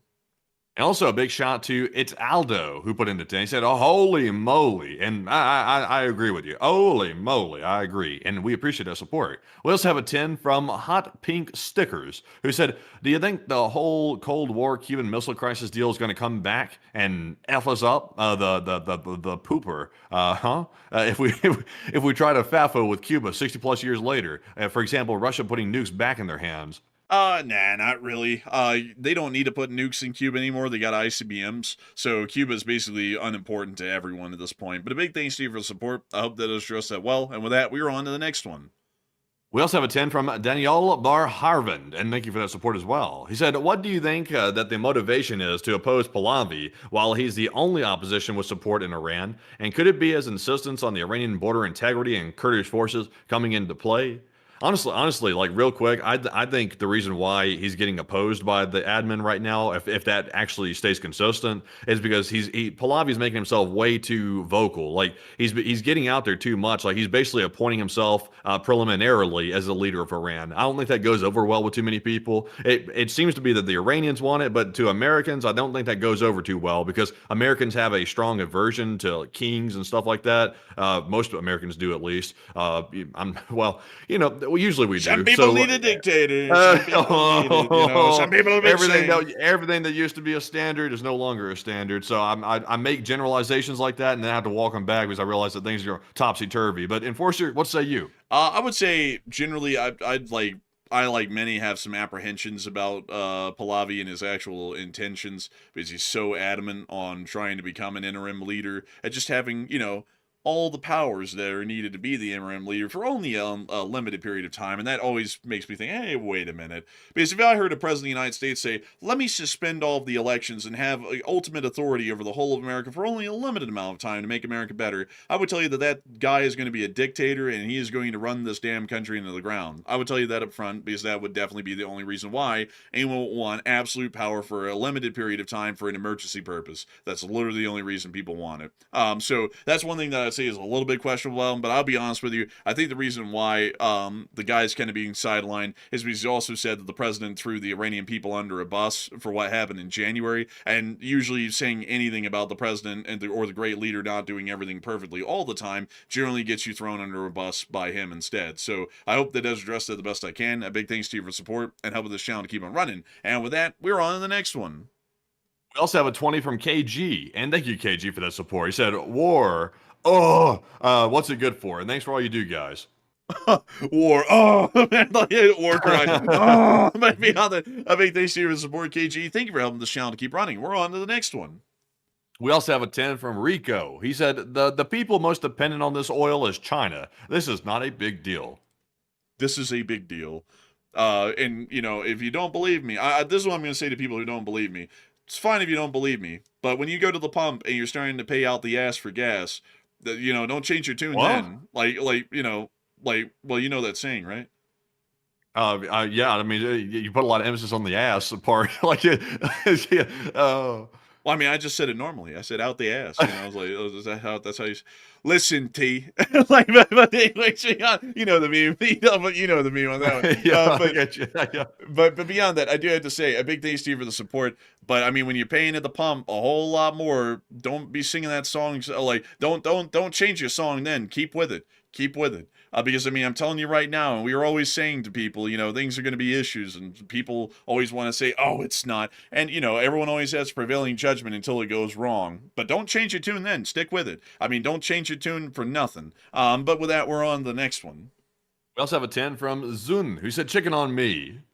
Hey, and thank you so much. We actually got a Costco chicken today. It was a great, delicious chicken. I put it in croissants. It was very good. But a big thanks to you for the support and helping this channel to keep rolling. And we're on to the next one. I went to Costco today. I picked up that rotisserie. The guy was behind the counter putting them in the bags. I leaned over the counter and whispered, I said, I'm splurging today. I'm getting the chicken. And he said, yeah, good for you, buddy. I said, thank you, but thank you, thank you. And then I got my bread and mayonnaise, and I was out the stove after that. I'll tell you what, it was a real scene. But we also have a 10 from Justin Winch. He said, oil is also traded in USD. So we cut oil. Of more reason to cut USD.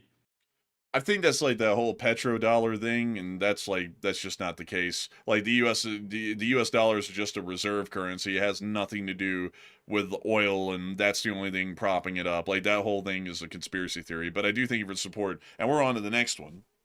We also have a 10 from Jeremy, who said it's 290 and 320 in my part of Kentucky. Interesting. I thank you for the support and sharing that with us. And with that, we are on to the next one. We also have a 10 from Kelhund, who said, where are the MEFs that usually hang out afloat in the Mediterranean and Taiwan? And if they move, plus the 82nd. Oh, that's an interesting point, Calhoun. The MEFs stand for Marine Expeditionary Forces, folks, by the way. And that is an interesting point. We don't know where they're at right now, but I'll try and look and see if I can find some on that. But a big thanks to you for the support. I hope that does address that well. And we're on to the next one. We also have a 10 from Rye Guy SR yet again. He said, is it possible to have a ground penetrating nuke that maximizes damage to the facility but keeps the radiation down? If you do an airburst, that would be the case, but a direct ground impact will always produce fallout. So big thanks to you for the support. I hope that does address that well. And with that, we are on to the next one. We also have a 10 from Just Some Space Cowboy. He said, the former Israeli Prime Minister confirmed on a podcast that they had at least one free-fall tactical nuclear weapon during the 1970s Yom Kippur War. That's interesting right there. I thank you for sharing that with us. I'll have to go and look into that. So big thanks to you once again. And we are on to the next one. And we have a 10 from Gary. He said, the 82nd Airborne Unite canceled their drill. That big of a zone to evacuate would hide that drop-in. Plausible? Possibly. Maybe. But a big thanks to you for the support. And with that, we are on to the next one. We also have a 10 from Cruder Dragon. He said, oh, crap, I've got a tornado watch going on with a big storm. And by the way, when I was about 6, I had almost a touchdown right in my backyard. Oh, dang, that's crazy. We had a couple of tornadoes come close to us back in the day, but a huge thanks to you once again for support. And we are on to the next one. We also have a 10 from Zach, and thank you, Zach, as well, for that $10 support, and we do appreciate it. And we also have a 10 from Legion Jerry 96, and thank you for that support as well. They said, howdy, y'all, at my first time super chat, and also thank you for that, by the way. He said, someone mentioned y'all had YouTube shorts, so I finally checked them out, and it's cool to put faces to the voices. And are y'all considering doing shorts in the future?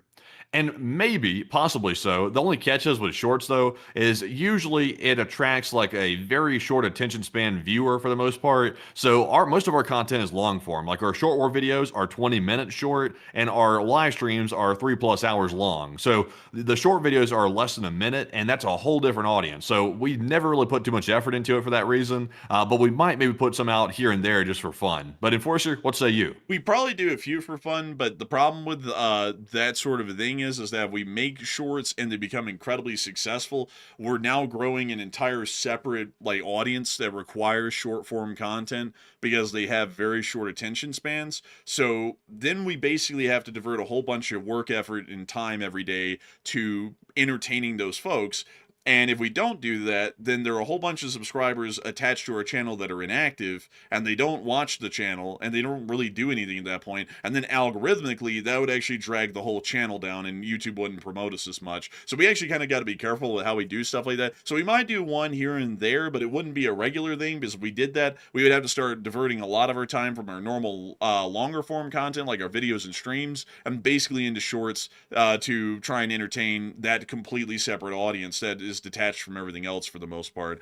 So big thanks to you for the support and helping this channel to keep on running. And with that, we are on to the next one. We also have a 10 from Free Software Channel, who said, above the vaults where tyrants hide the orb of justice roams the sky. A phantom sphere wakes once more. Its silent verdict shakes the core. Yet to the just it offers grace, a light no shadow can displace. We want tepid lethality, not juvenile justice. No, man. We want lethality, not tepid legality. Like, do we want? Oh my god! I wish I could pull up a copy pasta of that. It was so, and the way it was being read, it was literally like in front of a classroom, like he just wrote. I was like, And he oh. was he was shaking in the voice. He was so unconfident, like even repeating that garbage. He was like, not tepid legality. It's like, and then also it's like the president sitting there at the desk, sort of like glancing over at him, like, what the hell is he talking about? It's like, I don't think anybody knows what the hell this guy's talking about. This dude's like rambling. Maximum lethality, not tepid legality. Violent effect, not politically correct. Like it's It's like haiku hour with this Secretary of War. Damn it. Man, I felt like before long he was gonna put on like that little hat that like the eunuchs would wear back during the Qing Dynasty, and he was about to be like, "Shi Chong Chu, Hu Ji Bi." He's gonna start reading like haikus from like the imperial court of China. I was like, come on, man. I was like, let's not do poems. Poems are good, but not like that. I don't think he meant it to be a. I don't think he meant it to be a poem. He only when he started reading it did he realize it was a poem. He's like, damn. It's like it wrote me a poem. It didn't write me like a badass sounding like speech. It wrote a poem, and then he had to read it anyway. Man, yeah. With that, we're on to the next one. And our next one here is going to be a $10 super chat from none other than Racer Jake. And he said, as far as Fordo goes, what about the rods from the heavens? A super kinetic weapon. They're incredibly expensive, and we do not have a weapon system like that. So a big thanks to you. OBS just had a little shutter right there. Hang on. It's back. It's back. You sure are having a lot of problems over there with that OBS and also Discord over there. Oh, well, we've got to keep this thing rolling. We're waiting for Monday. With that, we're on the next one. And we also have a 7 from Tesniki Snake, who said, how long and how high of an intensity can the USA keep this up without affecting their missile and munition stocks? And how could it affect the Taiwan situation and things? They could probably keep it up for, it really depends on the expenditure of munitions. They might be able to keep this up for a couple of months, but stocks across the board are probably going to start getting low at that point. But a big thanks to you for the support. I'm helping this channel to keep on running. I hope that does address that well. And with that, we are on to the next one. We also have a 6 from Carrie TV, who said, I'm from Ireland, and hello. He said, and obviously, we're neutral, military-wise, but also, sadly, I can't read the last part, by the way. I'm not sure if YouTube would like us even debating something like that. It might trigger possibly like an age restriction or something, but we do appreciate the support. And Enforcer, what say you? And a big thanks to you. And with that, we're on to the next one. We also have a 5 from FPS Nolan, who said, am I wrong to think the Kurds may be taken care of, as they are the first ground troops to enter Iran? And if you mean taken care of, by the way, we heard a report today that I'm not making this up, by the way, this was an actual report. A Kurdish Iranian man walked into a local car dealership, like near the border in Iraq, and he ordered 50 Land Cruisers. So, I mean, I doubt he's a car enthusiast, to say the least. So who knows what's going on with that? He could have that CIA unlimited money glitch going on, possibly. And he's one specific Land Cruiser model that these guys love to buy. And he bought 50 of those models right there, all in one purchase. But Enforcer, what say you? It is quite interesting with that, It truly is. But a big thanks to you for the support and the help of this channel to keep on running. And with that, we are on to the next one. We also have a 5 from Seed, who said, it's so over. Islamic Regime. It's so over. But with that, a big thanks to your support. I hope that does address that well. And with that, we are on to the next one. We also have a 5 from Casadar, who said, shout out to my boys in the how do you read this off, by the way? Unfortunately, my brain is getting tired at this point, so I actually don't know how I would read that off at the moment. So they said the 2nd 325 Airborne Infantry. The regiment is on it. And a big thanks to you for the support. And with that, we are on to the next one. Also, by the way, if you're having any audio glitches, refresh your YouTube browser page or refresh the app page. Whatever you're watching on, just refresh it, and it should fix it. It looks like everybody's saying no audio now, so what's going on? I think it's like a little glitch, a little issue. We'll have to see about trying to fix this. But for now, there's nothing that can be done, sadly, folks. We just have to press on forwards. And so with that, we are on to the next one. So let me do this real quick here. Let me put this in the chat real quick. So I'm going to spam this real quick. Refresh to fix the audio because that's what's going to fix it right there. Usually it fixes it for the most part. But moving on to our next one here. This one goes to Krabs, who puts in a 5. Thank you very much for the support. They said, do we know if China or Russia has been able to send humanitarian aid to the Iranian regime? The Chinese were sending a lot of it before the war, and the Russians sent humanitarian rescue helicopters in the form of Mi-28 attack helicopters before the war as well. So a big thanks to you for the support. And with that, we are on to the next one. We also have a 5 from Vin, and they said Kurds have green berets, CIA Mossad embedded with them, the Northern Alliance deja vu. Interesting. And a big thanks to you for the support. And we're on to the next one. We also have a 5 from Rufus, and Rufus said Putin looks like a big loser right now, losing in Ukraine, losing allies in Syria, Venezuela, Cuba, the IRGC next. God bless America. And I'd have to say a big thanks to you for the support. And with that, we're on to the next one. We also have a 5 from Pizza, who said, where are those reports about people on the Ford not being happy? I'd like to see those. Well, I mean, it's kind of a known secret that if you have a whole bunch of sailors on an 8-month deployment on a 10 can, and then you extend that indefinitely for probably a couple of more months, they're not going to be happy. They're not going to be happy. You know, like basically just bamboozled them. I mean, they're literally coming back to America, pretty much at that point when they got diverted to the Middle East. So I can tell you, one, they're not happy, and two, we know that because getting extended isn't going to make people happy. Like, a lot of people get pissed off when they hear they have to work overtime for 2 hours on a single day of the week. Imagine if they told you you're going to have to work overtime for 3 straight months nonstop, basically. People are going to be pretty unhappy. But with that, we are on to the next one. We also have a 5 from Jake. He said, why U.S. still exports most of its oil production in this crisis naturally should order no exporting to stop the price rise? It's about money. Big thanks to you for the support, and we are on to the next one. We also have a 5 from ATL, who said, why can't they tell where the missiles are being fired from? They actually can. We have satellites that are able to track that. So big thanks to you for the support. I hope that does just that well, and we're on to the next one. And we have a 5 from Live Animal, who said, it seems Russia is helping Iran to prolong the conflict and benefit from the oil price rise to supply countries like India. And it seems like they might be trying to, maybe. And a big thanks to you once again, and we're on to the next one. A big shout out to Irish Ed, by the way. He just threw in a 5. He said, LSA, Hey! Irish Ed here. I finally changed my username so peeps know who I am instead of Ed Yum Yum 34567. And God bless the USA and LSA. And long live the Lee Spring Army. And that's great to hear, Irish Ed. Welcome back. It's good to have you here tonight. And so a big thanks to you once again, and we're on to the next one. This one goes to Deserted Hermit, who puts in a 5. He said, make Russia small again. MRSA. Unfortunately, that's like a good abbreviation for a disease, actually. But they said LSA. Thank you so much for the support. I hope this channel to keep running. I hope that does just that well. And with that, we're about to be on the next one. Someone said, morale is high on the fort. They aren't factory workers. They're warriors. I know people in the military, and I just got to be upfront with you. Like, a lot of them are quite unhappy. Like, I'm just going to be a little bit frank with that. Like, most of the people I talk to, they're like, yeah, you know, thought the military was going to get better. It's actually gotten worse. So I can tell you, like, warrior and all, people still don't like to be treated like shit. Because, I mean, you know, if that's the case, then we could have said, you know, back in the last administration, oh, you know, DEI, all that, but they're warriors. They'll tough it out. I mean, literally just some policies got a whole bunch of people to not re-sign their contracts and re-enlist. So, you know, that doesn't really work out too well. But anyways, with that, we're on to the next one. We also have a 5 from Phillips Funhouse. He said, enough times passed. The OGs know you had Enforcer Studio 1.5 for like a week. What happened with that place? Slav LSA and the old guard is proud of you too. Oh, are you good over there? I was like about to cough, but I was like kind of trying to like hold it back. Right, you sounded like you were like morphing into RFK. You're like, I think you too. I was like, oh, you good? I was like, Enforcer Studio 1.5 is going strong.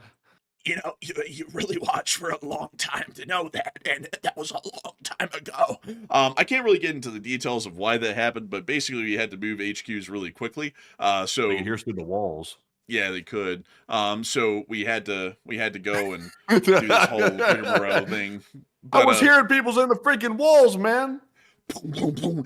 Hey, keep it down. Like it sounds like, oh, that sounds like, oh my god. But anyways, with that, we are on to the next one. We also have a 5 from DWRB, who said, how long until we break out the Godfather and make Iran an offer they can't refuse? Listen, we love to make deals, we're going to make them an offer they can't refuse. But a big thanks to you for the support, and we're on to the next one. And this one here is going to go to none other than Raphael Philippe. And they said, and they still left sanctions and asked for help from P.T. Barnum to intercept the drones. Also, that was lame as hell, by the way, to call Zelensky P.T. Barnum. Like, that disrespect pisses me off. Like, when the president does that, that's like the lowest form of like possible stuff. I can't stand it. It was in a true. So let me go grab it to make sure that it wasn't a phony. Let's see here. Let me go grab this from Truth Social real quick. There was like a jab taken at Zelensky. He called him like P.T. Barnum or something. Let's see here. Let me see if I can find it through the cesspit of ads on this website. Let's see here. Oh my God, this ads all over this thing. What the hell is this ad for right here? Bro, these ads on the site is sketchy as hell. Don't show this on the stream, whatever you do. Go ahead and sign up. No credit card. No, like it's no BS. Give me a second. Give me a second here. I'm trying to scroll through it. He's making a lot of posts here recently. Let's see here. Okay, so stall for a minute while I scroll down to find it. We're going to be trying to find this, folks, because apparently something was said. I'll be honest with you, I don't pay attention to about 90% of the stuff that the presidents say, because these days it's like listening to a loon. That was in the last administration and this one, so we'll have to see what specifically was said here. And so hopefully we'll be able to get that here incredibly soon. And let's see, I see some people saying Truth Social is wild. I would assume I don't really go over there at all, because I don't really like platforms like Blue Sky and Truth Social that are basically made to pander to a political crowd. You basically end up in a nutso echo chamber at that point. And Twitter's kind of like that, but not so much as those two, like at all. So, that's a pretty decent thing right there, at least in some extent. But, outside of that, hopefully we've been able to find this thing here in the moment. And Matthew? Huh? So it looks like I have found it. I was trying to find it here on Miss Disa sent it to me, by the way. So I have a copy thanks to Miss Disa. But I was trying to find it directly on Truth Social here. So I'll just say this. I'll just say allegedly. Okay, I wasn't able to find it on Truth Social because I scrolled through like a whole bunch of ads and junk, and I can't even distinguish the ads from the post. So allegedly, the U.S. president said something to this effect. He said, giving everything to P.T. Barnum, Zelensky of Ukraine, hundreds of billions of dollars worth, and he was talking about weapons and stuff like that. So the whole that's unnecessary as hell. Like, to say stuff like that. It's like, even if you don't like Zelensky, it's like, have some decorum. He's another world leader, even if you don't like him. So it's just lame. Yeah, that's pretty lame. It's always funny though. I gotta say this, folks. It's always funny to me how this guy can just say stuff about everybody, like literally shit on everyone. It won't be long, folks. I can bet on this one. Like, if I was a betting person, I'd bet on this. He's going to be crapping on that Noam woman here in about 2 weeks. I'd give it less than that, actually. Because usually whenever anyone's removed from a position, they usually end up being the worst, most horrific person ever. He doesn't even know why they were there and everything. But it's always funny, though. He can say all this crap about other people. But if you ever say anything, folks, like I'm saying, like, why the hell aren't we trying to clear open the Strait of Hormuz? Then millions of people who don't even know the guy personally will come to his defense and be like, how dare you? And we're not even insulting the guy. We're literally just bringing up, the military strategy clearly has a bit of an oversight here. This might need to be fixed, so that way we can see that America is in the best shape it can be, and that apparently that's enough to be offensive to those people who do that stuff. I mean, they're beyond hope. Like a lot of the radical political people these days are beyond hope. But anyways, with that, we're on to the next one. Our next one goes to the Sneaky Snake, who said, doesn't China make and have more missiles to begin with? And if we burn our stock, won't this have repercussions down the line? And they have more Navy vessels as is. It will have an effect down the line. That's a part of resource conservation, and that's why we were saying the other day, it's like, should we just be bombing Iran to bomb them more just to say that? It's like, does that really matter? And, that's why I was saying that the other day. So, yes, it can have an impact, and we need to make sure to conserve resources and also mitigate the amount of personnel lost and try and make that all work as much as we possibly can. So, a big thanks to you once again for support and helping this channel to keep on running. With that, we're on to the next one. We also have a 5 from Raphael Philippe. And thank you very much, Raphael, for that support. We also have a 5 from Joppy, who said, do you think they'll put landmines to fight a ground invasion if Iran hasn't done so already? They might try to, but their terrain really doesn't permit that all too well, and they might be overwhelmed anyways. But a big thanks to you for the support. I hope that it addressed that well. And with that, we are on to the next one. We also have a 5 from Risk It for Biscuit, who said, drill, baby, drill. West Texas here. Hey, the big thanks to you for the support. And with that, we're on to the next one. And we also have a 5 from Carrier of the Mission, who said, with Venezuela entering the petrodollar and Iran not far behind, the USA will secure the strongest economy. And I thank you for the support, but the petrodollar isn't real. Like it's not. Like I know that that's like a big conspiracy theory thing, but the petrodollar isn't a real thing. Like people have been talking about that for years. And you know what's crazy? No matter what happens with the oil, the dollar still largely remains stable. Like it's other things that affect the stability of the dollar, but it has nothing to do with oil. Like the United States, like the dollar is the reserve currency of I think something like 80% of the globe right now, and 80% of the globe isn't trading every day in oil only. There's a lot of other stuff that people buy and sell than just oil. But with that, we are on to the next one. We also have a support from T Texas, who said, look, oil will hit at least 120 and 150 plus is definitely possible, so get prepared for that. I'd say so. With how it jumped today, anything's possible tomorrow. So big thanks to you once again. And with that, we are on to the next one. We also have none other than a 5 from Boba Vasquez, who said, here's my little tithe. And I thank you so much for the support and helping this channel to keep on running. And I hope that does address that well. And also, I just saw someone say, in the president's view, Zelensky is a skilled but deceptive salesman who, in Trump's view, manipulated the former president to provide money. That's not even the case, though. Like that, like the president's view is uninformed and ignorant then, because it wasn't the last president who was giving him the money. The Congress was almost unanimously approving congressional drawdowns of military equipment, and hardly any of that was cash. Like that whole thing is a complete misrepresentation, almost a blatant lie on how that works. Biden didn't give them the money. It was the Congress that gave them weapons. They didn't even hardly give them any money. Like we watched that for years, and we watched the straight up BS being told on that for years as well. That's just not even the case with that. Like, and Zelensky's not a deceptive salesman. When a country is invaded like that, that's generally an ally. Usually the number one thing you do is you start to give them guns and bombs that you're about to throw away anyways, which is what we were about to do with the stuff we gave them. So I mean, that's not even the case. Like that was just a flat out misrepresentation by the president, and he refuses to completely change his stance on that, even with the facts being presented and him probably knowing that that is the case. But anyways, with that, we're on to the next one. And our next one here goes to Prestige, who said, technically Roosevelt served 12 years, so technically we kind of missed an election, but I believe it was voted.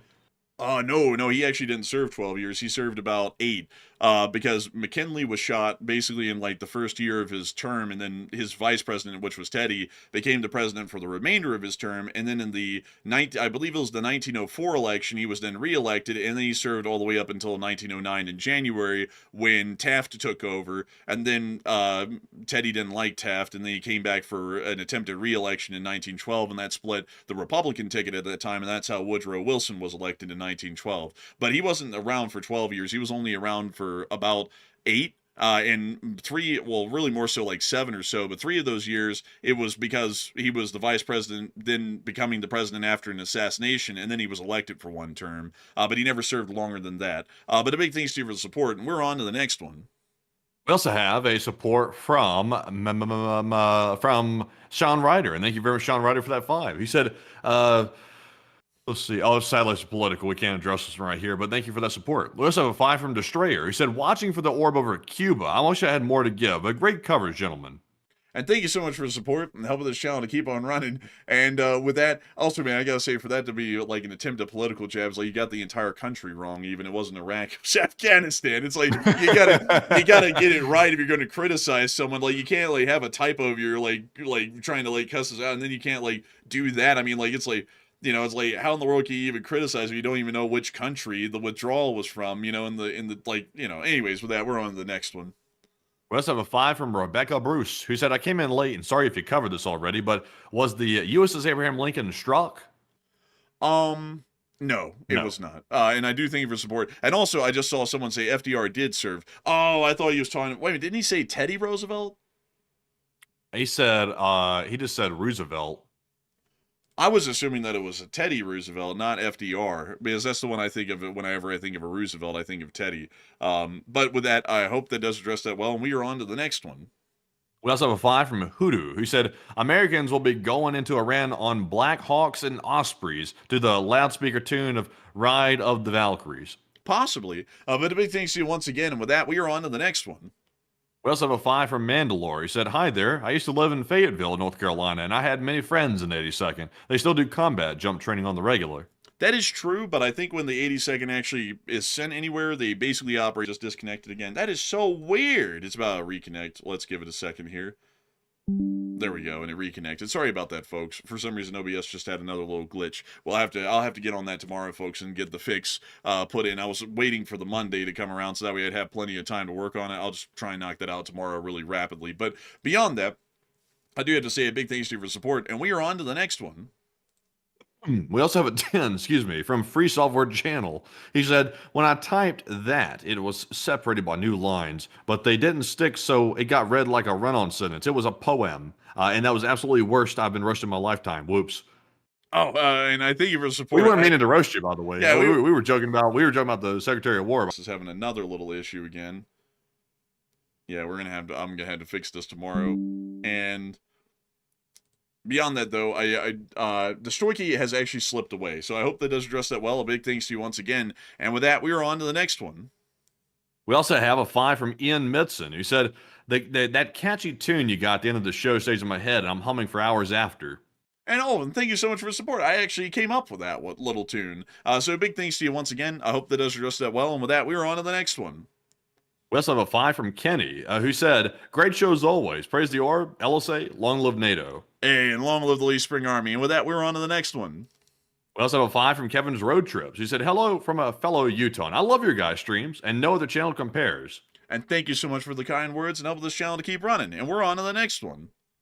We also have a 5 from Pretzel Garage, who said gas went from $4.99 premium to $5.69 here 2 days in California. Dang, that's pretty steep in one day, but I do thank you for the support, and we're on to the next one. And we have a 5 from the New Watchers. He said, good evening, Enforcers. Much love from Cyprus. And also, by the way, I would like for you guys to check out the logistical nightmare of the Cyprus National Guard. And I thank you so much for the support, but sadly, we're running massively overtime at this point, and we are trying to get back kind of to our normal schedule. But a big thanks to you once again, and with that, we are on to the next one. And this one goes to Frosty, who puts in a 5. He said, rest in peace, my granny got hit by a bazooka. I'm sorry to hear that, by the way. But Enforcer, what say you? Rest in peace to my granny. She got hit by a bazooka. But beyond the song? Yeah, I got to thank you for the support. We're on the next one. What the hell is this granny doing? Serving in the military? It's like, I don't know what's up with that. But anyways, our next one goes to Epix Caden, who said, should we be worried about China?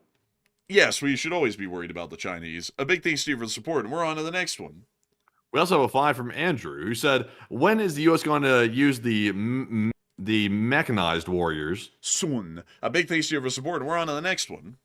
We also have a 4 from Butchie, and thank you, Butchie, for that $4 support. And we also have a 2 from Plazath, and thank you, Plazath, as well, for that support. We also have a 2 from Boycott China, who said, China, breaking news, breaking China, and maybe so, possibly. We also have a 2 from Robert Planting, who said, Iran is water bankrupt, and how are people getting by? Somehow they're getting by. But a big thanks to you for support and helping this channel to keep on running. With that, we're on to the next one. We also have a 2 from Vin, who said, Kurds W take border towns with Green Beret. And I thank you so much for support, and we're on to the next one. And we also have a 2 from Vin yet again, who said, the U.S. subs sent the SOS signal after as a courtesy. Interesting. And a big thanks to you for the support, and we're on to the next one. And we also have a 2 from Britt, and who did not leave a support, but thank you very much, Britt, as well, for supporting the channel. We also have a 2 from Smarzig, who said, time to buy an EV. Maybe. Electricity prices will also be going up as well. But a big thanks to you for the support, and we're on to the next one. And we also have a 5 from Harbinger, who said, look up the Kaman HH-43 Husky. It looks just like that Russian helicopter. And I thank you so much for the support, but sadly, we're really pressed for time, so I won't be able to pull anything up at the moment. But I do thank you for the support, and with that, we are on to the next one. And we have a 2 from Don, who said, a little political here, but thank you, Don, for that $2 support. We also have a 2 from Neil, the geology guy. Sorry, folks, for feel like Porky Pig. Thank you, folks. But Neil said, buy more Canadian oil, please. And a big thanks to you for the support, and with that, we're on to the next one. And a big shout out to W. Sadko, who said, thank you guys and love from Canada. And a big thanks to you for the support all the way up there in Canada. And with that, we're on to the next one. We also have a 2 from Bruce Lee, who said, erection for Iran canceled. No TELs, no hard times. And a big thanks to you for the support, and we are on to the next one. We also have a 2 from Prototype and also Angela McBride, and we appreciate you very much for that support. We also have a 2 from Sean, who said Rubio. Maybe, I mean, he is Rubio. He's got many jobs. We also have a 2 from SCR. He said cold beer. And I gotta thank you so much for the support and helping this channel to keep on running. And with that, we're on to the next one. We also have a 2 from the Bearded, who said, could it be that Israel is going to use a Moab?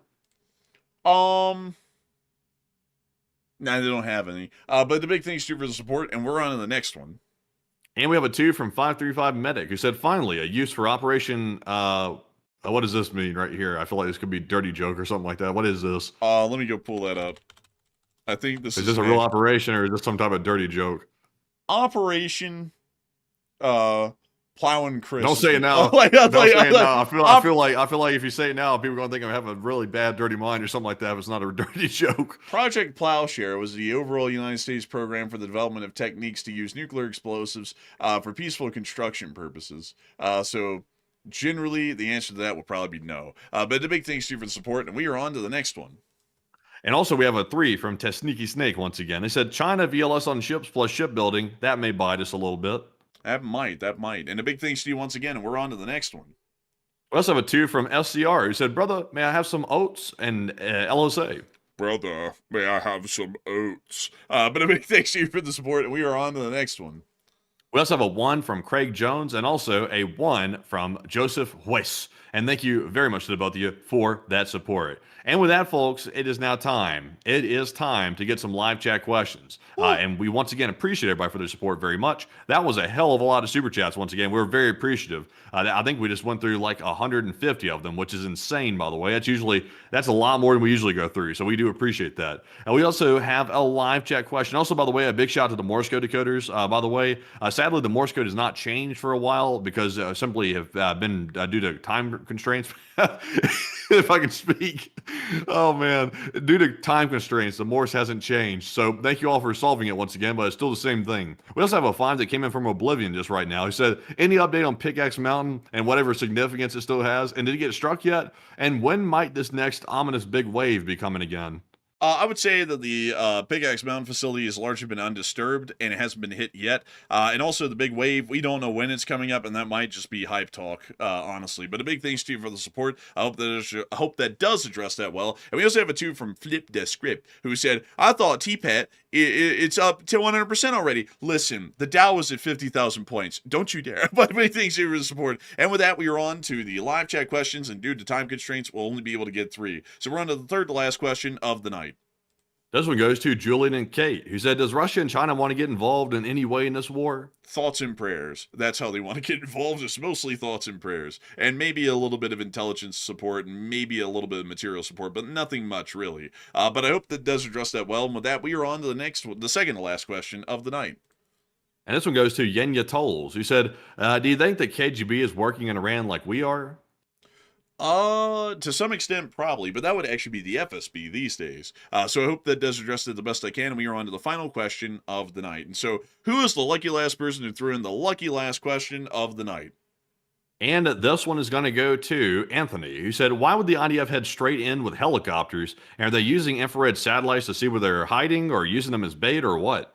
Generally, it's probably a ground operation where they were trying to extract or take out a high priority target on the ground or possibly bring them back to Israel. That could have been a high likelihood, and that's why they had to go in on the ground. So I hope that does address that the best that we can, and we have reached the end of tonight's stream. I've got to say that we're entirely honored and greatly appreciative to have had all of y'all here tonight. We had 36,000 people here at the peak. Ole mole! That's a lot of people. And we've also had 352,000 people watch the stream before it ended. We thank you all so much once again for watching. We're always entirely honored and greatly appreciative to be able to run these streams for all of y'all, and we're proud to know that a lot of y'all consider this channel to be your primary source of news. If you are new to this channel tonight, please make sure to subscribe. We'd love to have y'all here. What? I don't believe this, by the way. I just got a notification right here. This is on the, those neighborhood apps and stuff like that are out there for like neighborhoods and stuff like that. Someone just posted on the neighborhood app, no lie, like I'm not making this up. Sadly, I can't show a screenshot for operational security reasons, but they said, I just heard a loud explosion sound outside. Is Iran attacking us? Please help. And I'm not lying. They legit wrote that on the neighborhood app. I'm not even lying. Oh my Lord. Oh, rest in peace to my granny. She got hit by a bazooka. I'll tell you what, they get a little skittish out here in Utah. I'll tell you, they get a little scared out here. Is it the Islamic regime? Have they made it over the Wasatch? Oh my God, they're coming. Quick, get the kids, get them to swing. They gotta have their last one. Also, by the way, it's like, I don't know where these people are hearing it. It's every single night people are posting about hearing explosions. It's like, what? What? They're not living in a war zone. I got perfectly good working ears. I don't hear explosions happening anywhere around here. It's like, I don't know what these people are hearing out here in Utah in the burbs, but I mean, it's like, what? I'm like, there's no explosions, none. It's like, I hear nothing. It's like, these people are hearing stuff, like they're hearing voices and stuff. Quick, everyone, let's get on Interstate 15 and drive south. Wait a minute, it's gotten better. It got better. More people are okay. So something has actually happened outside. Apparently, I am deaf. Someone said it's a meteor. It's coming down. So apparently, I might be in danger right now, possibly from the sounds of it. They said here. The next post said it's a meteor. Did you hear that explode? Oh. I don't know what the hell's going on outside. I just now actually heard something that time. So maybe I'm laughing a little bit too soon here. I don't know what's going on. Maybe Iran is attacking. I might get skittish too, just like the other people. But they're claiming that there was something that lit up the whole sky, an explosion outside. So something's happening outside. I'm not sure if the Apaches are making a training run out here or what, but I don't know, something's going on. Oh my God. Quick. We have to go to the safest place we can, man. We have to go to Alta now. Pack up your bags. We're going to Alta. Or Solitude. Yeah, Solitude. Fortress of Solitude. Anyways, with that, folks, after that whole funny thing happened, it's time for us to round the stream out. I thank you all so much once again for watching. And with that, good night, good luck, take care, stay safe. Slava Ukraini, Haram Slava. Long live the Spring Army, and long live the Republic. And with that, folks, I'm going to go look and see what the hell is happening outside. I'm going to go outside like I used to do back in the South when a tornado was coming through. Go outside and say, what the hell is going on out here? And go see what's going on here in Utah. Usually there's not anything happening out here. Like, it's very calm in Salt Lake City. There's not too much going on. So we'll find out what's exploding outside. It could be nothing. It could just be anything. But a huge shout out to the 353,000 plus people that have joined us tonight. We appreciate every single one of you for choosing us as your news source. And we will be seeing you all tomorrow on the Short War video midday. I'll be making that tomorrow, and also on the live stream tomorrow night at 10 p.m. Eastern, unless something big happens, and then we'll run it in the middle of the day. But with that, though, thank you all for joining us, and of course, Slava Ukraine, Herom Slava, get some rest, and good night.